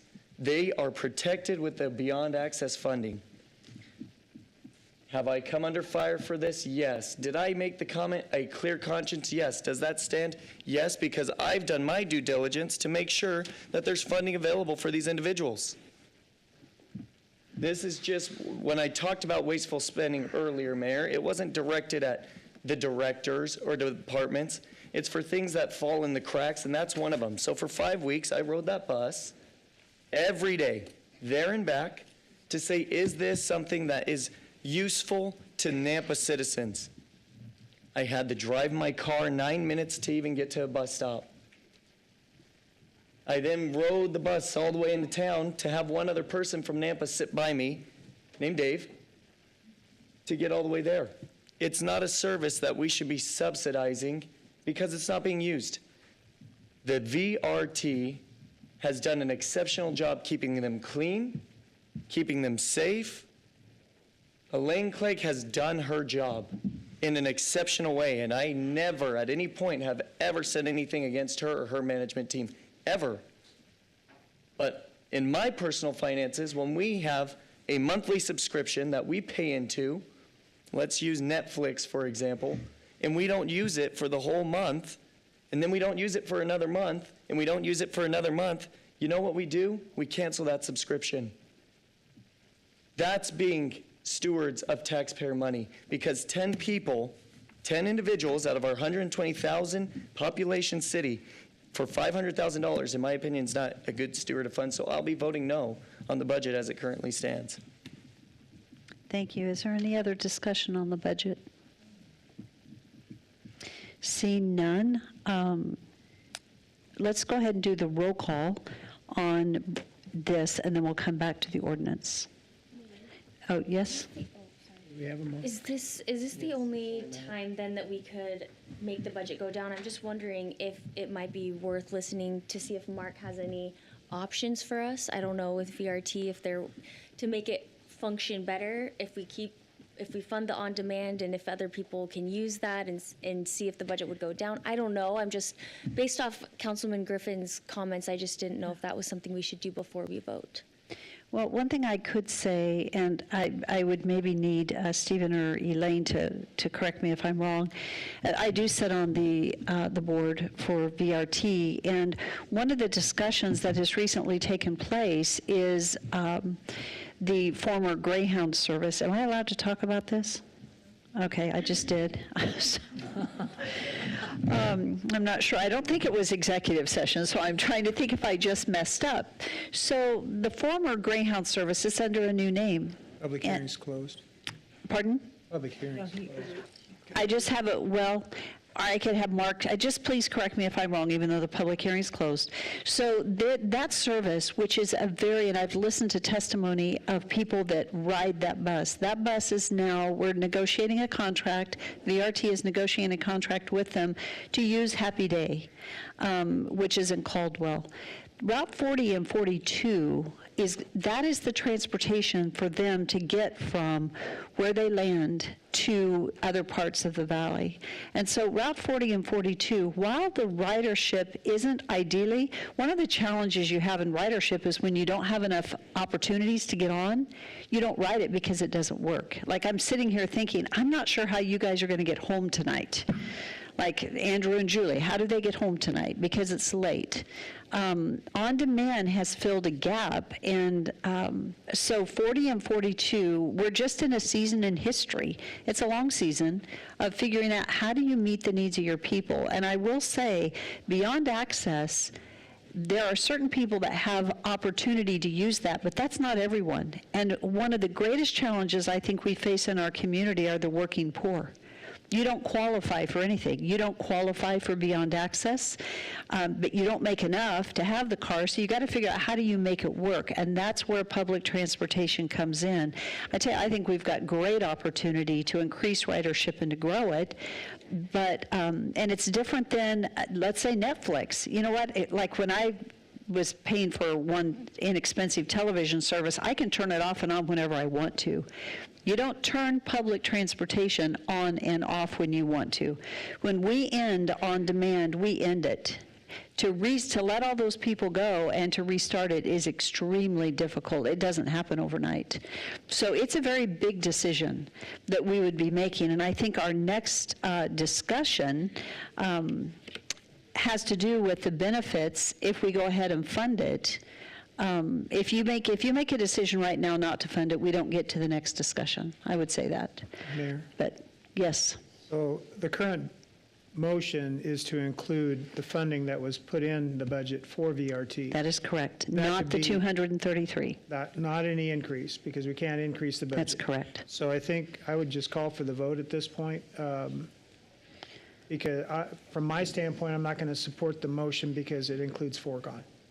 So I won't be supporting the budget from that standpoint. It has nothing to do with VRT at this point. That's a discussion that we can have later on, I think. So the money's there, whether it's the full amount that we choose later on or we choose to increase it as a budget amendment, we can do that later on. But right Later. now, I think it's just the budget as it's presented. I think Natalie's comment, though, is really related as a follow-up to Sebastian's comment, because her question is, do we reduce the budget, not keep the budget the same, which we do have the authority to do. So I want to make sure I honor that request. So I did provide response, but would you like Mark to come forward and speak to it?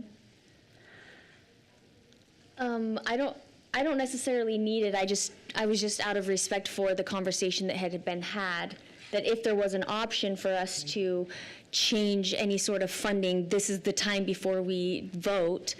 If that was to be changed, this is the time. So I just didn't know what the discussions were and if there was an opportunity for us to hear an alternative to not necessarily get rid of the bus, but change some funding around that would make it work more functional. I just didn't know. So I was just throwing it out as an opportunity. I think we should let Mark answer that question. Thank you. Madam Mayor and members of the council, I've worked with VRT on several options on trying to reduce the cost. And that reduction is going to equate to Route 150 being eliminated. We can't really change Route 40 and 42 because other cities and jurisdictions have already budgeted and promised VRT they'd pay for those services. So there's other communities that rely on 40 and 42, so therefore we can't do any changes to those. In addition, I want to clarify one thing as well, is that there's beyond access and there's access. Access is also known as paratransit, and that is supported through the city. Of the $471,000 that's already in the budget, approximately $49,000 supports that service. But it is connected to 40 and 42. You have to have all three, and that has something to do with the lanes, VRT's funding and how they allocate those funds. So we have gone through, we've looked for options. Unfortunately, the option before you tonight, eliminating 150, is the only one. Thank you, Mark. Appreciate that. Is there any further discussion? Okay, I was just clarifying with the clerk. So we have a motion and a second to adopt the budget as presented. We are going to do a roll call on that motion. Then after that, we're going to do first reading of ordinance, adopting it under suspension of rules. So if there's no further discussion, roll call. Rodriguez? Yes. Chingula? Yes. Haverfield? No. Griffin? No. Bills? Yes. Reynolds? Yes. 4 in favor, 2 opposed, motion carries. Thank you. And if you don't mind reading the ordinance? Under suspension. Under suspension of rules, yes. Request to pass. An ordinance appropriating funds for a 12-month period from the first day of October 2024 to and inclusive of the 30th day of September 2025 to defray the expenses and liabilities of the City of Nampa for said fiscal year, specifying the objects and purposes for which said appropriation is made, authorizing a levy of a sufficient tax upon the taxable property, providing for repeal of conflicting ordinances, directing the city clerk to file certified copies of this ordinance with the county commissioners and Idaho Secretary of State, and providing an effective date, referencing sources and uses of funds and appropriating monies, specifying the process for expenditure of funds, and establishing an effective date. Madam Mayor, I move this pass under suspension of rules. I'll second. Discussion? Roll call. Chingula? Yes. Bills? Yes. Haverfield? No. Griffin? No. Rodriguez? Yes. Reynolds? Yes. 4 in favor, 2 opposed, motion carries.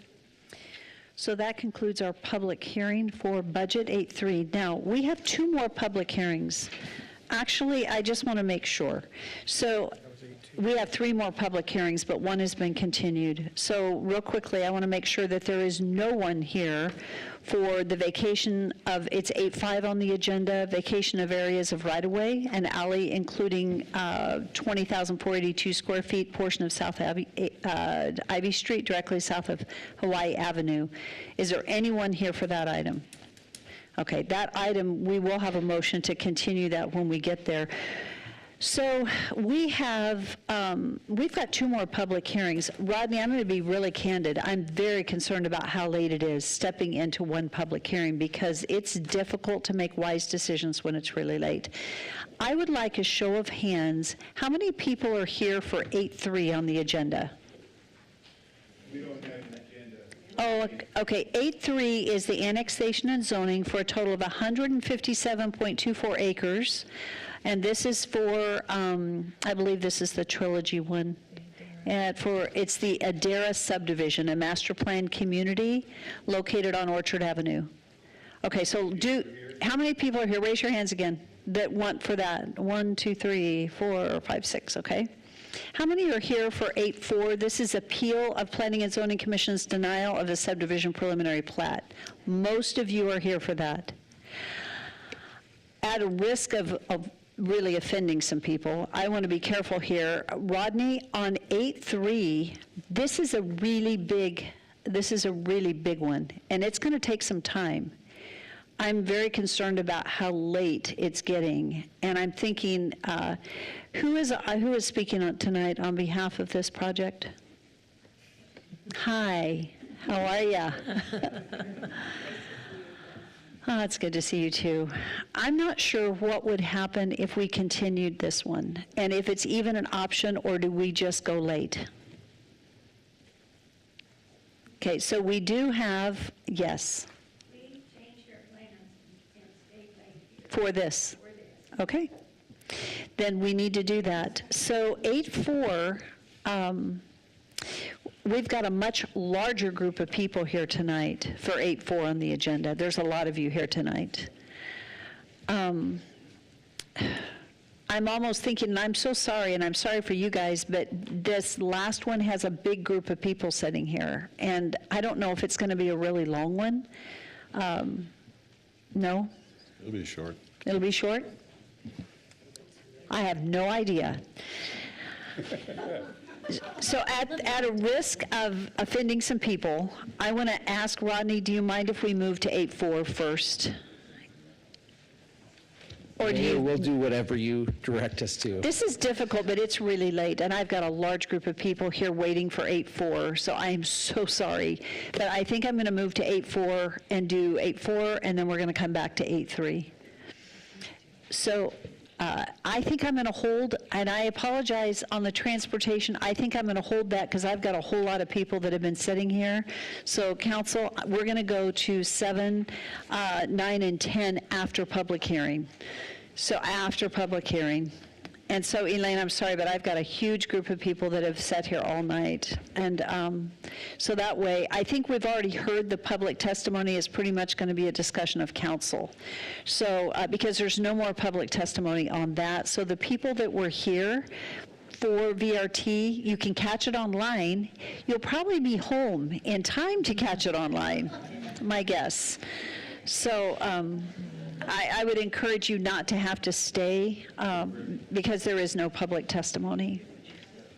So we're going to quickly move to 8-4 on the agenda. This is an action item. It's the appeal of the Planning and Zoning Commission denial of the subdivision preliminary plat for the Laurellis subdivision, which is in a two-family residential zoning district located at 0 Southside Boulevard. This is 2 parcels totaling 5.15 acres in a zoning district, and it is for Centurion Engineers, Inc. / David Crawford, representing SSM2 Company.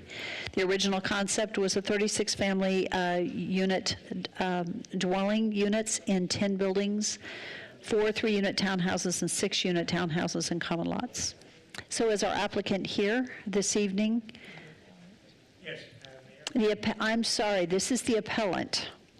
So I realize you are, okay, so you are the applicant and you are appealing the Planning and Zoning Commission. Yes. Thank you. So you're filling both roles. Greeting, Mayor and council members. My name is Tom Mayle. I'm the Secretary Treasurer of SSM2 Company. I live at 885 West Rush Road in Eagle.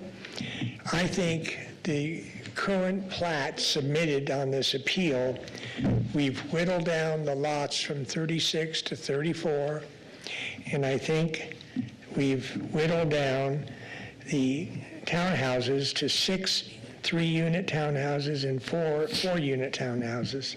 So I think we met the criteria that Nampa City Planning wants us to do. Now, there's a couple of issues that I think needs to be addressed. Number one, the engineering staff put together a 15-foot setback, and, they put either a 10 or 5-foot setback, and it should be 15. That's under the current ordinance of the city of Nampa. So that needs to be corrected, and I acknowledge that. The other area of concern is that there's going to be a private road that will serve as fire access to the community. And from day one, when we approached the city, we were told that the private road can be gravel. And now, in the last little bit of time, they want us to pave that road. And I would insist that paving is not required. Under IFC D 102.1, all that's required is a driving surface of asphalt, concrete, or other approved driving surface. And it's been my experience that road mix compacted adequately creates a surface that will handle a 75,000-pound fire truck. And the other thing that the Nampa planning department referenced is that this road would be open to the public, and that's not true. If you look at the packet, there's ballards, 3 ballards set up at the end of this private lane, and only the Nampa Fire Department will have access to remove those ballards and proceed to fight a fire someday. So the public, the general public, can't use this road as required by the Nampa Fire Department because we have these columns set up at the end of the private lane. So we're ready to proceed. We think it's going to be a good asset for the community. 34 units is not big, and I think it's going to serve a vast majority of people, primarily seniors that don't want to do a lot of yard work, but it's good, solid housing for them. We have elevations submitted in the packet, and perhaps you've looked at those, but it's basically 2 stories toward the road, and then it goes to 1 story in the back. So we think it's a well-designed concept. Any questions? Thank you very much. Thank you. As you know, you'll be back at the end. So this is Christy. Thank you, Mayor and Council. Christy Watkins, City Planner. The request before you this evening is approval or denial of the appeal of the decision made by the Planning and Zoning Commission to deny the Laurel's preliminary plat because it did not meet city code the way it was originally designed for qualified open space. They have since remedied that. They are now proposing 34 single-family attached dwelling units in 10 buildings, 6 3-unit townhouses, and 4 4-unit townhouses with central open space of 50,852 square feet. So the surrounding zoning here on the north is county, on the south is RD zoning, which is the same as this property. On the east is RML, which is the Autumn Leaf subdivision that is currently under construction. And on the west is RS6, which is the Eagle Claw subdivision. In July of 2004, the southern parcel was annexed and zoned to RD. In March of 2023, the northern parcel was annexed and zoned to RD. In June of 2023, staff approved a property boundary adjustment to split the property into 2 lots. In May of 2024, the Planning and Zoning Commission denied the preliminary plat because of the qualified open space. So for correspondence on this, we've received some public input regarding traffic, regarding density, road widening, dangerous driving currently, setbacks, which he mentioned need to be corrected on the plat. So we can make that a condition of approval, should you choose to approve it.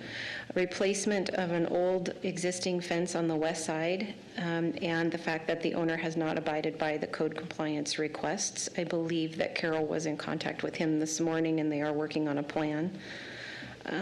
Excuse me. The engineering division has their standard comments for improvements. The fire district submitted that this is located 2.1 miles from fire station number 2 with an approximate response time of 6 minutes.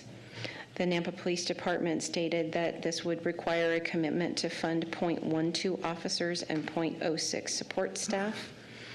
And the applicant needs to make some addressing changes. They need to meet code compliance requirements, and they need to work with Nampa Meridian Irrigation on the Langdon lateral.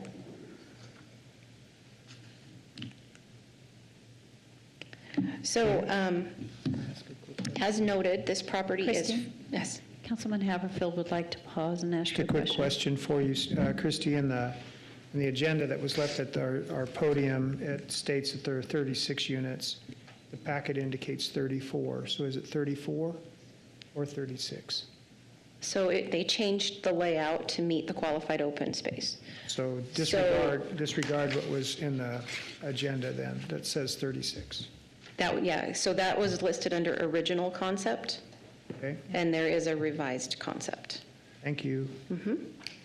So this is proposed at 5.15 acres. The total lot count now is 38, down from 40. The total common lot is still 4. The total building lot count is 34, down from 36, still in 10 buildings. Again, as stated, it appears that there was a 5-foot rear yard setback note that is in error and will need to be corrected, so we will need to put that in as a condition of approval. The lots meet code as far as the minimums and maximum lot sizes that are required for 3 and 4 unit townhouses. They also meet the lot widths and depths that are required by code, and they do fall within the gross density required for the designation in the comprehensive plan. So the qualified open space was a point of contention for the Planning and Zoning Commission. They originally had included the parking area for the common lot, which brought it down to 11.7% if we took the parking area out. They have revised the central open space now to be over 50,852 square feet. If you subtract the emergency access and the parking areas, that's still 34,098 square feet of qualified open space, which is right at 15%, which is what is required by code. This is an example of what changed.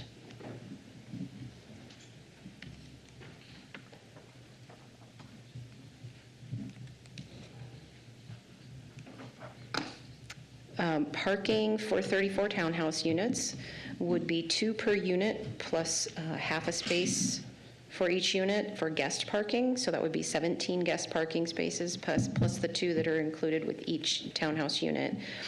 The landscape plan has been reviewed and there are revisions required. An irrigation plan is also required.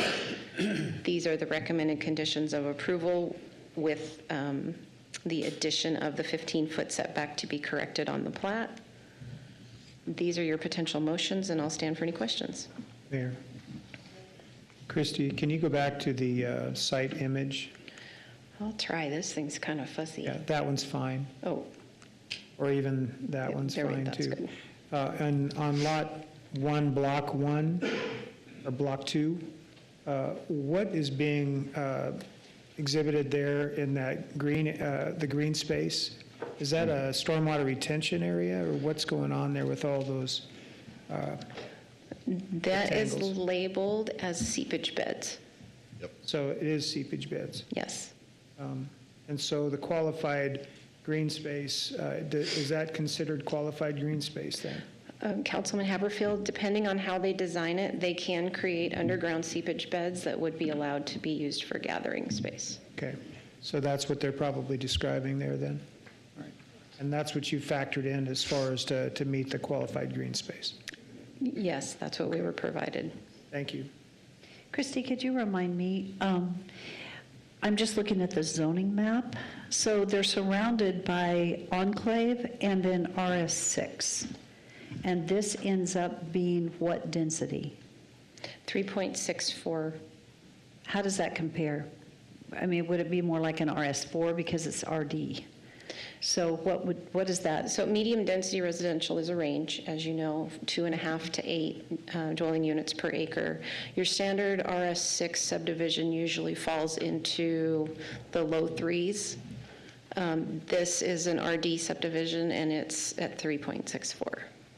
Okay, so it's pretty similar to what is around it that is not an enclave. Mm-hmm. It's not that much unlike it. Okay. Are there other questions? Yes. Yes, Mayor. Christy? So Christy, can you talk to or share about RD?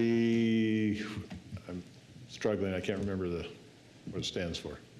RD is 2-family residential. It allows for attached units up to 4 units per structure, but it still has to be divided into townhouses. So each unit has to be on its own lot, but they can be in 4 units per structure. Okay.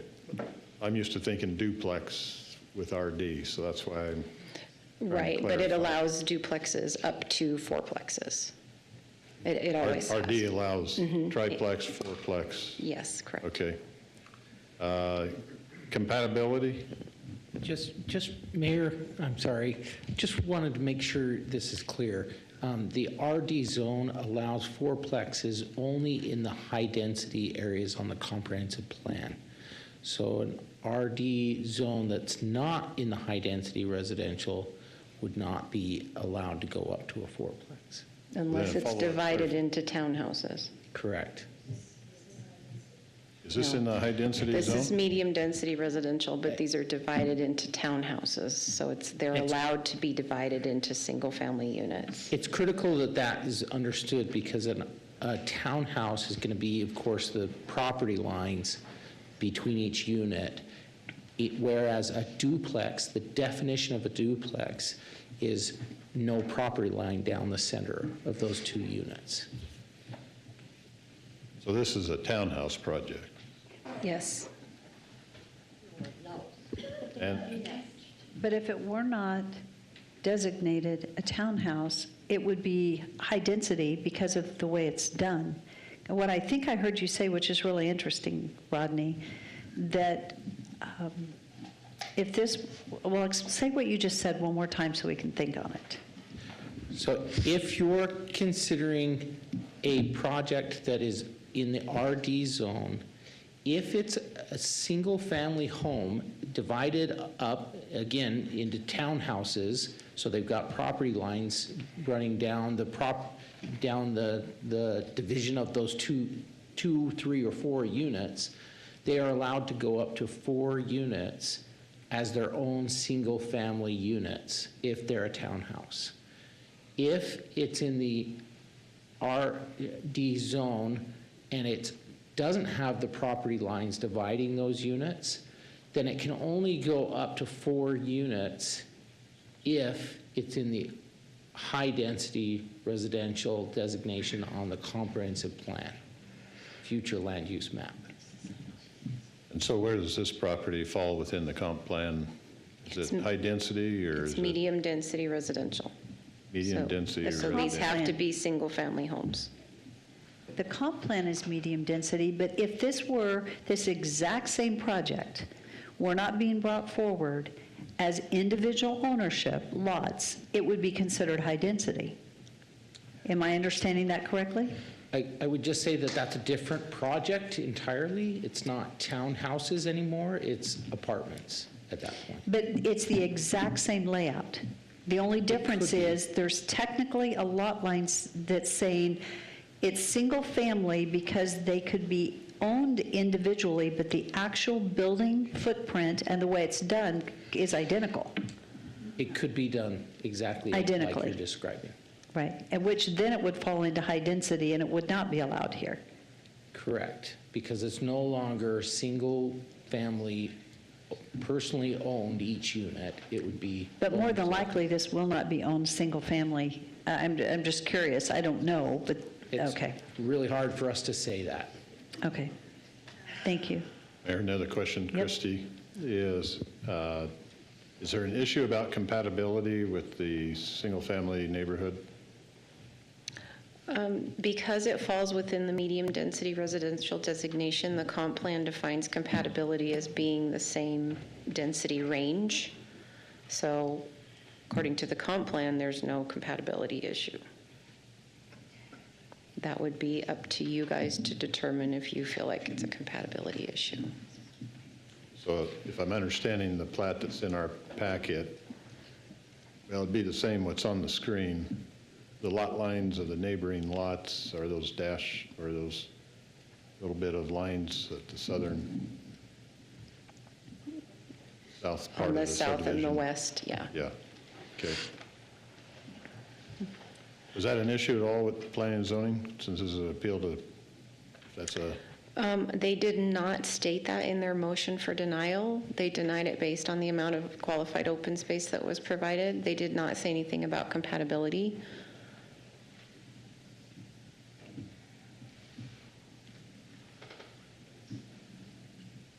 so in our review on the appeal, are we able to look at compatibility, or are we only looking at qualified open space and Well, density? this project is being brought before you as a whole. Okay. So you can view it however you'd like according to code. Okay. If there aren't further questions, we'll move into public hearing, and then we'll be able to come back and ask Christie any clarifying questions. Is that moving us too quickly? I'm going to try to move us quickly down the road. Okay? So we are going to move into public hearing on this particular issue. You're welcome to speak during the public hearing. So, are you signed up? I couldn't find the sign up. Okay, well, we will have you, you will be towards the end, but we will give you an opportunity to speak. And you'll be able to. Thank you so much. So the process that we go through this evening, we are stepping into public hearing time, and we do have some people signed up. At the end of public hearing, then the applicant and appellant will have the opportunity to provide closing remarks, last comments before we close public hearing. And then if there's anyone here that had intended to testify that did not get signed up, you will be given that opportunity after the people that have signed up have testified. So we will start with the group that signed up. Madam Mayor, our first speaker is Walt Modler, and on deck is Leslie Nelson and Nicole Swindle. As you come forward, thank you for giving your name, your address, and you'll have 3 minutes. Yeah. Mayor, would it be possible to have the slide that has the plat plus the neighborhood? Back or on this thing? On testifying. Chrissy, before we start, sorry, could you put the plat on us surrounding neighborhoods on the screen during testimony? That's a request of Councilman Mills. Is this one? Yeah. Thank you very much. Good evening. Good evening, Mayor Kling. Nice to see you again. Good to see you. Council members. I apologize, sir, but could we go back to the plot map? Sure. The other map showing where the residents are on the property lines? That's fine. Thank you. I'm Walt Modler, 2800 Taylor Court, Nampa. I'm here to voice my disapproval of the proposed Laurel's townhouses. With its 34 units, it will will exit from a dead-end street onto Southside Boulevard. I believe the medium-density residential area will become congested with this future traffic. There are, in a half-mile area, 4 new projects, 1 completed, 3 under development and planning, all multiple family units, adding an estimated 2,000 cars to Southside Boulevard. There will be Southside Townhomes, Laurels, Autumn Leaf, Autumn Breeze. Interesting, all these developments are planned so as not to trigger a traffic study, as all are considered separately when highway improvements are considered. Hopefully before the end is not a total grid in that area. Now the new Southside townhomes are occupied and adding 300 cars to Southside, with so many living in the future subdivisions, all that have only one outlet that feeds cars to the main artery that is currently experiencing traffic backups from Greenhurst to Amity. Southside Boulevard is a major route for school buses. Georgia Way, like many other locations, is a drop-off and pick-up point for these school buses. How do parents negotiate picking up their children, waiting in the afternoon to be taken home, or in the mornings to be dropped off for pickup, with bumper-to-bumper traffic from Greenhurst to Amity? What will protect those children as tempers flare with multiple buses stopping, dropping, and going on? The kids will wait unsupervised and right next to mass congestion. In contrast, a different location, the rapid growth of District 208 apartments, which have multiple transit routes, traffic lights, and improved roads surrounding it. These developers of new Southside projects would have been better purposed for that area. What I repeat is that of the 3 new developments to come in the same half-mile area, none are considered together, all are considered as standalone. Please consider the traffic policy now affecting those developments. When done, all will affect the same half-mile road. I ask for a traffic study of Southside, Amity, and Greenhurst, taking into account all developments in the last year in the proposed 2-mile area of this project. Thank you very much. Nice to see you. Madam Mayor, our next speaker is Leslie Nelson. Good evening. I'm Leslie Nelson. I live at 2816 Taylor Court. We've been there for 16 years. Our property backs up. We actually have the most space on the map that this is going to impact. Lots 19 through 24, my backyard includes that entire space. We were before the Planning and Zoning Committee on May 28th of this year, and this project was denied, as you know. The reason of denial and main concern was the open space requirement and not meeting the city's 15% requirement for this project of this size. In the original plans, the project had 11.7% open space planned. In their appeal letter, they include a park with associated parking, walking paths, and emergency access space to be considered open space. In our meeting that we had in May, the City Planning and Zoning Commission indicated in the documents that emergency access roads and parking spaces were not to be considered open space. Mr. Mail just mentioned that this will not be paved, the emergency access road, but wants this to be considered open space. The setback was also an issue that was brought up at the last meeting and now addressed here by Mr. Mail, which we do appreciate, as these townhomes are going to look right down into my bedroom and my granddaughter's bedroom. To touch on this property as a whole, the property indicates that these will be gorgeous townhomes that are upscale with outdoor patio space and great entertainment options. They also indicate that they plan to use and retain the existing fence, which has been there for 20 years, and I supplied pictures last week, so they should be in your packets to see. It's hard to see over all the weeds that are on their property, but a lot of the houses around the other side, 2 through 15, there's not even fences behind some of those homes, and some of them are chain link fences. One of the pictures on there shows my fence broken when the owners had crew come in and remove trees last July 18th, 2023. They broke my fence and have never been back to fix it yet. When we talk about upscale and great entertainment options, to me that doesn't include looking at a 20-year-old fence or right into somebody's properties in their backyard.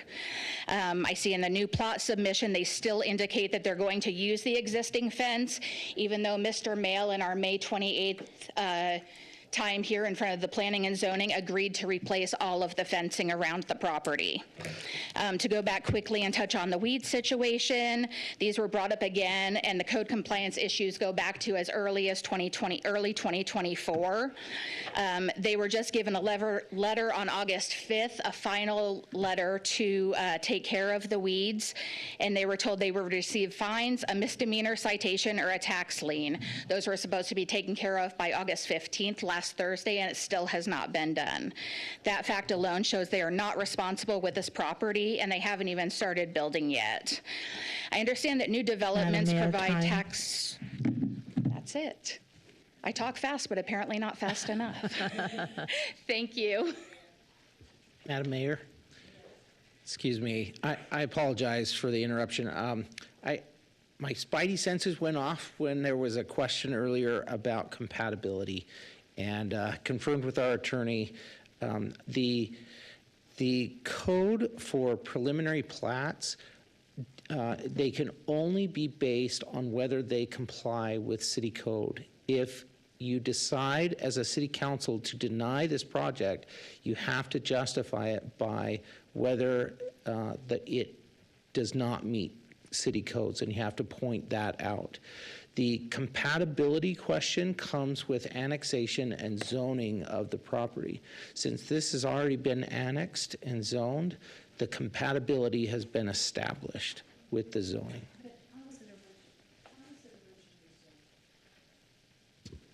It's RD.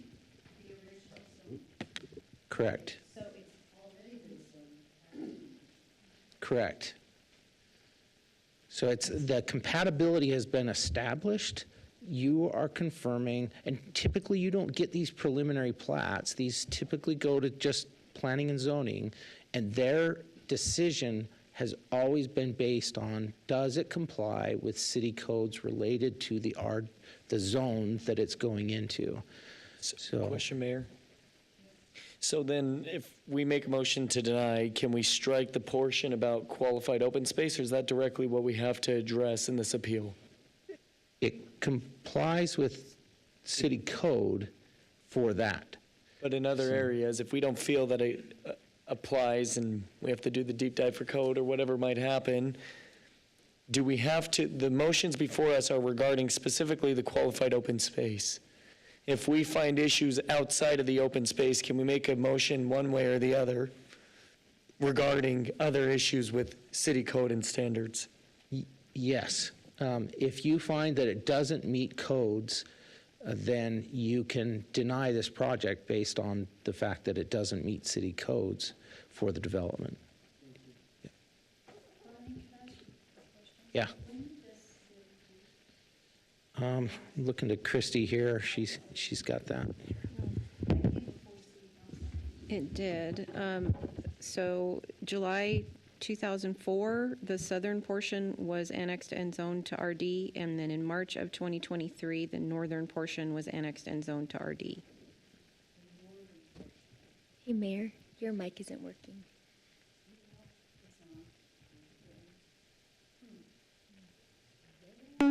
There it is.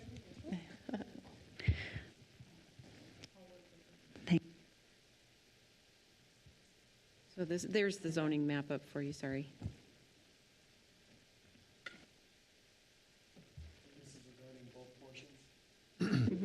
So the southerly portion was annexed and zoned in July of 2004, and the northern portion, those two that are highlighted there, was zoned to RD in March of 2023.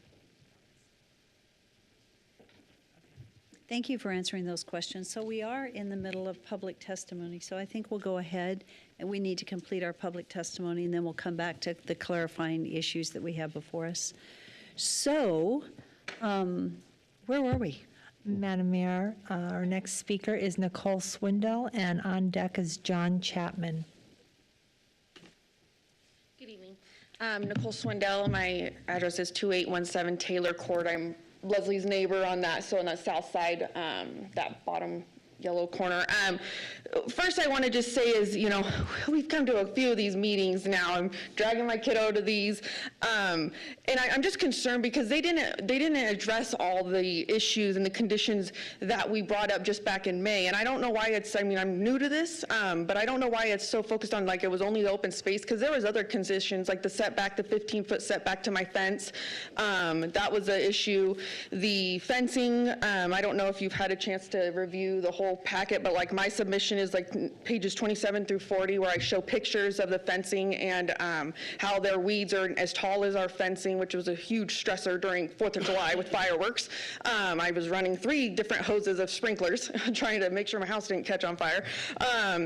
But basically I'm here because I want to make sure that it's, you know, this 15-foot setback to my property is addressed, because it was brought up just, you know, a couple months ago, and then they resubmit it and they're appealing, but it's not mentioned in this. They didn't fix it. You know, they didn't fix the fence. You can see on my notes that I have minutes. I actually went back and looked, listened to the video again of our meeting, and I put down minutes of when, you know, Mr. Mail would say, you know, he planned on fixing the fences, what planning and zoning asked, and how his responses were, and none of that was addressed.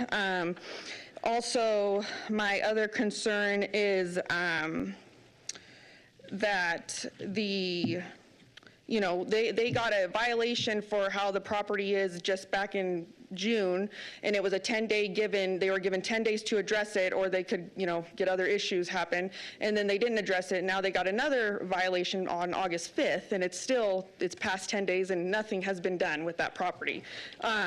Also, I had brought up, which wasn't an issue of declining the property back then, but I'm concerned because I don't know if you guys have taken into consideration with this new school boundaries. We're now housed for Sherman Elementary, and it's already over capacity based on, which is in my paperwork, based on what Nampa School District offered to the public. We're already at 101% capacity for that school. And you know these townhomes are gonna bring in a lot of kiddos, you know what I mean? And so that's just kind of something you might wanna keep in mind as a concern.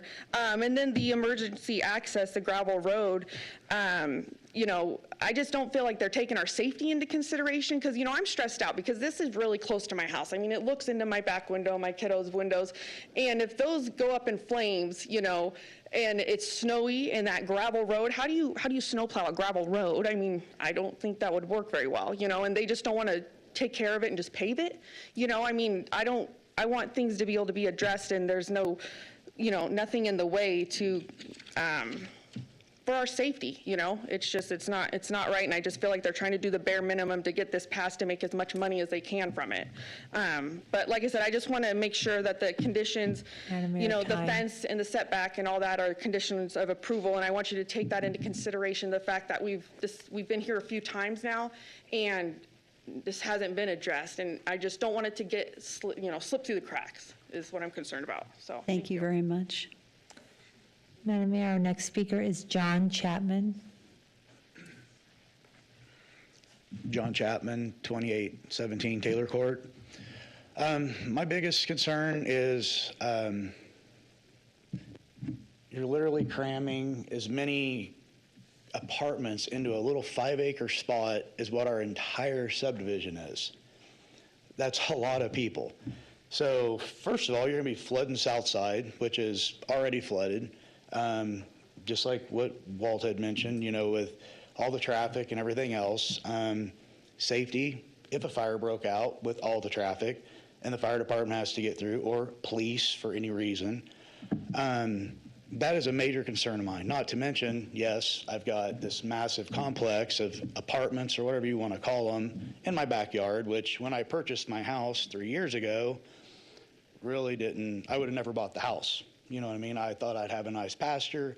And if it was ever purchased, there might be, you know, a house or 2 or 3 or 4 back there, not apartments or duplexes or whatever you want to call them. Next concern, if they can't even take care of the property, you know, what kind of construction work are they going to do? I mean, it's a mess out there. They came in there, they tore everything up like, a year ago, and made a terrible mess, and then just left it. There's weeds, it's disgusting looking back there, and, you know, just like, 4th of July, we were running sprinklers, spraying that whole back side of our house and that property because we were terrified that if someone shot a firework off and that shit caught fire, there goes our house.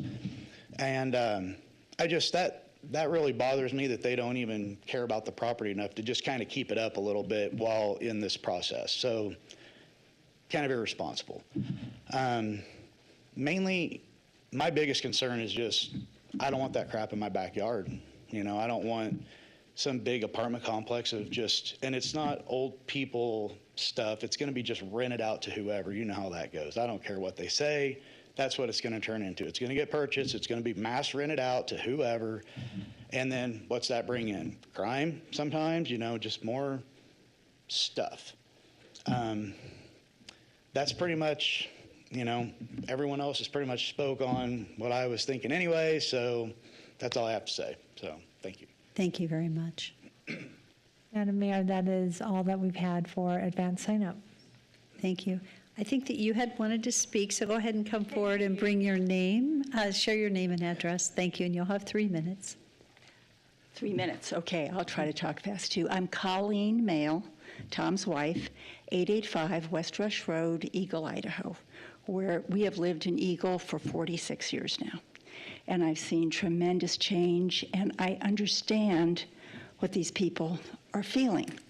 I also understand that we bought that property, the southerly portion, believing that this was a very real possibility. We're not big developers. We're a couple in our 70s looking to, you know, build a nest egg going forward. But I don't expect you to care about that. I expect you to care about the highest and best use of this property. You see there's development coming in all around. You've done a beautiful job tonight of showing us that you really have a lot of compassion for your community. Some of you are a little more conservative, and some of you are a little more, I don't know, I don't want to talk about that. I just want to say that regarding the duplex townhouse issue, which may not even be an issue now, my dad died in 2006 and left me a little duplex on Christine Street on the bench in Boise.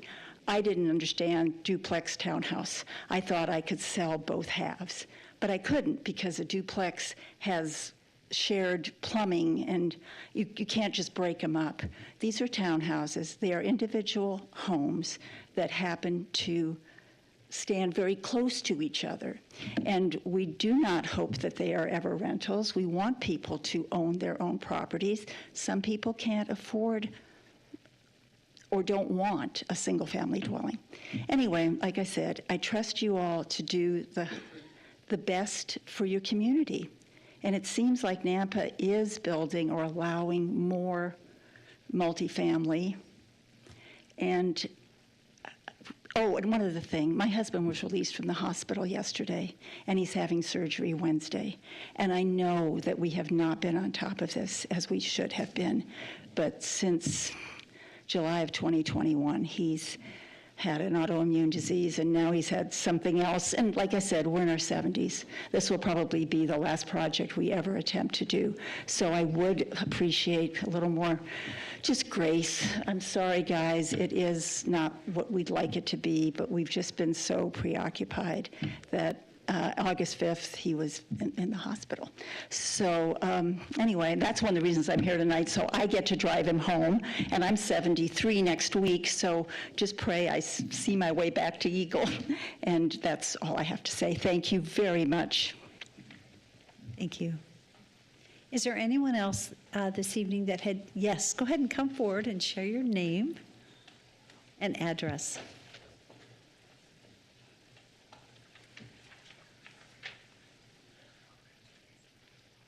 My name is Lonnie Conovesi, and I live at 2810 Taylor Court in Napa.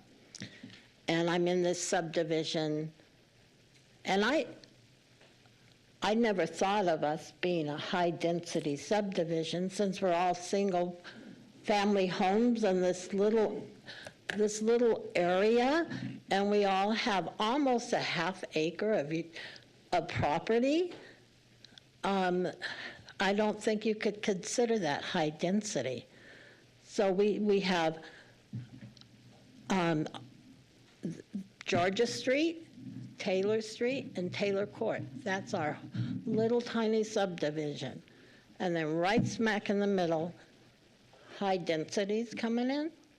That seems odd to me. And it's very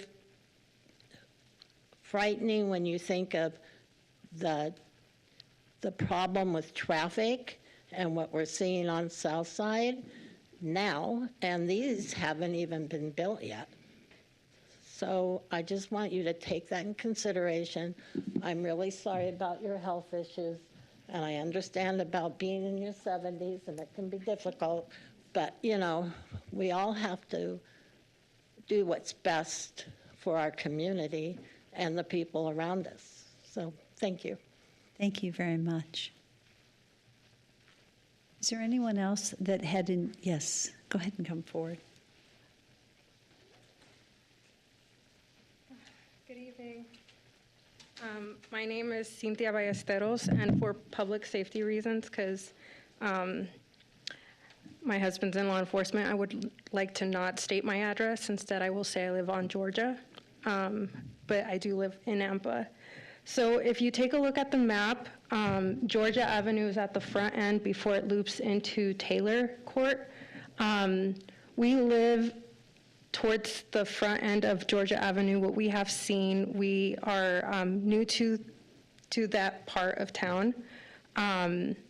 We have a lot of traffic that comes through and then kind of does a turnaround on our property. What I will say here is that in Taylor Court and Georgia Avenue, I know a lot of my neighbors here know this too, but we have a lot of children playing. The concern here is if it's a loop around and if there is more congestion with the traffic, then the children will not be able to play safely.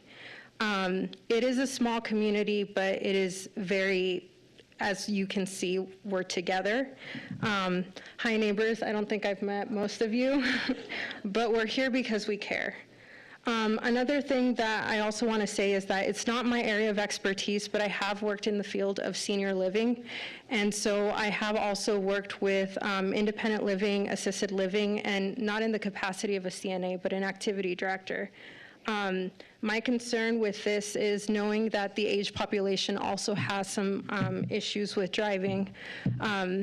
and it's no offense, it's just, a neutral statement, where you see Southside bend over and into 2nd Street, that does present an issue with traffic flow, because when we go through that street at the turn of it, there's a lot of congestion. Even today, just coming here, we see a lot of people stopped at that stop sign, but what is the solution? We talked here a lot about development and infrastructure issues, but do you guys have a proposed plan for the traffic flow there? If there is not one, can you guys please take a step back and maybe think ahead? Because again, if you look at that area, there are already some apartments and then some lots that are being allotted for future development, but it just doesn't make sense that we're thinking, okay, let's try to get these filled up before we think about the issue of traffic. We do have a lot of, children, so in my experience driving down that road, what I have seen is a lot of people who do not abide by the traffic laws, and sometimes tried to go around the buses because they just do not want to stop, and they feel like the median is another lane. So if you can, please address these first, because I also heard previously that there are also a shortage of police officers. These are things that are not just happening every once in a while. These are everyday things that are affecting our lives. So that's all I would like the council to consider, especially David Bills, I think you're our district. If you could please take these things into consideration and please listen to what your community is telling you and your feedback, especially you. Thank you. Thank you very much. Is there anyone else here that had intended to testify this evening?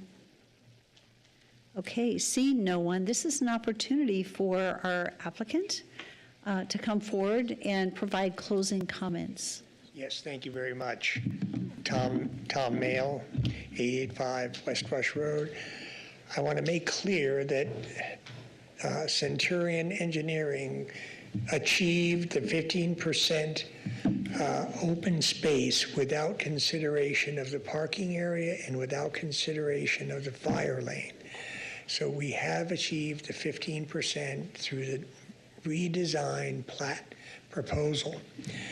Now, I also want to assure the neighbors, as I said during P&Z, that we would put up new fencing, vinyl fencing probably, take down the old, so there's new fencing.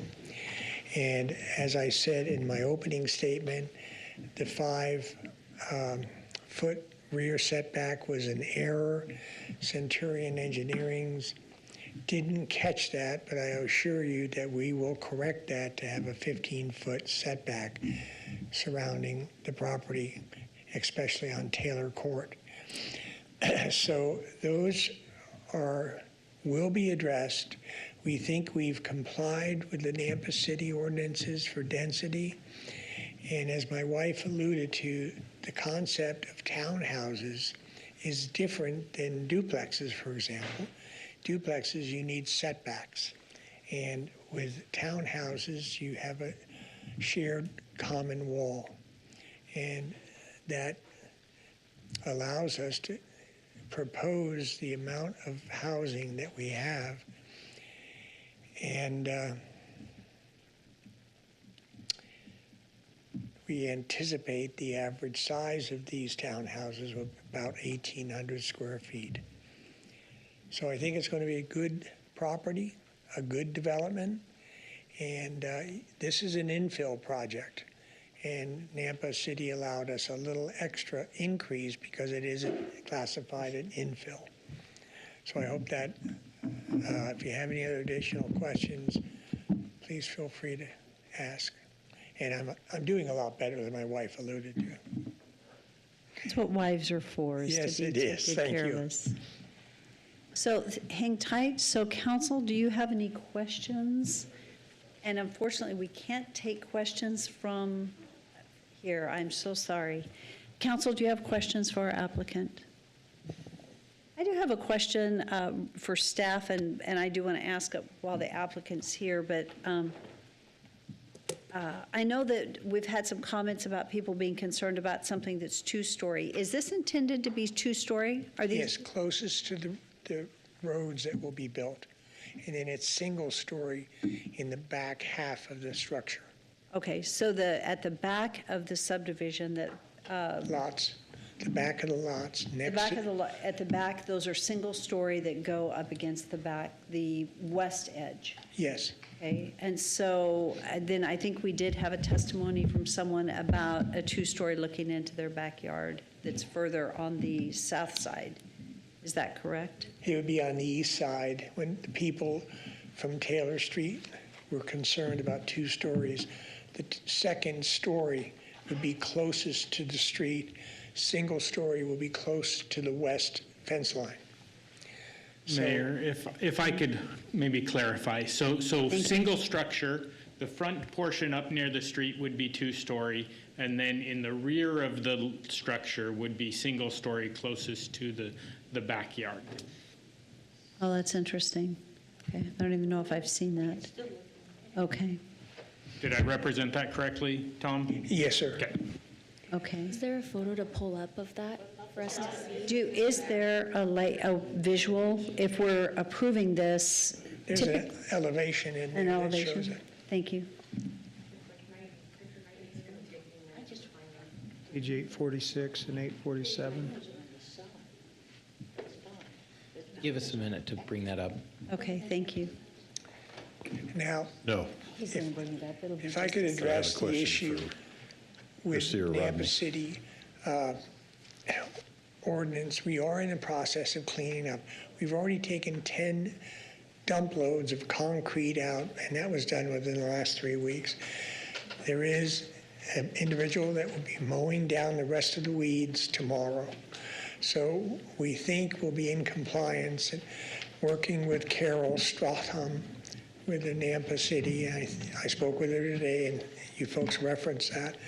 But I think she agrees we're going to be working through it. Thank you for that comment. Okay. So,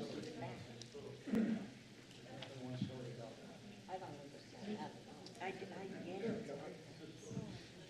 So you see, it doesn't matter, they can still live in your bedroom. Yeah, the windows are there. Mayor Kling, so, yes. I have a question for staff. Okay, and so for the audience, we'll have to have you be kind of quiet, and once we're done with testimony, we don't get to accept any more comments. So, anyway, so Councilman Haverfield? So I'm not sure if it's Daniel or Rodney or Christie. The 15-foot setback would be the lots on the west side and the south side, is that correct? Yes. Okay. And then you'd have a 20-foot setback off the front as well, so there'd be Yes. parking in front of the units. Yes. Okay. And then the other lots would have a similar setup where it's 15 feet off the back? Yes. And then 20 off the front? Okay. Yes. Thank you. All the way through. Thank you. Mayor, question either for Christie or Rodney. The lot 24, block 1, comes against the edge of the plat. I was thinking there was a 10 or 12-foot setback against the perimeter boundaries, showing a 5-foot setback.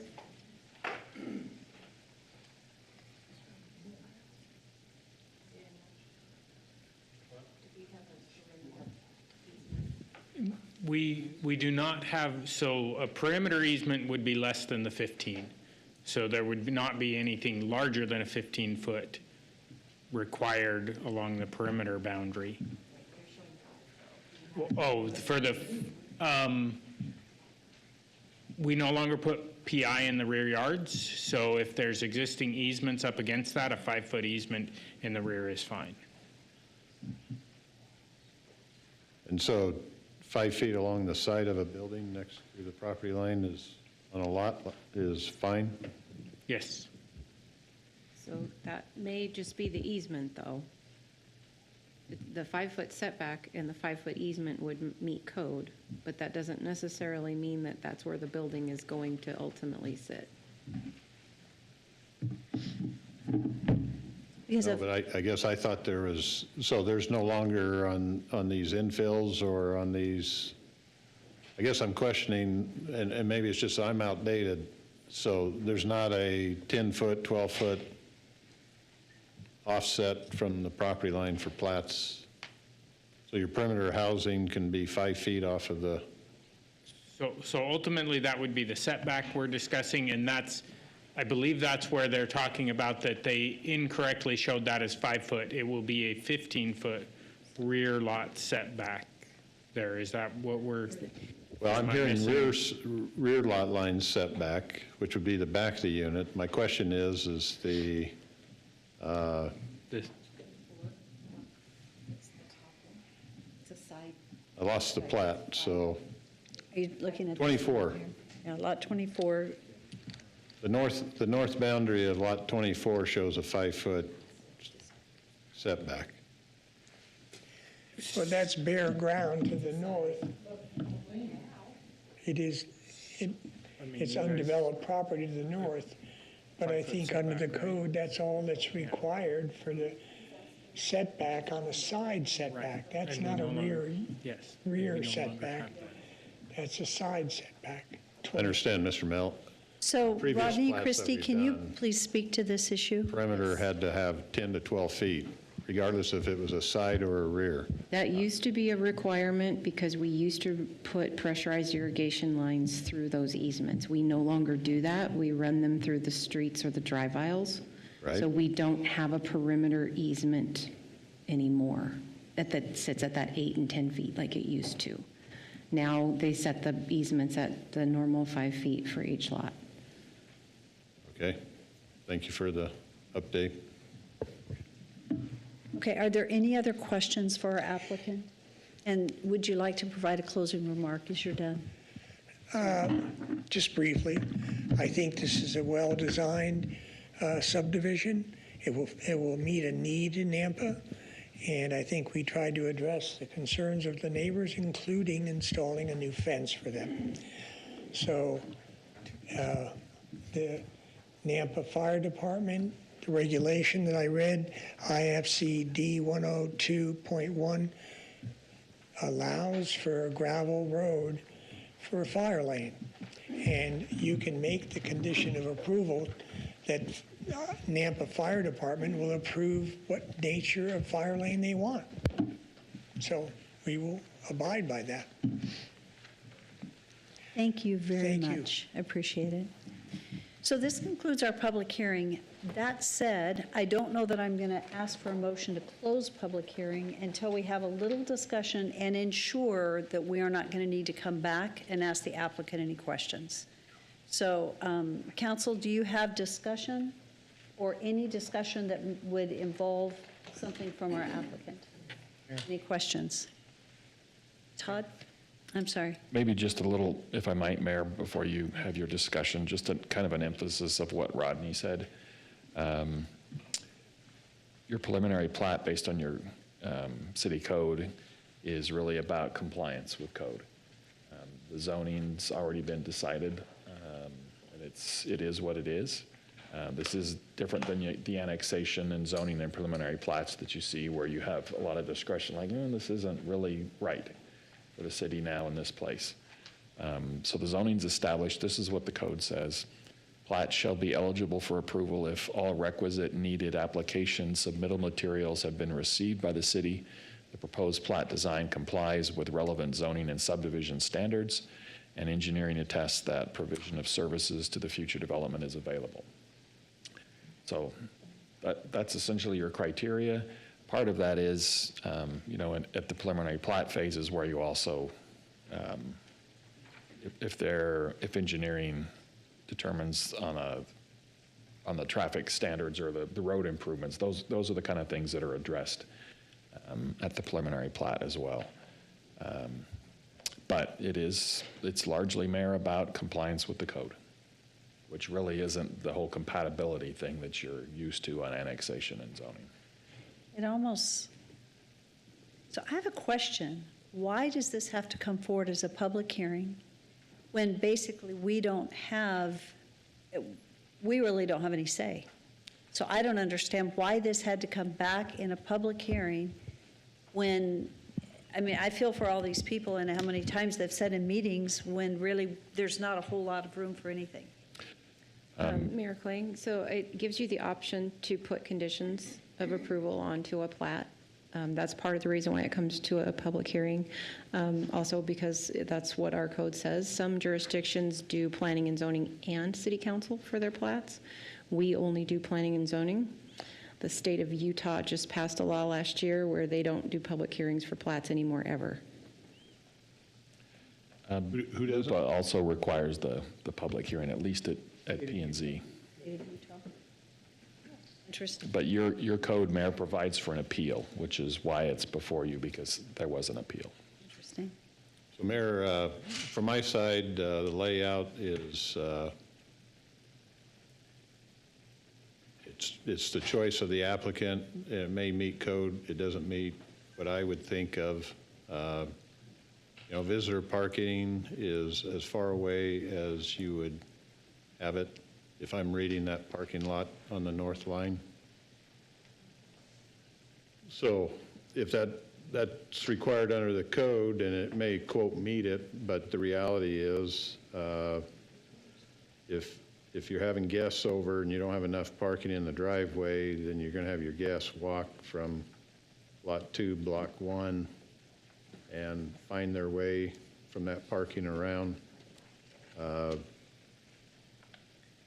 I think the space that's going down to feed the storm drain system and that open space, again, for me, the layout is tight. It's not going to be user-friendly. Doesn't make sense on the parking. Seems like you'd have some parking in 2 or 3 spots to accommodate the overflow parking of the residents. This is, we meet code, but I think there's a better layout. I'm not in favor of it.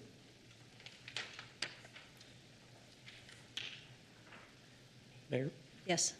Oh, Randy, go ahead. Well, go ahead. Okay. Just having our hands tied, pretty tight on what we can do, I would ask that part of the preliminary plat that they do put in the fencing, that the gravel road would be paved rather than gravel. Am I able to add that as a condition to meet city code? And those are, what now? You can do your portion. Those are my 2 things. I was just going to, again, the recommended conditions of approval did not include the setbacks. The statement of the 15 feet on the back and 20 in the front. I concur with Councilman Bill's thoughts about dispersing the additional parking throughout the development instead of having it loaded at the north end only, even though it would be helpful as far as for the use of the park area, but it doesn't really accommodate people coming for the lots on the south side of the lot. So I think a modification, I would be more in favor of it. A modification to disperse the parking would be preferential on my part.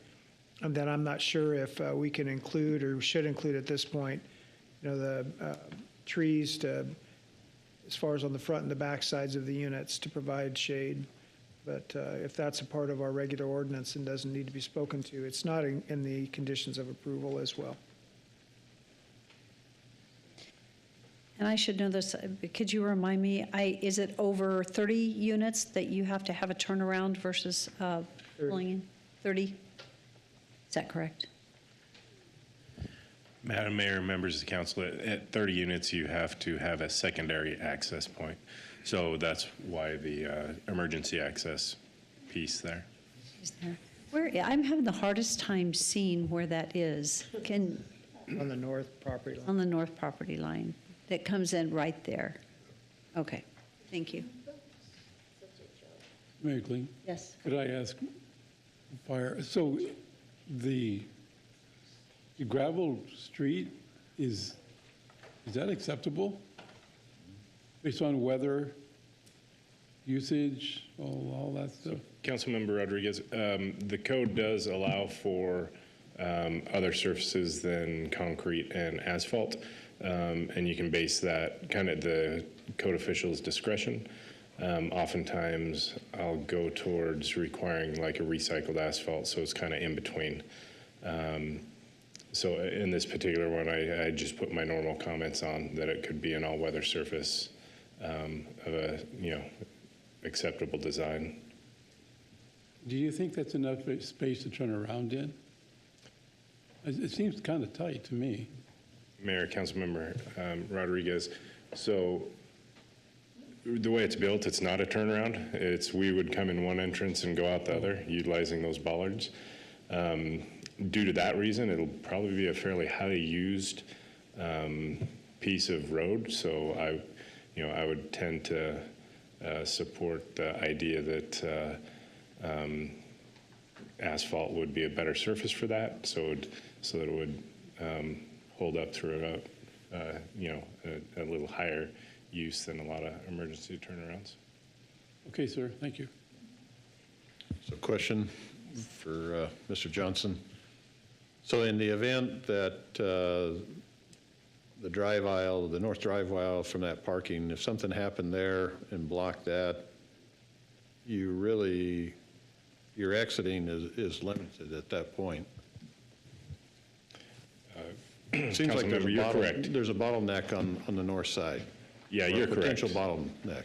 And that's why, essentially that's why, we want that secondary access. So, now the difficulty with this particular design and is that other than that out with the bollards, there's not really anywhere else for us to turn around. So if there is a compromise of that road up there, we would be backing out a long ways, which would be, a significant delay for us. But chances of something happening are minimal, but I just figured I'd make a note of that, is that there's really no other turnaround option up there that I can see, so. Mayor, Yes. is this an appropriate time to close public hearing and move to a motion? Is there any discussion or questions that would involve the applicant? Just to ensure, are we good? Okay, I would stand for a motion to close public hearing. So moved. Second. All in favor? Aye. Any opposed? Okay. So public hearing is closed. If you would like to make a motion, you're welcome to. Mayor, I'd make a motion of denial and as far as on the layout and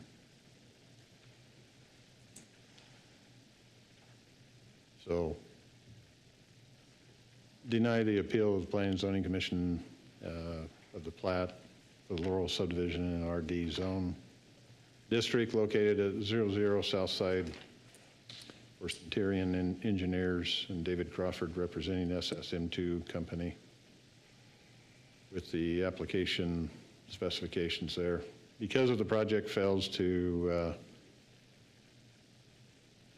I think, qualify for a layout of open space requirements and easy access for parking for guests that I believe is important on this particular project. Second. So there is a motion and a second. I do need to double check with legal if we're within our legal bounds. I'm not sure what to do with it.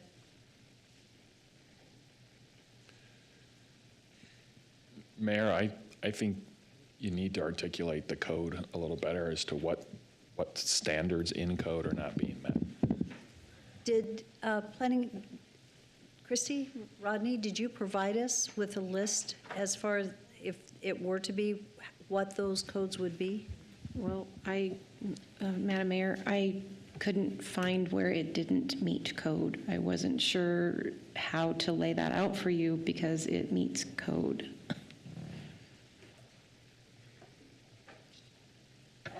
I withdraw my second.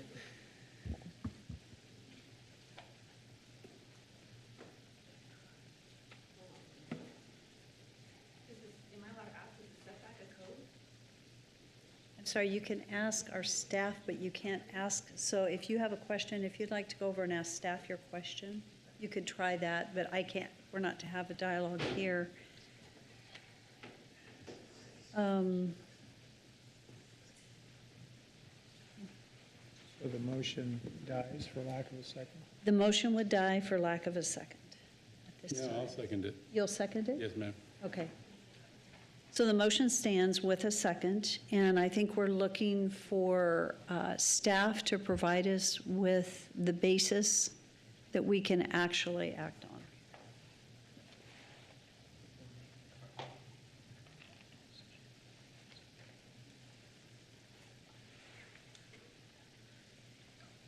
Here, I have several that may comply. That's fine if you would like to share them. It'd be compatibility for one. But we can't use compatibility. That's right. Density, traffic, So we none can't of that do- stuff. huh? Traffic cannot even be brought up in this? Is that Todd? Is that correct? Well, Mayor, it's, what's the code require for traffic? Is there a traffic study required?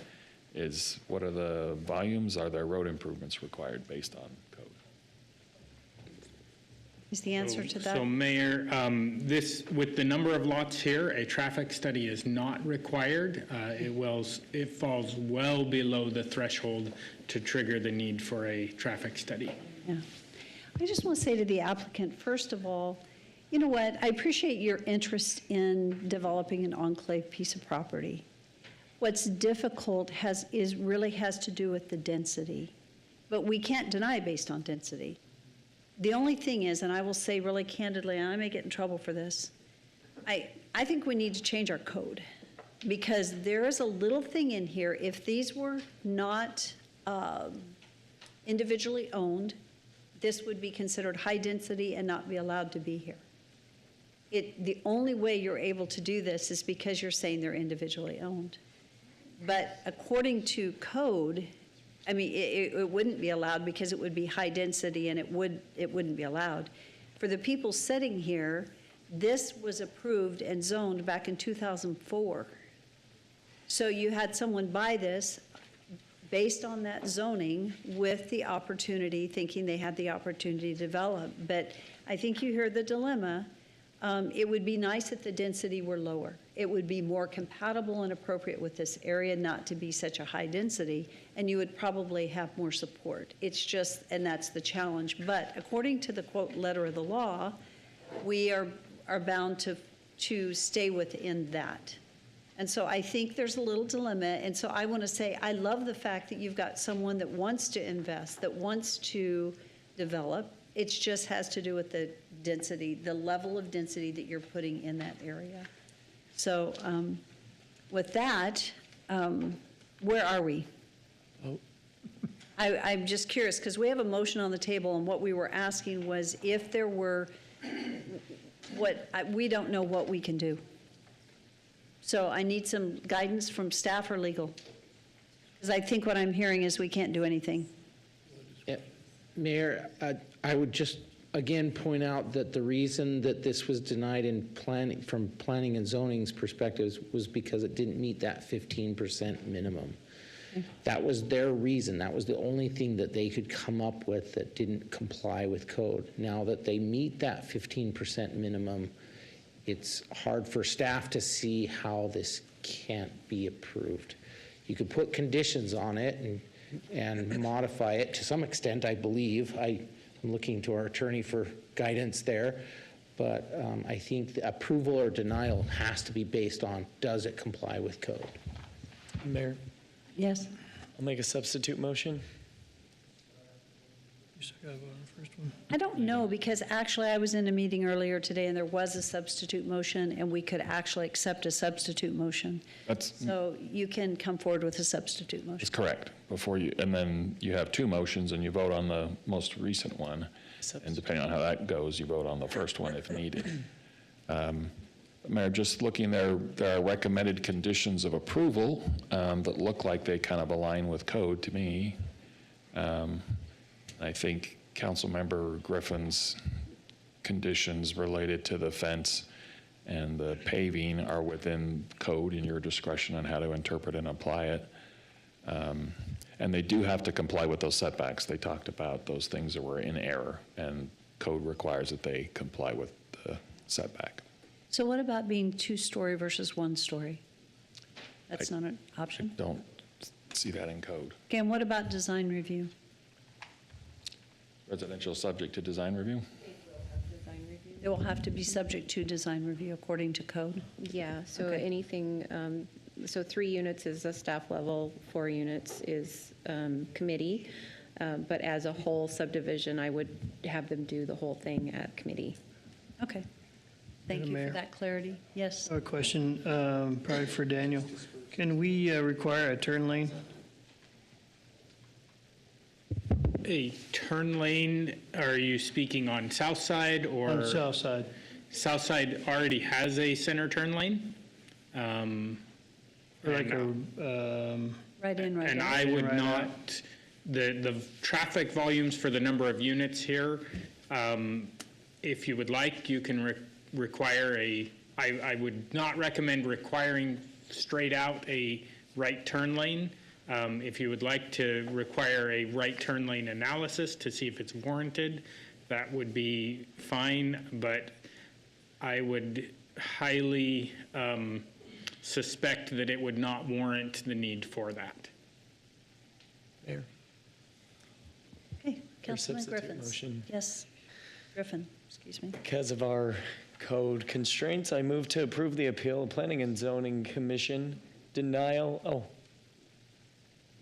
okay, am I reading the correct one? I move to approve the appeal of Planning and Zoning Commission denial of subdivision preliminary plat for the Laurels subdivision in an RD zoning district located at 0 Southside Boulevard for Centurion Engineering Incorporated, David Crawford, representing SSM2 Company APL-00023-2024/SPP-00141-2023, with recommended conditions, and adopt the potential findings in the staff report. Those conditions regarding the trees in front and back, as mentioned by Councilman Haverfield, the asphalt being a requirement mentioned by fire, new fencing along the property lines and where needing to be replaced, and potential parking, potentially,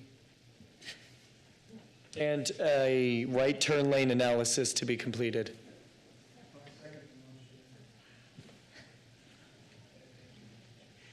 I'll second the motion. It's been moved and seconded. Is there any discussion? If there's no discussion, roll call. Rodriguez. No. Chingula. No. Bills. No. Reynolds. No. Haverfield. Yes. Griffin. Yes. Motion fails. Okay, what do we do now?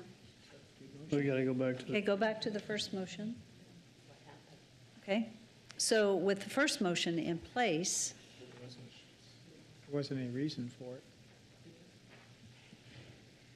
so we have a motion to deny, but we hear a comment here that I'm having a hard time knowing how to move forward with this.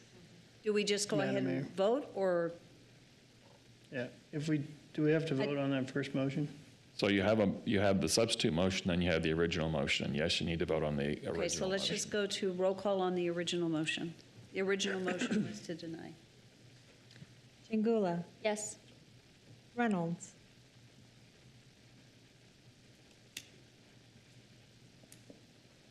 No. Haverfield. No.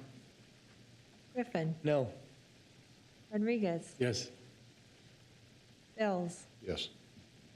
Tie. I saw that. I don't know what to do, because I feel like we are between a rock and a hard spot.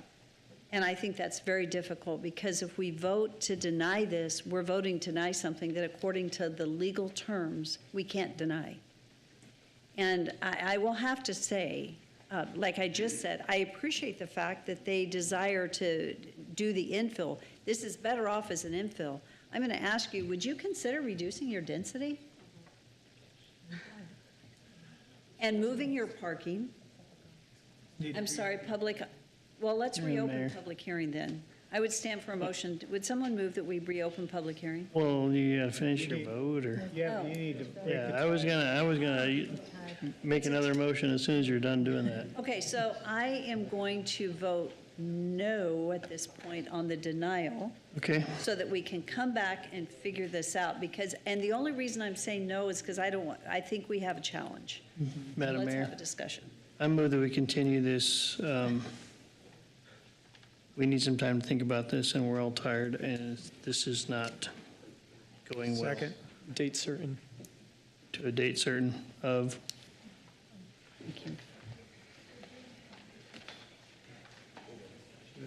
The next council meeting, I don't know how many items, but we should, Madam Mayor, I just want to double check with Rodney. We closed the public hearing. Does it need to be? Let's reopen. Reopen it in order to continue? Yes. No, you don't have to. So- You don't have to continue. That's correct, Mayor. You don't have to continue, but you maintain the status as it is with a closed hearing for further deliberation. If you want to reopen the public hearing, then that's a motion, and you do that, and you continue an opened hearing, or you have more testimony tonight. But right now, it's closed. I think the challenge, though, is that if they present new information to try to comply with some of the direction they've heard here, you won't be able to hear from them unless the public hearing is open. So I would stand for, if, I'll make a motion to reopen. Second. all in favor? Aye. Any opposed? The public hearing is reopened, and I'm sorry for you guys, but it is, but it gives opportunity. We're going to continue this to date certain of, let's look at our hearing. So we have 4 public hearings on the 3rd of September already scheduled. Let's go to the next meeting. The 16th, we have 4 as well, but one of those, it appears, is from Doug Racine. Oh, it's our amendment, so it's not a long one. So I don't know if that's a long one. Let's go ahead and do that one, because we shouldn't put it out too fast. I would like to put this out long enough for you to recover from surgery and not have to come too quickly. So let's continue this to date certain of September 16th, if that is the correct date. Okay? So there's been a motion and a second to continue this to date certain of September 16th. Any further discussion? Roll call. Rodriguez? Yes. Ingula? Yes. Mills? Yes. Griffin? Yes. Haverfield? Yes. Reynolds? yes. All in favor, motion carries. See, we can all agree on one thing. This has been a long haul for you guys. I'm sorry to keep you so late, and the fact that it's not over yet, I do apologize. We're still going. For you, we'll get to come back, go through surgery, get better. And then we'll figure it out. So. Thank you much. We will be back. Thank you. So we're done with this public hearing. Now, for the people that waited tonight, I feel like we need to give them an opportunity to testify, because you have sat here all evening, those that are here for item 8-3. So how many do we have signed up? Because early on, I thought we only had one, but do we have more than that?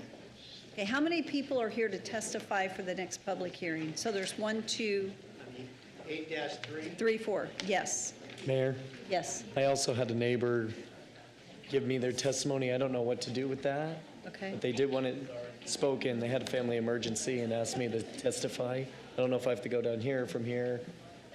How do we do that? So you just submit it into the record. Councilmember Griffin, you wouldn't testify on anybody's behalf. It's just something that's been submitted. So you put that into the record with everything else. If there's somebody here that could read it as proxy, can they do that?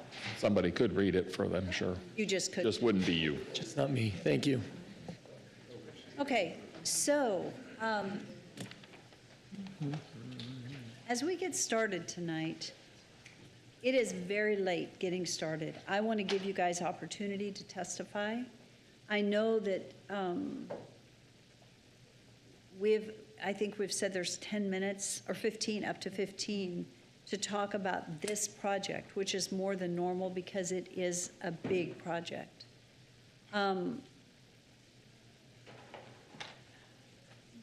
I'd like to do something unconventional, but it may be a very bad suggestion. So what I'd like to suggest is that,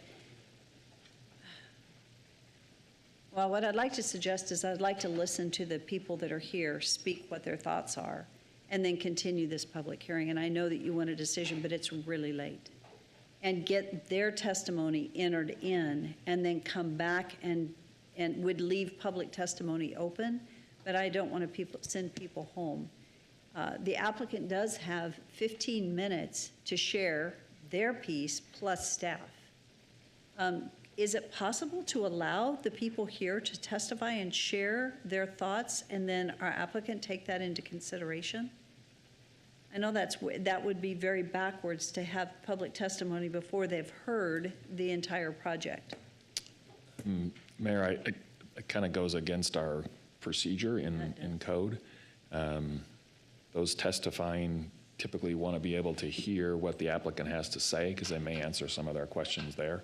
It is possible to hear from the applicant and staff and those that are here, and then maybe you could continue it for rebuttal or something along, or just take it all tonight and continue it. But I probably wouldn't take them out of order. Okay, well, let's start with our applicant. Thank you. I'm sorry it's such a late night for everyone. Is Councilman Bills coming back, or? Yes, he will be right back. Okay.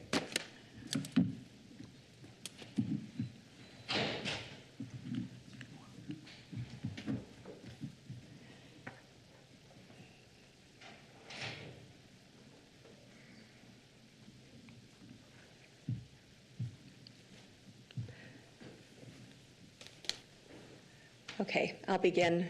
Thank you, Mayor and Council, for your time this evening. And as always, thank you, staff, for their assistance in this project. My name is Bonnie Layton.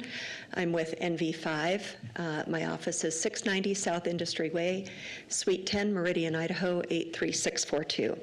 And I am here tonight on behalf of Trilogy Development and the property owner to request your approval of the Adara Master Plan Community with annexation and zoning, a development agreement, and preliminary plat. This is a master plan community that we intend to develop over the course of the next 20-plus years. And it provides for a really long-term plan for this area of town that is consistent with your comprehensive plan and your zoning code. And with that, I'll get into the next slide. So just as a recap to the location of this property, we are nearly 160 acres, 157 and change. We are between Midway Road and Middleton Road, and south of Flamingo, north of Orchard. This area, designated on your future land use map, is a combination of medium-density residential as well as a residential mixed-use zone. So you can see that with the square with the star on it is our property. We're again close to, or we're adjacent to major collectors in the area.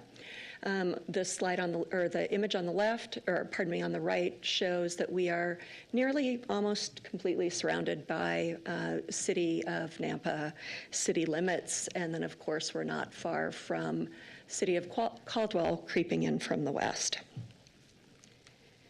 And it's not working. Can you help me?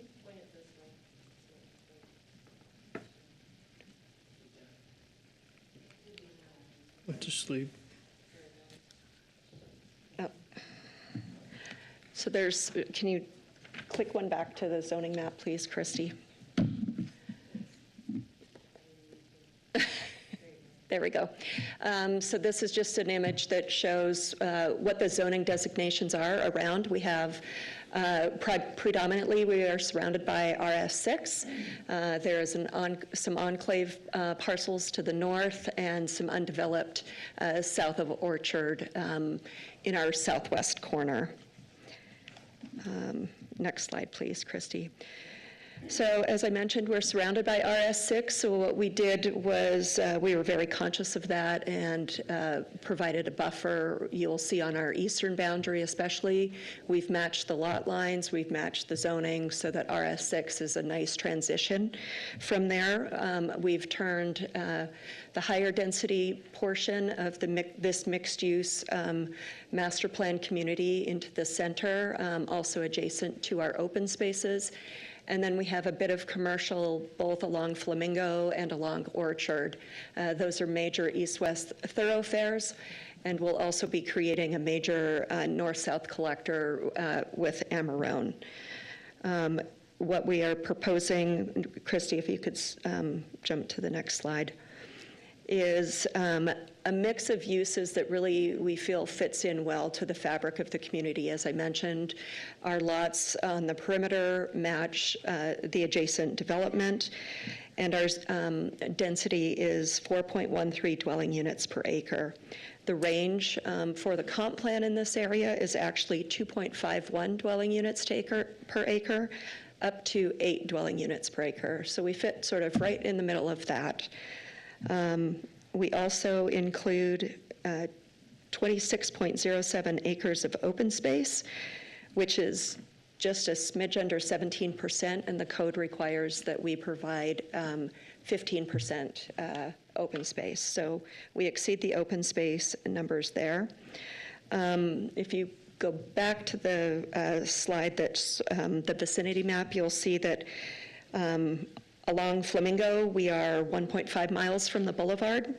We're, as the crow flies, a half mile from Highway 55. Eventually, Amarone is scheduled to connect through, so that'll be also a nice connection through there. And then along Orchard, we are less than 2 miles from the boulevard. Let's see, next slide, please, Christy. Surrounding development, we've got, there's some schools and community spaces, pardon me. We've got schools and then the connections, again, the development pattern being the same. So as I mentioned, we're 157 acres. We're proposing an overall master plan. Now remember, this is a 20-year build out. This is what in looking at the comprehensive plan, what your vision was for this area. And so we said, what can we do to make this a mixed-use community, something that the city really hasn't seen on this type of scale in a long time, if ever.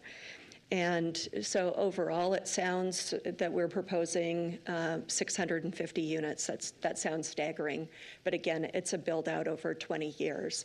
What the master plan community really does is allows you to have a vision for this area and a plan that everybody understands what that plan is. And we're starting in the northwest quadrant of this 160-acre site. That's dictated by the infrastructure for the sewer coming from Midway. And really what we're trying to do is provide a cohesive plan. We could take little pieces here and there, piecemeal, but then you don't get this comprehensive vision of what we are planning for this, with large open spaces that are up front for the community amenity, as well as pocket parks dispersed throughout the community as well. So seeing it like this really allows for a logical development plan. Next slide, please. So what we've done is we've provided some renderings for you of aerial views. I've tried to locate, the top one is number 1, sort of looking from Flamingo into the site is what you would see as you're driving in, really creating that sense of community, that sense of place. We've seen that with other master plan communities where we're proposing a landscape boulevard in the middle, a nice median to really make you feel like you've arrived to a special community. And then also on the bottom left slide is another view showing that upfront community space. We really wanted to showcase this. This is a place where people can come and recreate and get together as neighbors and have fun and play. let's see, next slide, please, Christy. We've got another slide that shows a little bit more detail of what these community amenities are that we are proposing. Again, very activated spaces. So as you enter the community, you really see that people are there. They're living their lives, they're walking their dogs, they're playing with their kids in the parks. Next slide, please.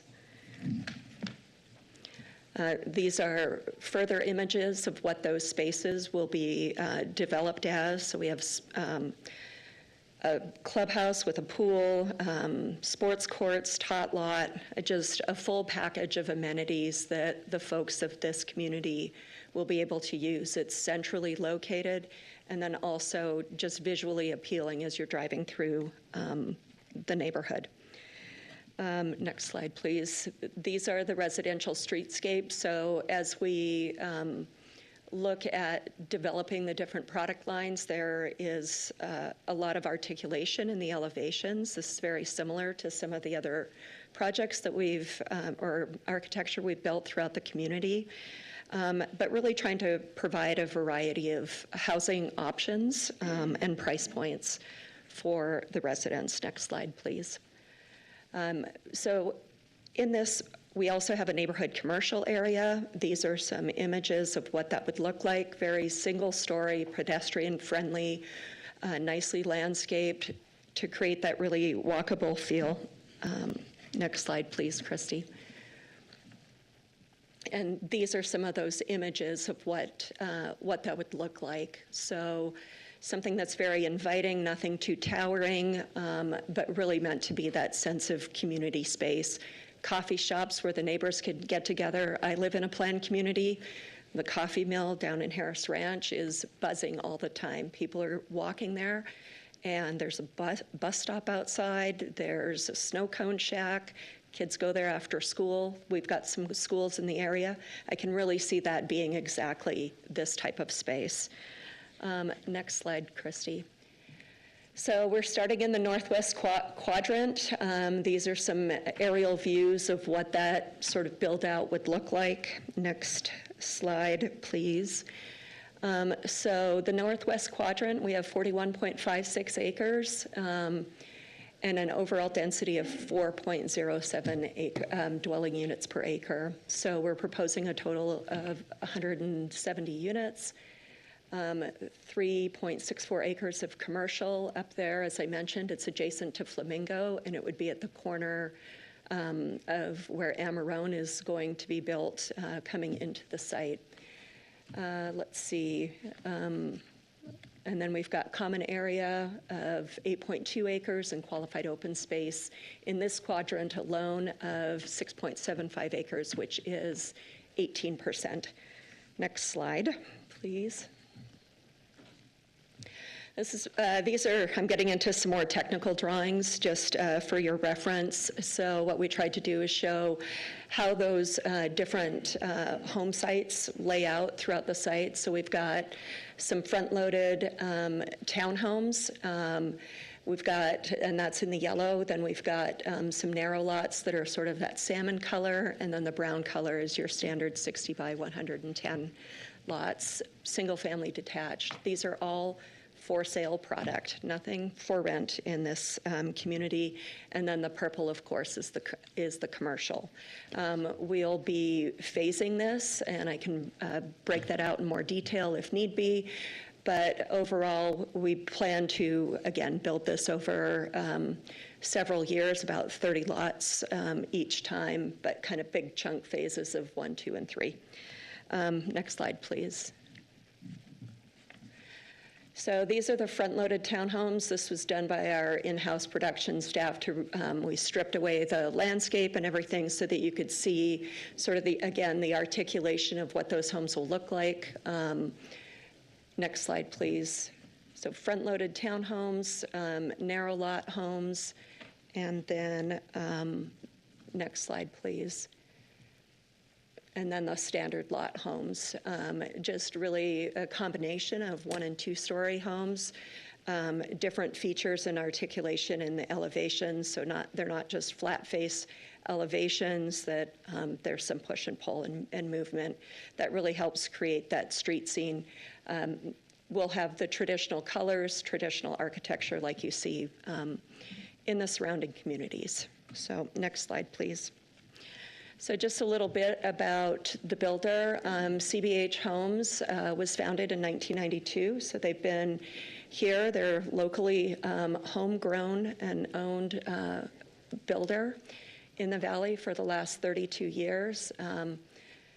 They have over 350 employees, as well as employ nearly 300 subcontractors.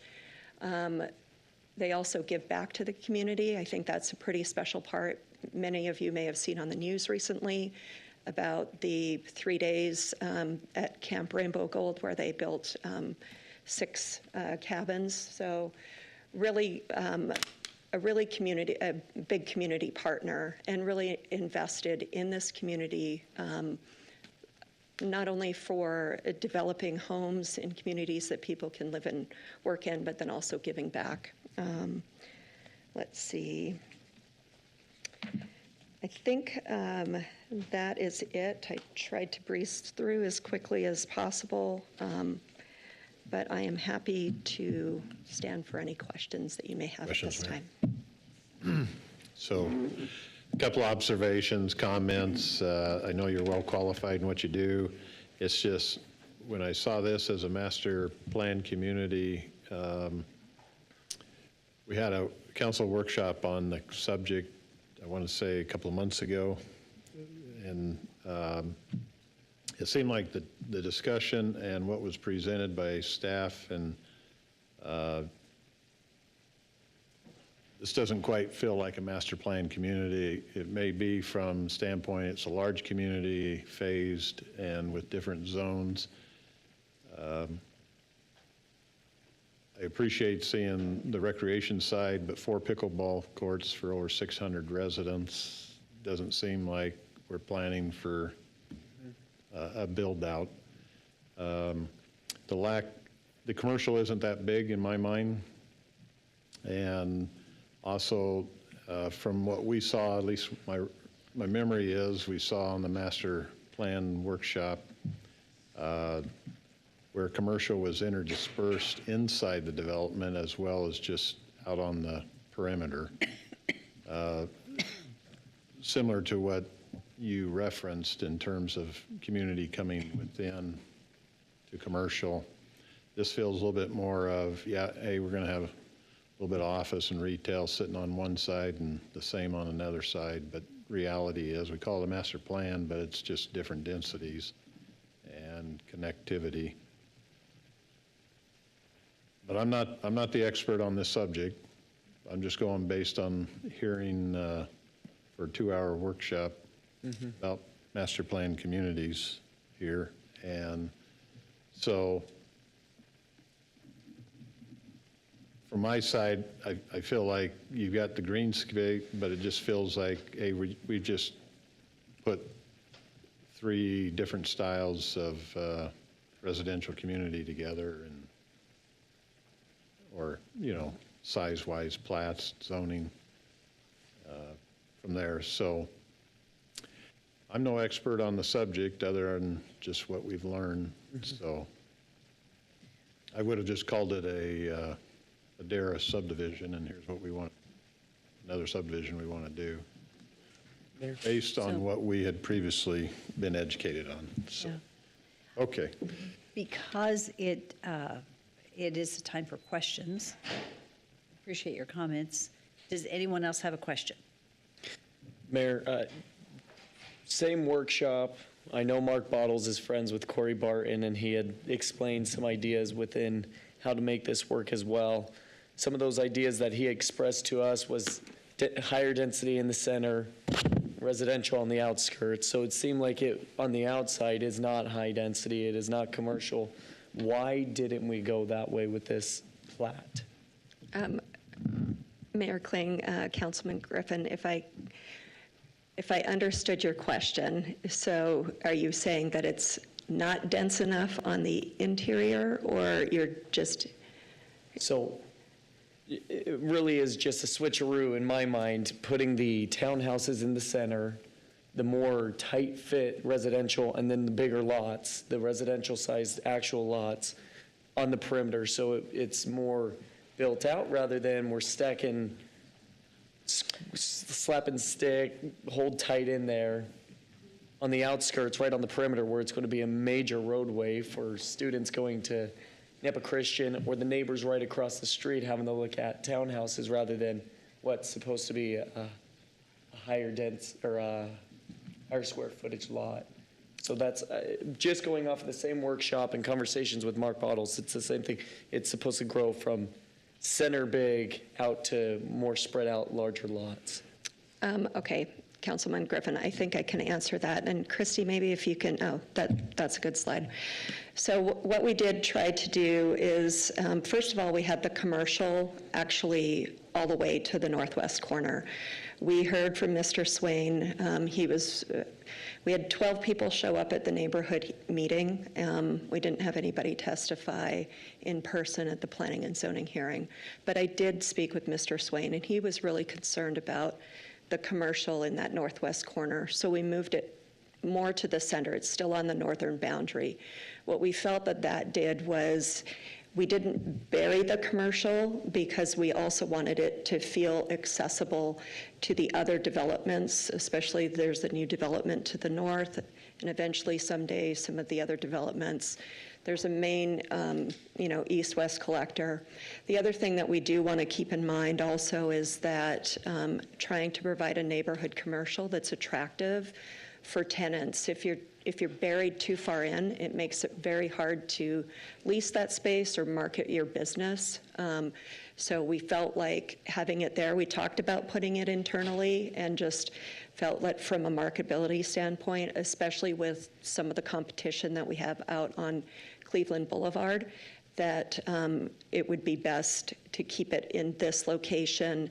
It's an easy walk from the common spaces to go get an ice cream at that commercial area or pop in and get various services that you might need. So that's why we did it that way. Master plan communities, there isn't one sort of set diagram or formula. I've seen them done thousands of ways over the last 25 years. This particular project, that's what made the most sense in looking at how do we lay this out and achieve a very comprehensive plan that has a variety of lot sizes, that has that mix of commercial. So a follow-up, Mayor? I'm assuming I know the question or the answer to this question. Sunnyvale's directly to the northeast portion corner. I know that's part of phase 2. Is the reason that's part of phase 1 because you need that revenue to be able to finish out the rest of the project? Or can we put the commercial farther to the east where it is having access? Sunnyvale's already developed, it's a big community. Where this commercial's coming out, it's hitting the Merciers, it's hitting Shane, and it's hitting the Swains. And the reason I know this is because they're my neighbors. And so I know exactly where this is. And it would be one of those parking lot situations where every time somebody turns out past 8 o'clock, they're having lights come in and out and in and out and in and out. Would it be a possibility to move the commercial to the complete other side in phase 2 rather than in phase 1? Councilman Griffin, we actually had contemplated that. We had neighbors on the eastern boundary that we felt we would be right adjacent to them, so that was part of it, as well as we've got the canal. It's kind of hard to see, it's that purple line. Christy, can you? So it would be even more segregated and not as integrated into the plan, we felt. And also you've got these stub roads, so the neighbors to the east,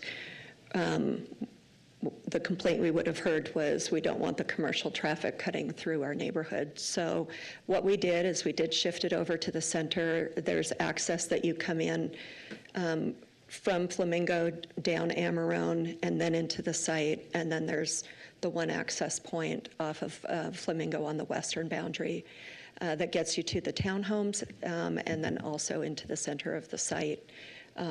But that's why we chose that. We tried to look at those adjacencies and what might potentially be future development, along with what's trying to match up existing development patterns.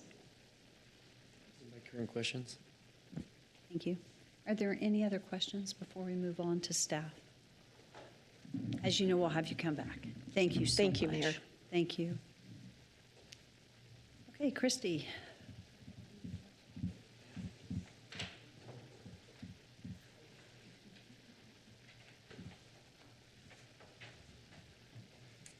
All right. Thank you, Mayor and Council. As stated, the request before you this evening is to annex and zone this property to RS4, RS6, RD, and BC. The zoning is for 35.24 acres to RS4, 65.7 acres to RS6, 47.5 acres to RD, and 8.6 acres to commercial. The property is surrounded by RS6 zone properties. To the north, Sunnyvale subdivision, which is under construction, and there are a few large acreage county parcels there as well. To the south, RS6 Westminster subdivision and some undeveloped farm ground that's in the county. To the east, RS6 is the Eagle Stream subdivision, which has 6,000 to 7,000 square foot lots.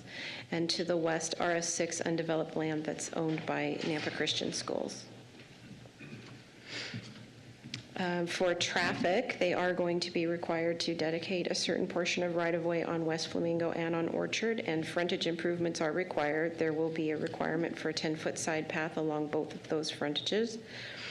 And site access shall adhere to our normal management policies as far as spacing goes.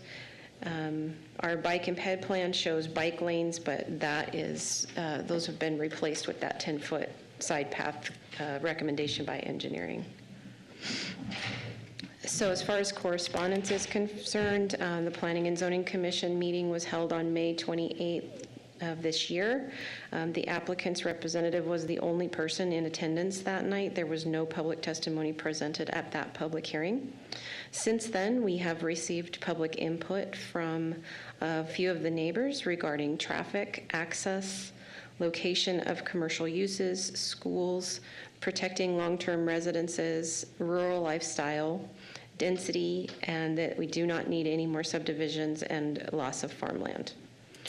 Our long-range planner has provided an analysis of the area in regards to mixed-use concepts, smart growth principles, and community design elements outlined in the comprehensive plan that are executed in this proposed overall development. GIS had some questions about the roadways and the naming.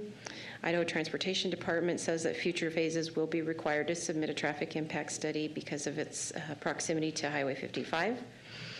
Pioneer Irrigation says that there's outstanding fees on the property.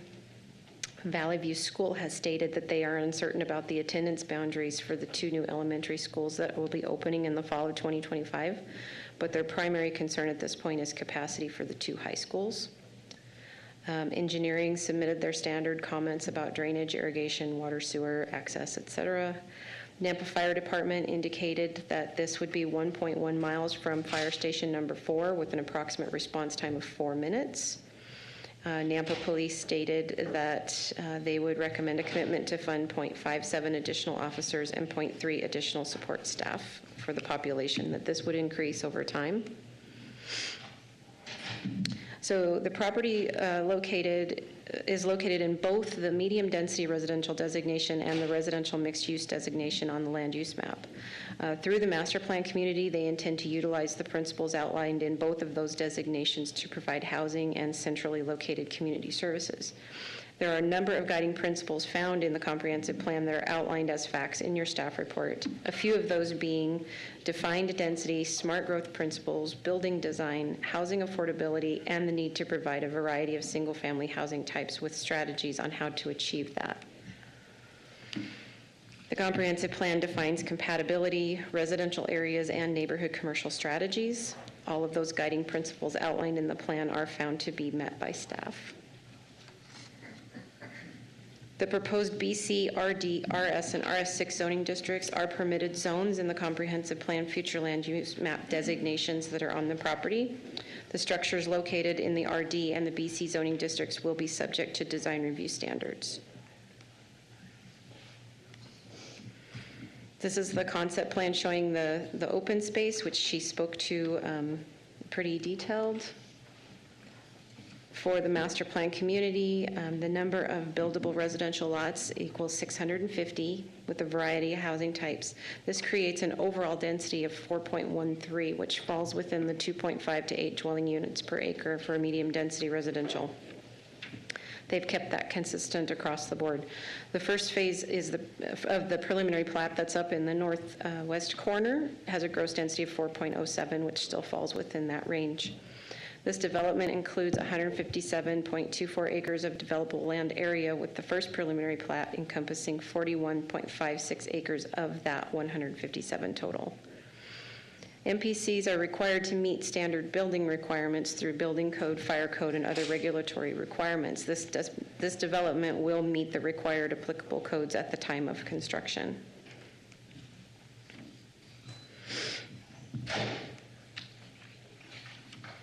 So master plan communities identify, ratios of land uses. In this case, there would be, in the residential mixed use land use designation, over 50% of the proposed land use shall be residential, with no less than 5% of the land use as commercial. The area designated as commercial here is approximately 3% based on the buildable area, with the rest of the buildable area for single-family detached and attached dwellings. Uses within 1 mile of this are a high school, large county residential lots, agricultural land, medium density subdivisions, multifamily developments, senior living community, a religious facility, storage units, and future commercial development along Karcher and Middleton. For the platting of the preliminary plat, in the RS4 zoning district, the smallest allowable lot is 4,000 square feet. The smallest proposed is 4,000. The largest allowed is 8,000 square feet. The largest proposed is 5,560. In the RS6 zone, 6,000 square feet is the smallest allowed. The smallest proposed is 6,599. The largest is 12,000, and the largest they proposed is 10,625. In the RD zone, they have proposed 3 and 4 unit townhouse products. Those base lots can be divided up depending on how many units are within those, and so the smallest allowed for a 3 unit is 9,000 square feet. The smallest proposed is 9,000 square feet. The largest allowed is 15,000 square feet. The largest proposed is 9,360. For the 4 units, the smallest allowed is 12,000 square feet, and they have a lot that is 11,992 square feet, but I think that that's just a dimensional error, and they will be required to increase that to 12,000 square feet. The largest allowed is 18,000. The largest proposed is 13,279. The BC zone properties will be required to meet any current codes in place at the time of the development. So there are essentially 3 criteria that need to be used in determining the appropriateness of annexation. 1 is that the landowners have all consented to this annexation. 2, the property is contiguous to the city limits. And 3, the area can reasonably be assumed to be available for orderly development of the city because it is completely surrounded by city limits currently. There are services readily available. Right-of-way improvements will be required to be made and will create a new mid-mile collector between Flamingo and Orchard, and the property sizes match the surrounding developed properties. For zoning, there are also 3 criteria to be used. 1, does it propose a compatible zone? 2, does it propose a compatible use? And 3, is it in the interest of the public? Staff concludes that all of these criteria are met through the facts that are stated in your staff report. These are the recommended conditions of approval as listed in your staff report, and these are the potential motions. I will stand for any questions. Christine, I have a quick question. I think I saw that the business was, did I understand the commercial was to be no less than 5%, but this is at 3%? Yeah, we'll have to work on that with them. They may have to increase the size of their commercial space to meet that code. Thank you. Council, do you have any questions for Christy before we move to public hearing? I don't see any. Thank you. Thank you. Okay. Madam Mayor, we have one person signed up, and that's James Swain. After that, anyone will be welcome to come forward and share your name and address, and we'll move.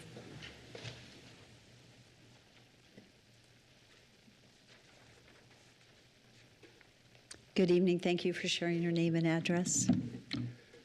Yeah, my name is Jim Swain. This is Linda Swain. We live at 11746 West Flamingo in Nampa. I'd like to emphasize, having sat through everything that went on the last application or the last part of the last application, that this is probably pretty important, because if you approve this, then very little can be changed, if my understanding is correct. I guess you're going to find that out in a meeting on your own.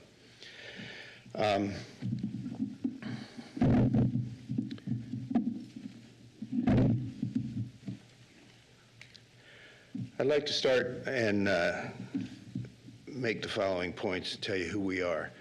Linda's an Idaho native, a Nampa High School grad. After serving in the military for 20 years, we returned to Nampa to raise our family. We had offers all over the country and decided there was nowhere better in the country for quality of life than right here. I ran rehab at Mercy, and Linda worked at the fire center. We lived in our current location for 33 years, back when that road was known as Dale Lane and not Flamingo. We had a chance to sell some of our land to developers, several developers, many years ago, but opted to sell to Nampa Christian High School. And we made that decision considering it to be an investment in the future of this community. Our concerns right now are as follows. The plans for this, why are these plans starting on the west side when Nampa has usually avoided leapfrogging and come from the east to the west, as the Sunnyvale developments right across the street from where they're putting this in, across Flamingo, on the north side of Flamingo, they've moved out in a progressive way. We'd like to see it done that way. We're opposed to any retail that fronts on West Flamingo. It'll increase traffic, result in more traffic accidents, and based on the interactions that occurred behind the Maverick School at Lake Lowell and 12th Avenue, and I used to witness this myself going home for lunch, these can easily become a haven for drug exchanges at all hours of the day and night. This does not include the issue of 24-hour lights and increased noise. West Flamingo was a lane that grew into a street. It already deals with commuter traffic from Nampa Christian High School twice a day, and you intend to allow another 260 homes and dwellings, which will ultimately be over 500, to add to the traffic that has already started to move from Highway 55 onto Flamingo as a bypass, and I'm seeing some grins, so you know what I'm talking about. The prudent thing to do is to focus the outlets and this development onto maybe Orchard, a street that runs all the way from Nampa Caldwell Boulevard to Riverside on the west side and holds more potential to grow safely. Braley Road on the map, if you want to put it up, Braley Road is going to run exit right into right across from our bedroom. The house has been there, our house has been there since 1933. And we don't have the benefit of setbacks and berms and fences. I think Braley Road needs to be moved and maybe exit. Lastly, I'd like to say we've been contributing members. Mr. Swain, hang on just, Mr. Swain, hang on just a minute. Okay, so you're out of time, but as you're closing, your mic has run out of battery, is that correct? Okay. So, well, it doesn't carry though for our recording. right purposes, but you are out of time, so I'm going to ask you to we're going to give you a mic so we actually catch what you said, and then on our recording, but I'll have to have you just wrap. Okay, but wait, hang on just a second. Let's get it, make sure you get a mic. Thank you. There we go. Actually, she can. And so, Jim, was your wife going to testify?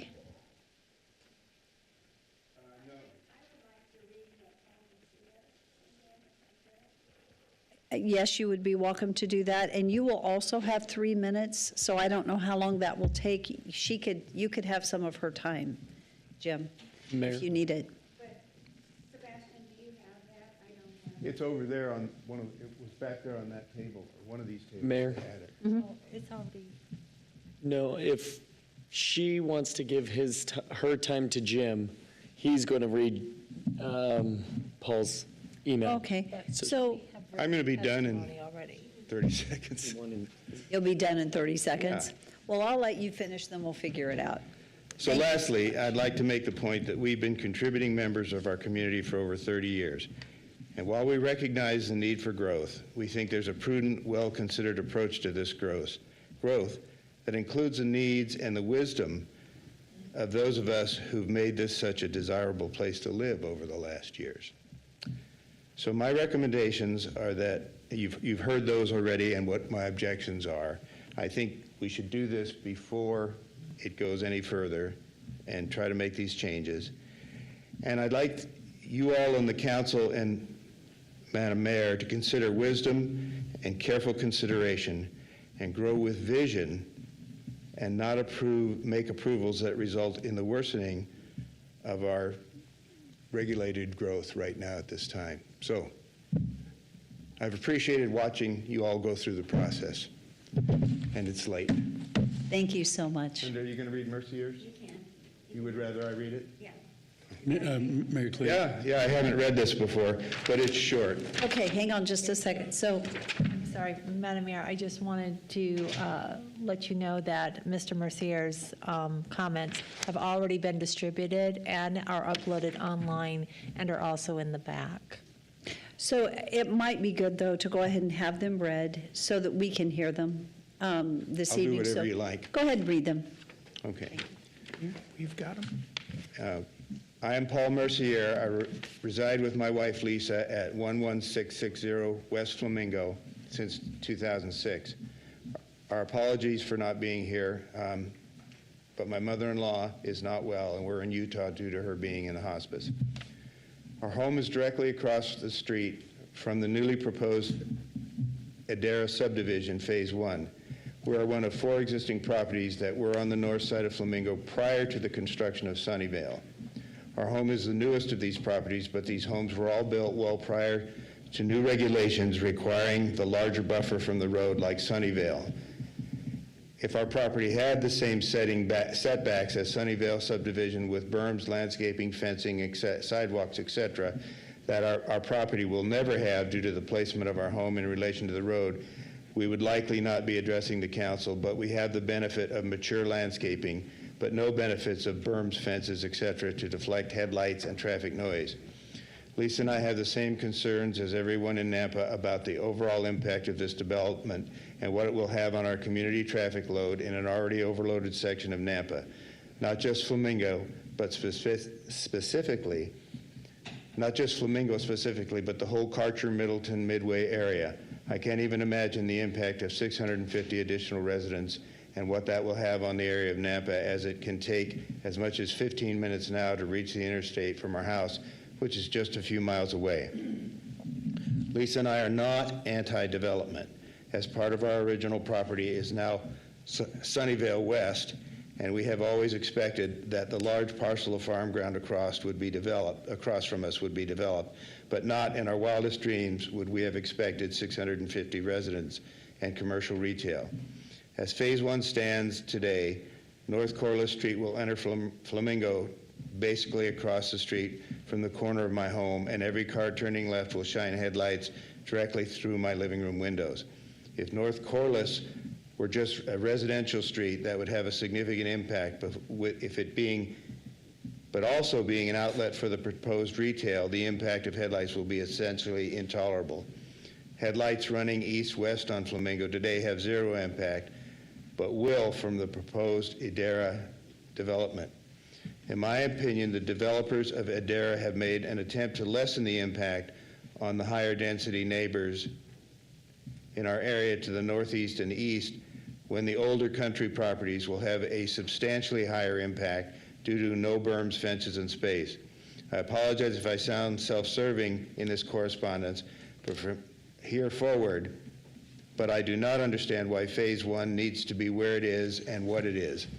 The proposed development impacts on the original 4 homes the most, with retail and 4plexes directly across from our home. Why should the original homeowners be impacted first and most significantly when the development could shift phases 1 to the east or the south and not impact the original Madam Mayor, homeowners for the time. alleged 15, 20 years? The project is proposed to Nampa Planning and Zoning. I unfortunately could not make and will take to completion. This has been called a master plan community by the developers, but if there is a master plan community, why do they need to have retail 4plexes on the exterior? If they want services for the development that the community would like to walk to, then the retail should be in the center of the community and not off my front porch. So we are at the end of time understand. for this one. There's one paragraph left, and I think we have a copy of. okay. You can have some of mine. If you'd like to Finish the. You wanted me to finish? Thank you. Okay. For Paul Mercier, I say thank you. Let me get, okay. The developers need to redesign the community where the retail and the high-density housing is in the middle of the community, and the people who choose to buy a home next to those can do so. Lisa and I do not get that choice if this proceeds as proposed. We have no issue with normal single-family homes across from us, but the proposed Idera Phase 1 is a major impact on our quality of life, value of property, and quite honestly, our potential safety as a proposed high-density housing. If a redesign of the development is not possible, I would like to see some work done around to lessen the impact on the older properties, since we do not have the buffer that the newer homes have. Thank you for your consideration, Paul and Lisa Mercier. Thank you so much. Mary Flynn, I have just one question. Okay. Mr. Swain? Oh. While you were talking, I was writing notes, and you went so fast. So tell me, you said the Brady Road should be changed. Is that what are you? Yes, it's Braley, I believe it is, and it runs, I thought I had that plat. Yeah, I do. Our home sits, well, you can't see it if I point at it. Braley Road comes to the northwest, and it runs, where it's going to enter Flamingo Avenue, as people pull out of there, and as Paul said eloquently over and over, they're going to come right out and their lights are going to shine right into our bedroom. And we can't move the house. Right. And so it's going to come right out. And we don't have buffers and fences and sidewalks and all the setbacks. Okay, but it's not going to impact your residents, right? Oh, it's going to impact us. Oh, you. Braley Road's going to come right in the into our middle, front okay. yard, practically. That's what I wanted to find across the street. And one of the other roads, that's what Paul's talking about, it's going to come out right into his living room, practically. Okay, I got you now. That's what we're getting at. All right. Thank you. Anyone else? Thank you very much. Of course. Okay, who else had intended to testify? Yes, Greg.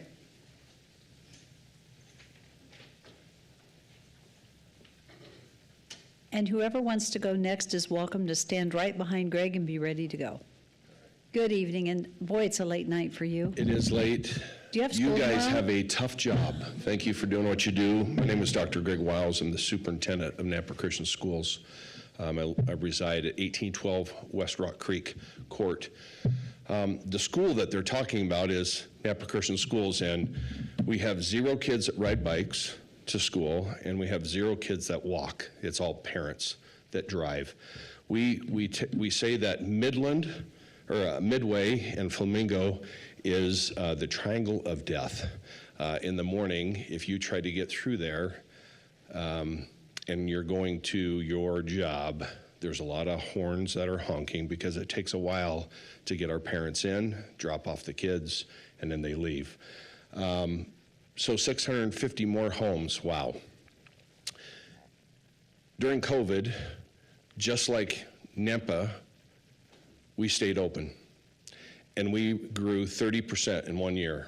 And I don't even know what Nampa, the city of Nampa, grew. We have taken a step back on growth, and we are calling it, we're right-sizing, fitting our campuses.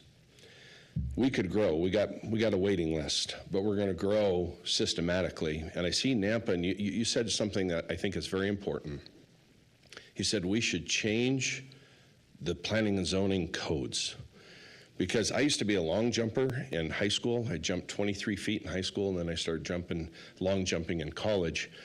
And I think I could jump from house to house in a lot of these subdivisions. I would like to see, in my own opinion, they spread out a little bit. We're right-sizing not to cram kids, but to give them space. The highest we'll go is 22 kids in our classrooms. And I look at what's happening here, and I understand the growth, and it's going to come, but that's a lot of homes to jam right there. And the commercial part really concerns me as well, as just because kids, we have a closed campus. Again, our families drive and drop off their kids, but to maybe look at just what Dr. Swain said, maybe moving that down. And I'll say this is really important to him and his wife. They have to leave to McCall tonight, and she has an MRI at 8 o'clock in the morning. So this was really important for them to be heard tonight. And so I appreciate you spending the time here tonight and listening to all of us, because what you guys do really matters. So thank you for your time. God bless. Thank you so much. 23 feet, huh? In high school. Amazing.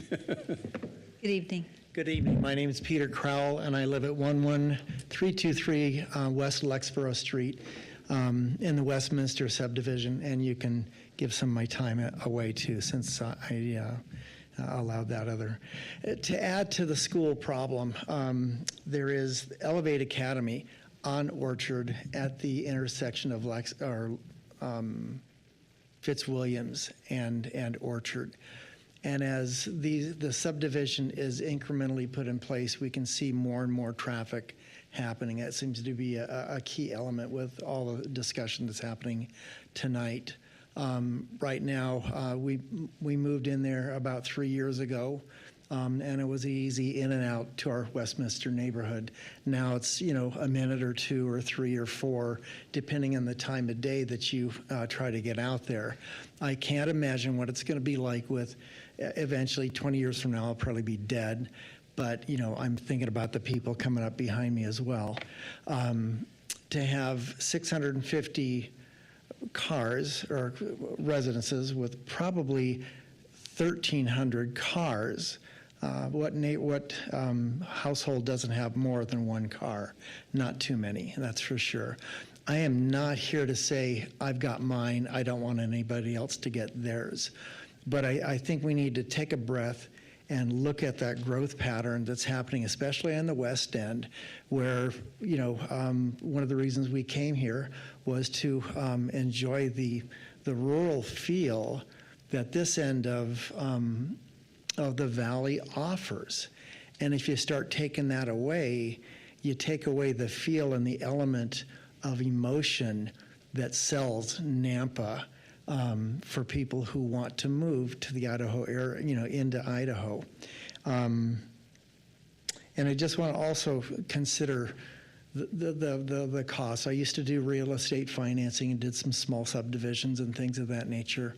And the people that lost the most money during the 2008 real estate debacle were the ones that financed the infrastructure, whether it was the developer or the city or individuals. They're the ones that lost the money. When you have participation as a partnership with developers and or cities or individuals, you tend to have the risk spread out. as well. Thank you. Thank you very much. Good evening. My name is Noelle Marble, and I'm at 11384 West Tabaton in the Sunnyvale community. And when I moved in not too long ago, brought my mother with me to move in with me and my husband, and we moved up here to be closer to our grandkids and my son. So when we bought our house, we didn't realize that Sunnyvale was going to drive a connector all the way to Karcher. So what a surprise for us. So I'm sitting here, I wasn't going to talk tonight, but 650 homes now coming out on Flamingo. And if you saw, there weren't that many ins and outs to that community, which was crazy.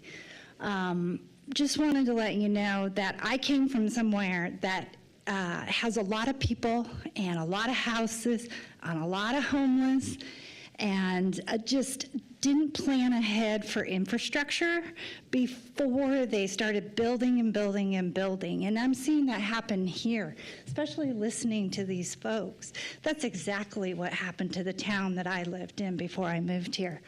And so I would really hope you can consider getting some structure in. What are you going to do about water for these 650 homes?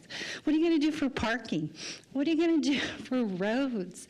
The kids, the community, the roads aren't even big enough to handle this much traffic. Already, Middleton and over, I can't remember the road on the other side, but where the Swains live, they're packed continuously. And I don't want to see that for our community as one thing.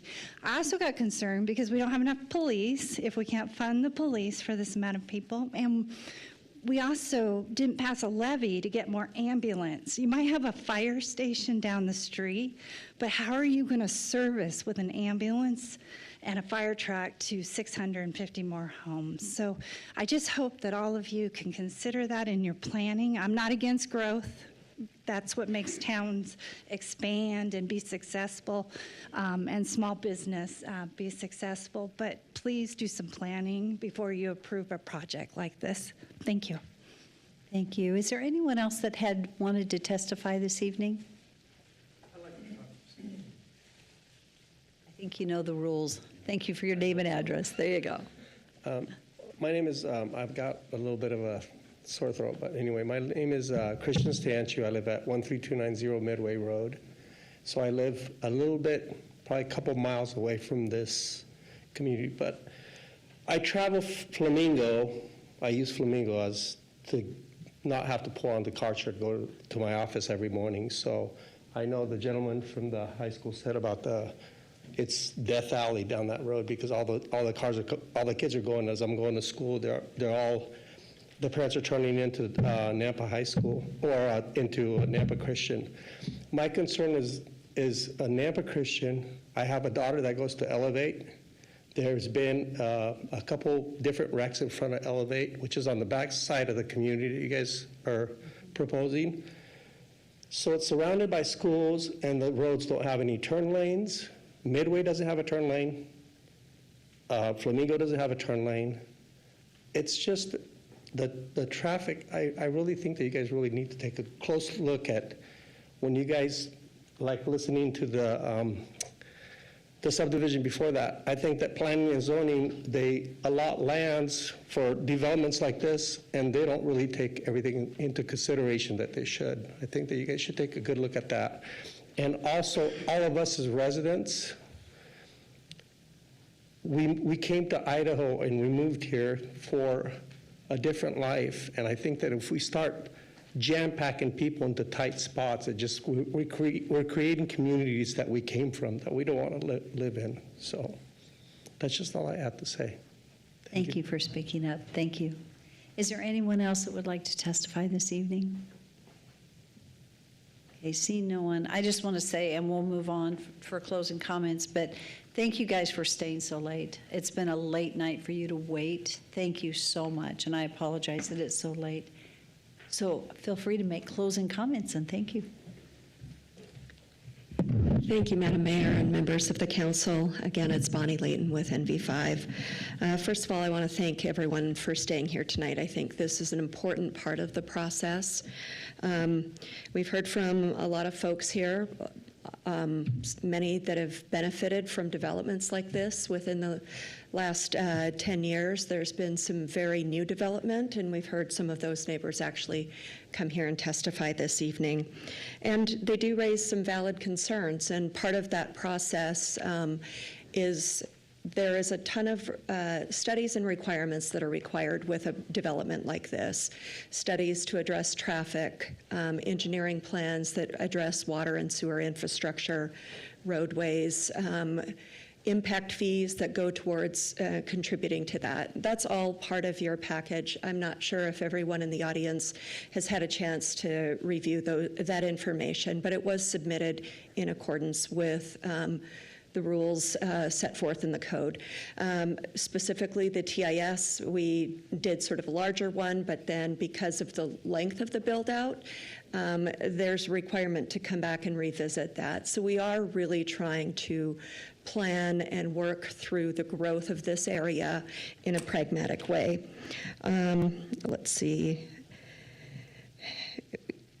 The City of Nampa has done a really great job of developing a thriving community. It's why we've heard people say, we've moved up here, we love it here, we want to be close to our grandkids, we want to raise our kids here, we like the life. And yes, there are businesses here that are growing, that are expanding, they're relocating here as well. And they need places for people to live. We need places for our teachers, our firemen, the clerk down the street, and this type of community provides that, a variety of housing options for folks that's accessible and close, in close proximity to areas of employment. We heard earlier this evening about the commercial and industrial development going on in the community, and these rooftops will help support the growth of those assets in this community. I would like to reiterate that the Adara Master Plan community, it follows the comprehensive plan, it follows the future land use map, and the zoning code. These are all elements of planning documents and exercises that the city and the staff have spent a lot of time, money, and hours just really working through to plan for the future. We've taken those documents, we have studied them, and have brought forward a plan that really complies with what it is the city has asked for this area. We're also in a city of area of impact for folks moving in to the area. Of course, maybe they did not realize that this is part of a planned growth pattern area. There are more rural areas out in Canyon County or in counties further beyond, but this is, as I mentioned before in one of my other slides, we're surrounded by the city. This is becoming an enclave piece that can fill in. Questions about phasing, again, I'll reiterate that the sewer infrastructure is coming from the west, and that is why our phasing plan is scheduled the way that it is. We've approached this project in good faith. As I mentioned, we've reviewed all of the plans put forth by the city. We held our neighborhood meeting. We had 12 people show up. We've tried to rework the plans to address the concerns that we heard. We didn't hear anything at planning and zoning. It's hard to have that open dialogue if we're not hearing anything until we get to this stage. We've done our best to accommodate those. I've got, a couple of ideas if, regarding access onto Flamingo, and Mr. Swain's, he's still concerned about the headlights in his living room. I think we can work through that. But generally speaking, we feel that we've provided a very comprehensive plan for this community and something that is going to be an asset. We've got schools nearby. We've got access to major thoroughfares. Flamingo will be a collector someday. It's designated as that. The frontage improvements alone that we will be doing along our northern and southern boundaries will go a long way to help the traffic situation in the area, as well as the northwest collector. So with that, I appreciate your time this evening, and I can stand for any last questions, and if not, I request approval of our project this evening. Thank you. Thank you so much. Council, do you have questions? Yes, Council. So I need to ask you, because I'm having difficulty seeing or finding the info. Do you have the actual number of units? You've got acreage for your master plan community, but the actual units, RS4, RS6, and RD? Mayor Kling, Councilman Bills, yes, I do have those numbers. There we go. 650. Sorry, there you go. So we have broken them out, and you'll notice in our phasing plan, what we've tried to do is provide a mix, especially in that first phase, a little bit of each product type, so that folks have options. We believe what we've seen and experienced in this community is that not everyone can afford a large size lot or even want to afford that. And not necessarily size dictates what the price point is. So depending on the community and the amenities nearby, those are all things that work into the equation for this development. Thank you. Mayor? Yes. The perspective that I have right now, and I need to clarify before I even jump into this, we're approving the master plan community as a whole, but we're only approving the one preliminary plat, correct? The rest of the 4 phases are not being approved at this time? Mayor Kling, Councilman Griffin, that is correct. What we brought forth was an annexation request with zoning designations and a master plan community. This master plan concept maps out for you what that would look like over time. Then we've sectioned it down into 4 quadrants, so the plat is just for the northwest corner of the project. Okay. So then we would come back with an additional plat for the other 3 quarters. So then it moves, Mayor? Yes. Able to continue. So it moves into my comments or the direction that I'm currently thinking. I think we will need likely a continuation just to work through some of the concerns that were discussed tonight, or at least that's what I would be leaning towards. Can you tell me about the outside portions of the neighborhood, what you're going to do in regard to berms, landscaping, fencing, and so on? I didn't see that in this first initial. Yes, Councilman Griffin. So there are various code requirements that we have to develop our frontages to. And so what you'll see in this preliminary plat map here is we've got the frontages along Flamingo that are dictated by code on what that design needs to be. Berms, sidewalks, landscaping, that's all part of that plan. And then, of course, in this portion, this first preliminary plat, we've got the build of Amarone that runs north and south. Thank you. And on the portion, are you planning to cover or keep the canal open? Are you going to? Our plan is to keep that open. Okay. Is there any plans to have that become walking paths or any kind of connectivity into the community, or is it going to just be a vinyl fence and the district will have access to that? So if, Christy, if you could turn to the landscape plan, we're showing a pathway along there. It would be in accordance with the irrigation district's requirements. But you can see that we've got micro pathways that connect from the streets to that pathway that sort of runs along. So there will be a natural amenity that people will be able to enjoy throughout the community. And those pathways will be accessible not only to the residents of our community, but also of adjacent communities. Okay. And Councilman Bills had mentioned it previously. It looks like, just in the sense of parks and what we have preconceived notions of a master plan community, that there's a lot of green space, yes, but not a lot of the amenities that a master plan community would have. We got presentations of Harris Ranch and Hidden Springs and things along those lines, schools incorporated in them, a lot of open space, whether it be walking paths or disc golf courses or whatever it may be. We're really trying to move away, or it has been my understanding, of micro parks, because they just don't get utilized. But these amenity areas, I like the pool, I like those things, but seeing more of that within the community rather than just a single area, and then you have 650 other spaces. Another portion that I have comments to, and you can, coming back to Mr. or Dr. Swain's comments, why are we moving from east to or west to east rather than east to west? Because that's where the sewer connection is coming from, so that's the natural progression for the phasing to bring it in from the west. So that is why we are starting in that location. If it were in the southeast corner, we'd be starting there. It just happens to be that that's not the case.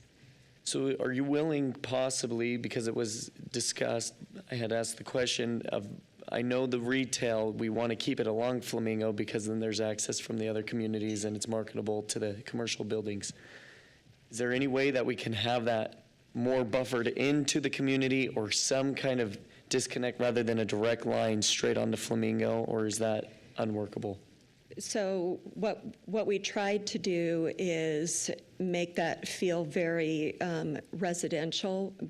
The further you bury that into the community, then it becomes very hard to lease that space, and you end up with vacant buildings. I don't think any of us want that. When you look at, you mentioned Harris Ranch, for example, along Warm Springs, there's residents to the north, there's residents to the south, and then right at the corner, there's the coffee mill, and there's the ranch market, and then there's Eckert that takes you down and eventually across the river. I know because I live right there. And so this feels very similar. If I had Christy pull up a map, it would look very similar to that. And so when we're looking at developing commercial spaces, again, this is neighborhood commercial, but we want to make sure that people can find it, not only the folks in our neighborhood, but also to those adjacent communities. Directly north of that commercial area, it looks like Providence, looks like another developer owns some of that space directly to the north. So what seems like it's sort of not central ends up becoming central once that gets built out as well. So would the project be viable to move the commercial into phase 2, the northeast corner, rather than in phase 1, or would that hinder the projects moving forward? So we did look at that. We felt that from a geographic standpoint, thank you, Christy, we've got that irrigation, I can't remember if it's a canal or a ditch, running there that separates the property. And so then we end up with sort of this in-between. We were mindful of buffering along the eastern boundary, matching the lot lines there so that the neighbors in the adjacent subdivision didn't feel like we were all of a sudden putting commercial right up against them. But there wasn't really, just because of the geographic features of that location, didn't make it as viable of a spot for us to put the commercial. Thank you. Yeah. Madam Mayor? You know what, I'm sorry, I'm asking the question. It is late, and I think, would you like to make the motion? That's what I was going to do. Please do. I move that we leave this public hearing open and that we continue this to a date certain. I second. Thank you. I think, council, we've got 2 more items tonight, and it's very late. And thank you so much. That was the quickest second I've ever heard. Yes, it's a very quick second. There would have been a third And I had fourth so if many we questions for you, and I want to ask them. So, Well, thank you. You're welcome. I'll be a little fresher next time I see you. So will we. We have I don't know what date that is. Do we have to choose a date certain? We do? Okay. So, date certain of? We notice, okay. Take the day off. Come in tomorrow. Rodney, can we do it October? October 7th. October 7th. Rodney, can we do it date certain of October 7th? There's already 3 public hearings on that one. But there's 4 on both before, Correct. so then it would move to later. So that would make it 4, so. How many are on the next one? I don't know how late you want to wait. Char, she's asking about what's the third one, probably. The 8-5 is going to October 7th. Did you count that? Yeah, Okay. 8-5 is going to October correct. 7th. Yeah, so Okay, with so that makes 4 with this one being continued to that date. that makes 4 on that night. Uh-huh. Okay. I don't know what else to do. Okay, so the motion is to continue this to date certain of October. Kick him over there. He's doing something. I'm sorry? Did you want to go to the 7th Yes. or to the, I think the 7th is the date we were discussing. This would be the 4th public hearing. okay? So let's do that. Okay, this is continued to October 7th. Is the motion, is there any discussion? Roll call. Pingula. Yes. Bills. Yes. Haverfield. Yes. Griffin. Yes. Rodriguez. Yes. Reynolds. Yes. All in favor, motion carries. So Elaine and Stephen have waited here all evening, and I think that we owe it to you to make a decision. I'm sorry. Okay, I'm sorry. Okay. I'll make a motion. Real quickly. So 8-5 on the agenda, the staff is requesting a continuance to October 7th. That will make the 4 public hearings on that night. I would stand for a motion So to moved. continue. Second. It's been moved and seconded. Roll call. Rodriguez. Yes. Pingula. Yes. Bills. Yes. Haverfield. Yes. Griffin. Yes. Reynolds. Yes. All in favor, motion carries. Thank you for catching me on that. We're going to go back to items 7, 9, and 710 on the agenda. And we actually are going to have a discussion with them somewhat together. There are 2 separate action items, but because they involve some of the same material, we'll open it up. But we'll begin with 7-9 does need to be voted on probably first. And 7-9 is an action item. It's to authorize city staff to bring forth an FY25 budget amendment to the Streets Division budget on October 21, 2024 to fund Valley Regional Transit in the amount of $233,650. Mayor, Yes. comment or question would be, and so need a little feedback from, Possibly finance. Is it the funding source? well, it's finance as well as the whole reason for pulling it from streets. I'm not in favor of pulling it from the streets budget. And so what I don't have a grasp on, which some of you do, is how much is tied to federal dollars in other projects and why you use streets. I'd rather see our streets continue to try to get improved versus we keep robbing that account, from my perspective, over the years. So then the question to finance is also, why not use ARPA interest monies for these 2 issues and leave the streets budget alone? First, well, from that perspective, if I might, the ARPA interest monies are more or less one time. We spend them once and then they don't replenish like property taxes and sales taxes. If excluding the, if you look at the $233,000, that money will recur in expense over time. Theoretically, it's not going to go back down. So we would use the ARPA monies up and then still have to find a recurring source to fund that. So while it's good for maybe 1 year, it's not a good multi-year decision. But the money would be available out of the streets fund once we depleted ARPA dollars, correct? Yes. Right? We could go back to funding out of streets. And the question is I always look at this in terms of priorities. Is there something else that ARPA interest could be used for that's a higher priority? I don't know the answer to that, but I always like to consider that as a question when we're looking at shifting money around from one-time sources. Okay, so then I need an explanation as to why is street monies the source of funding for this issue? Madam Mayor, members of the council, council and council member Bills. So a little bit of history on where this came from. Last year, during our budget discussions, there was a recommendation from council that anything that exceeded $471,856, that was the amount that was paid to VRT for services last year. Anything beyond that, that the next fiscal year we would come back and we would find an alternative source for any amount above that. At that time, our Public Works Senior Director, Tom Points, pointed out that streets had a balance that could accommodate the remaining amount, which we knew was going to be around $230,000. So at that time, in our discussions, it was an informal approval. That is where we would go to fund the amount over the general fund. And that was agreed upon, and that is why we presented it in this fiscal year's budget. And if I could mention that part of it is one of our goals within our city goals and in streets is to reduce congestion, reduce congestion, and improve traffic in and through Nampa. And by use of public transportation, it is a transportation issue. And so that's why the transportation funds, because it is part of transportation.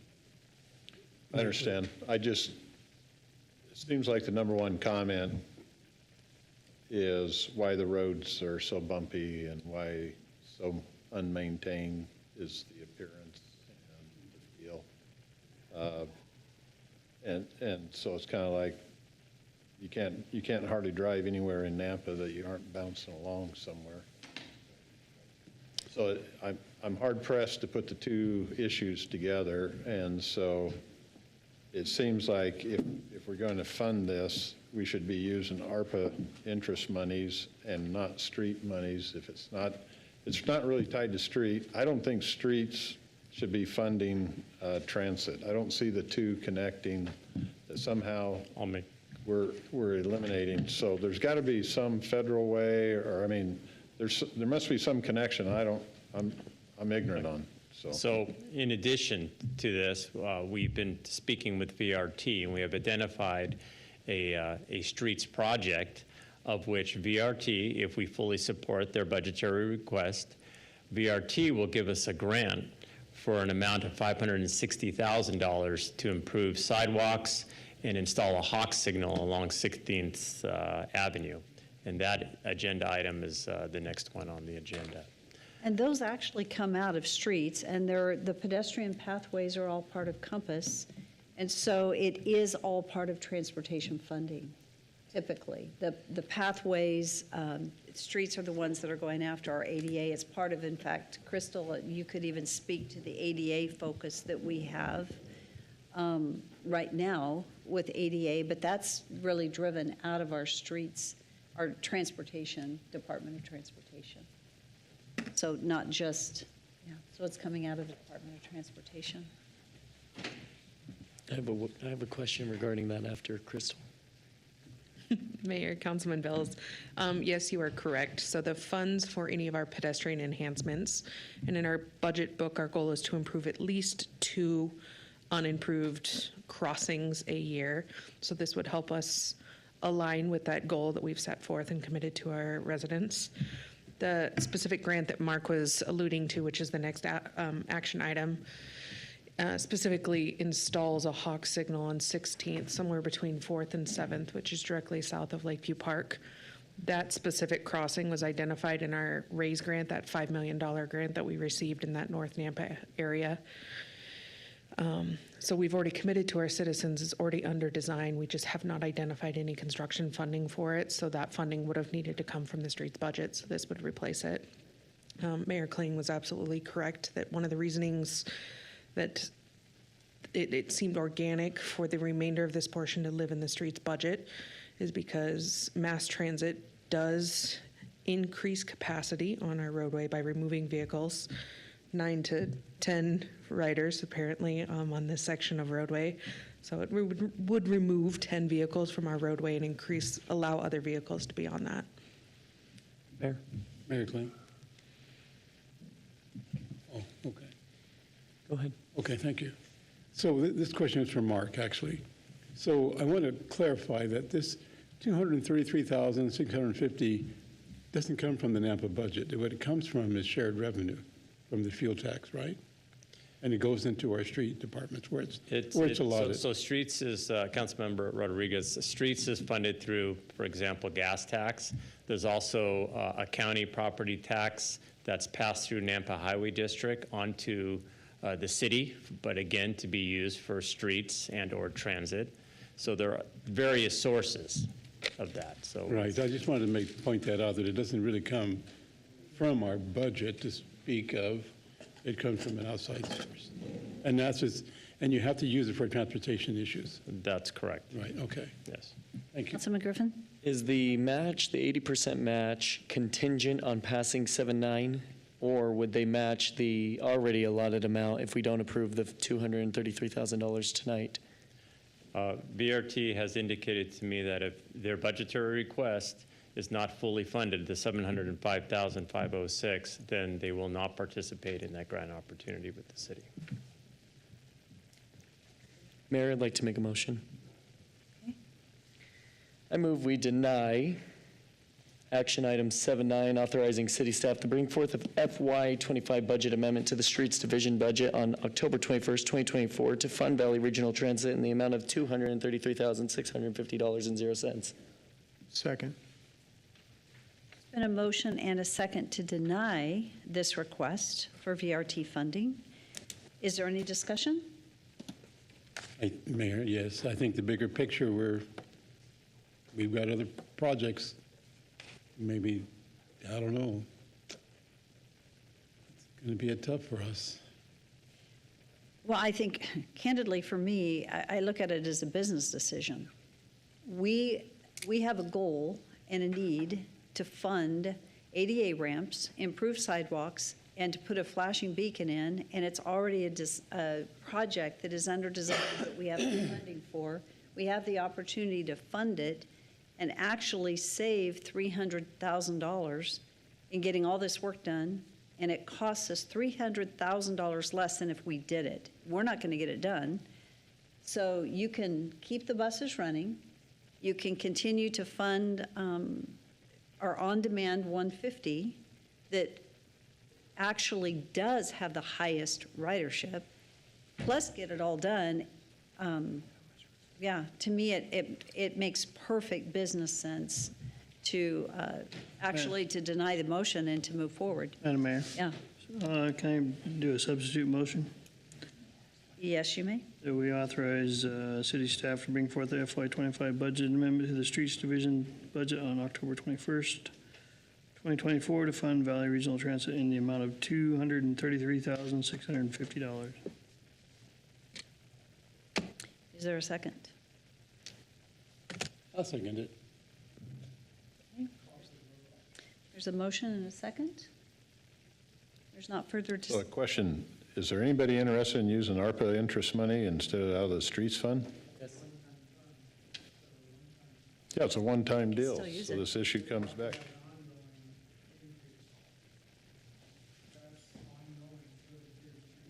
Annually, you'd have that option annually. Well, I think it gives you a year to figure out then where it's coming out of and continue to fund, et cetera. I would amend my motion to say funded by ARPA dollars instead of streets.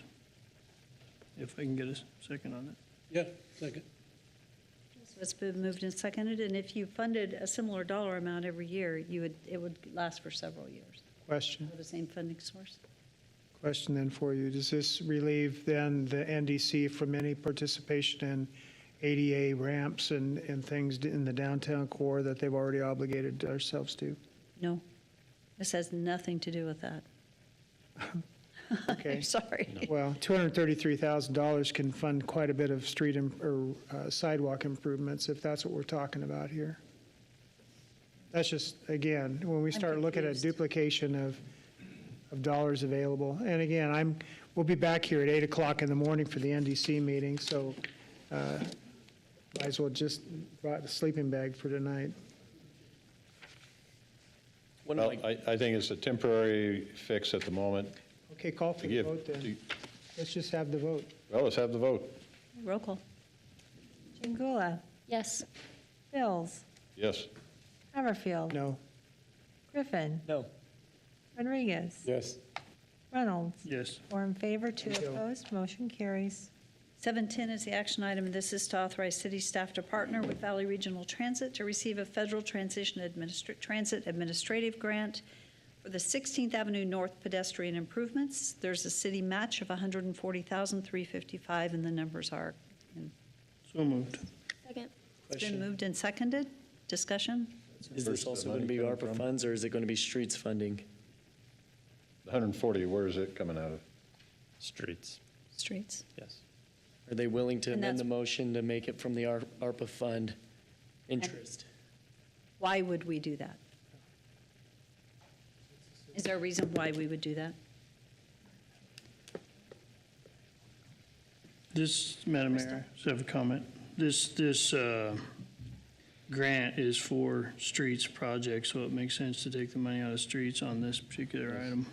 Exactly. That's what I'm trying to clarify and understand. So a response to that, in my mind, the ARPA fund interest money is for funds used on projects that we've been funding with VRT for a long, long time. That money that's been in the bank account incurring or accruing interest should be used to spend on VRT budgets and contributions and matches, in my opinion, rather than an increase in our streets budget, which this is an amendment to increase. So I look at the. This is already a project. Crystal, would you repeat what you've already shared again? Yeah, Mayor, Councilman Griffin, so putting VRT, the whole title aside, this is a federal grant that we are applying for. There are stipulations required on match on what types of money you can do. ARPA, with it being federal, may not qualify as a match, so we may not be able to use it. However, in our fiscal year 25 budget, we do have $200,000 set aside for annual traffic improvements. The NDC gratefully, very thankfully funded our 11th conversion for us, which is what this next year's 25 budget was going to go towards. So I need to reallocate it to another project already. And I will confirm, federal grants rarely allow you to match federal grants with other federal grants. They don't work that way. Yeah. Okay. Roll call. Rodriguez. Yes. Bills. Yes. Haverfield. Mayor, I made a comment or a motion to myself a long time ago that I wouldn't spend money after midnight, so I'm going to say no. Griffin. Yes. Chingula. Yes. Reynolds. Yes. 5 in favor, 1 opposed, motion carries. Thank you. I would stand for unfinished business. Actually, do we have any? Okay, I would stand for a motion to adjourn. Moved. Okay. Thank you.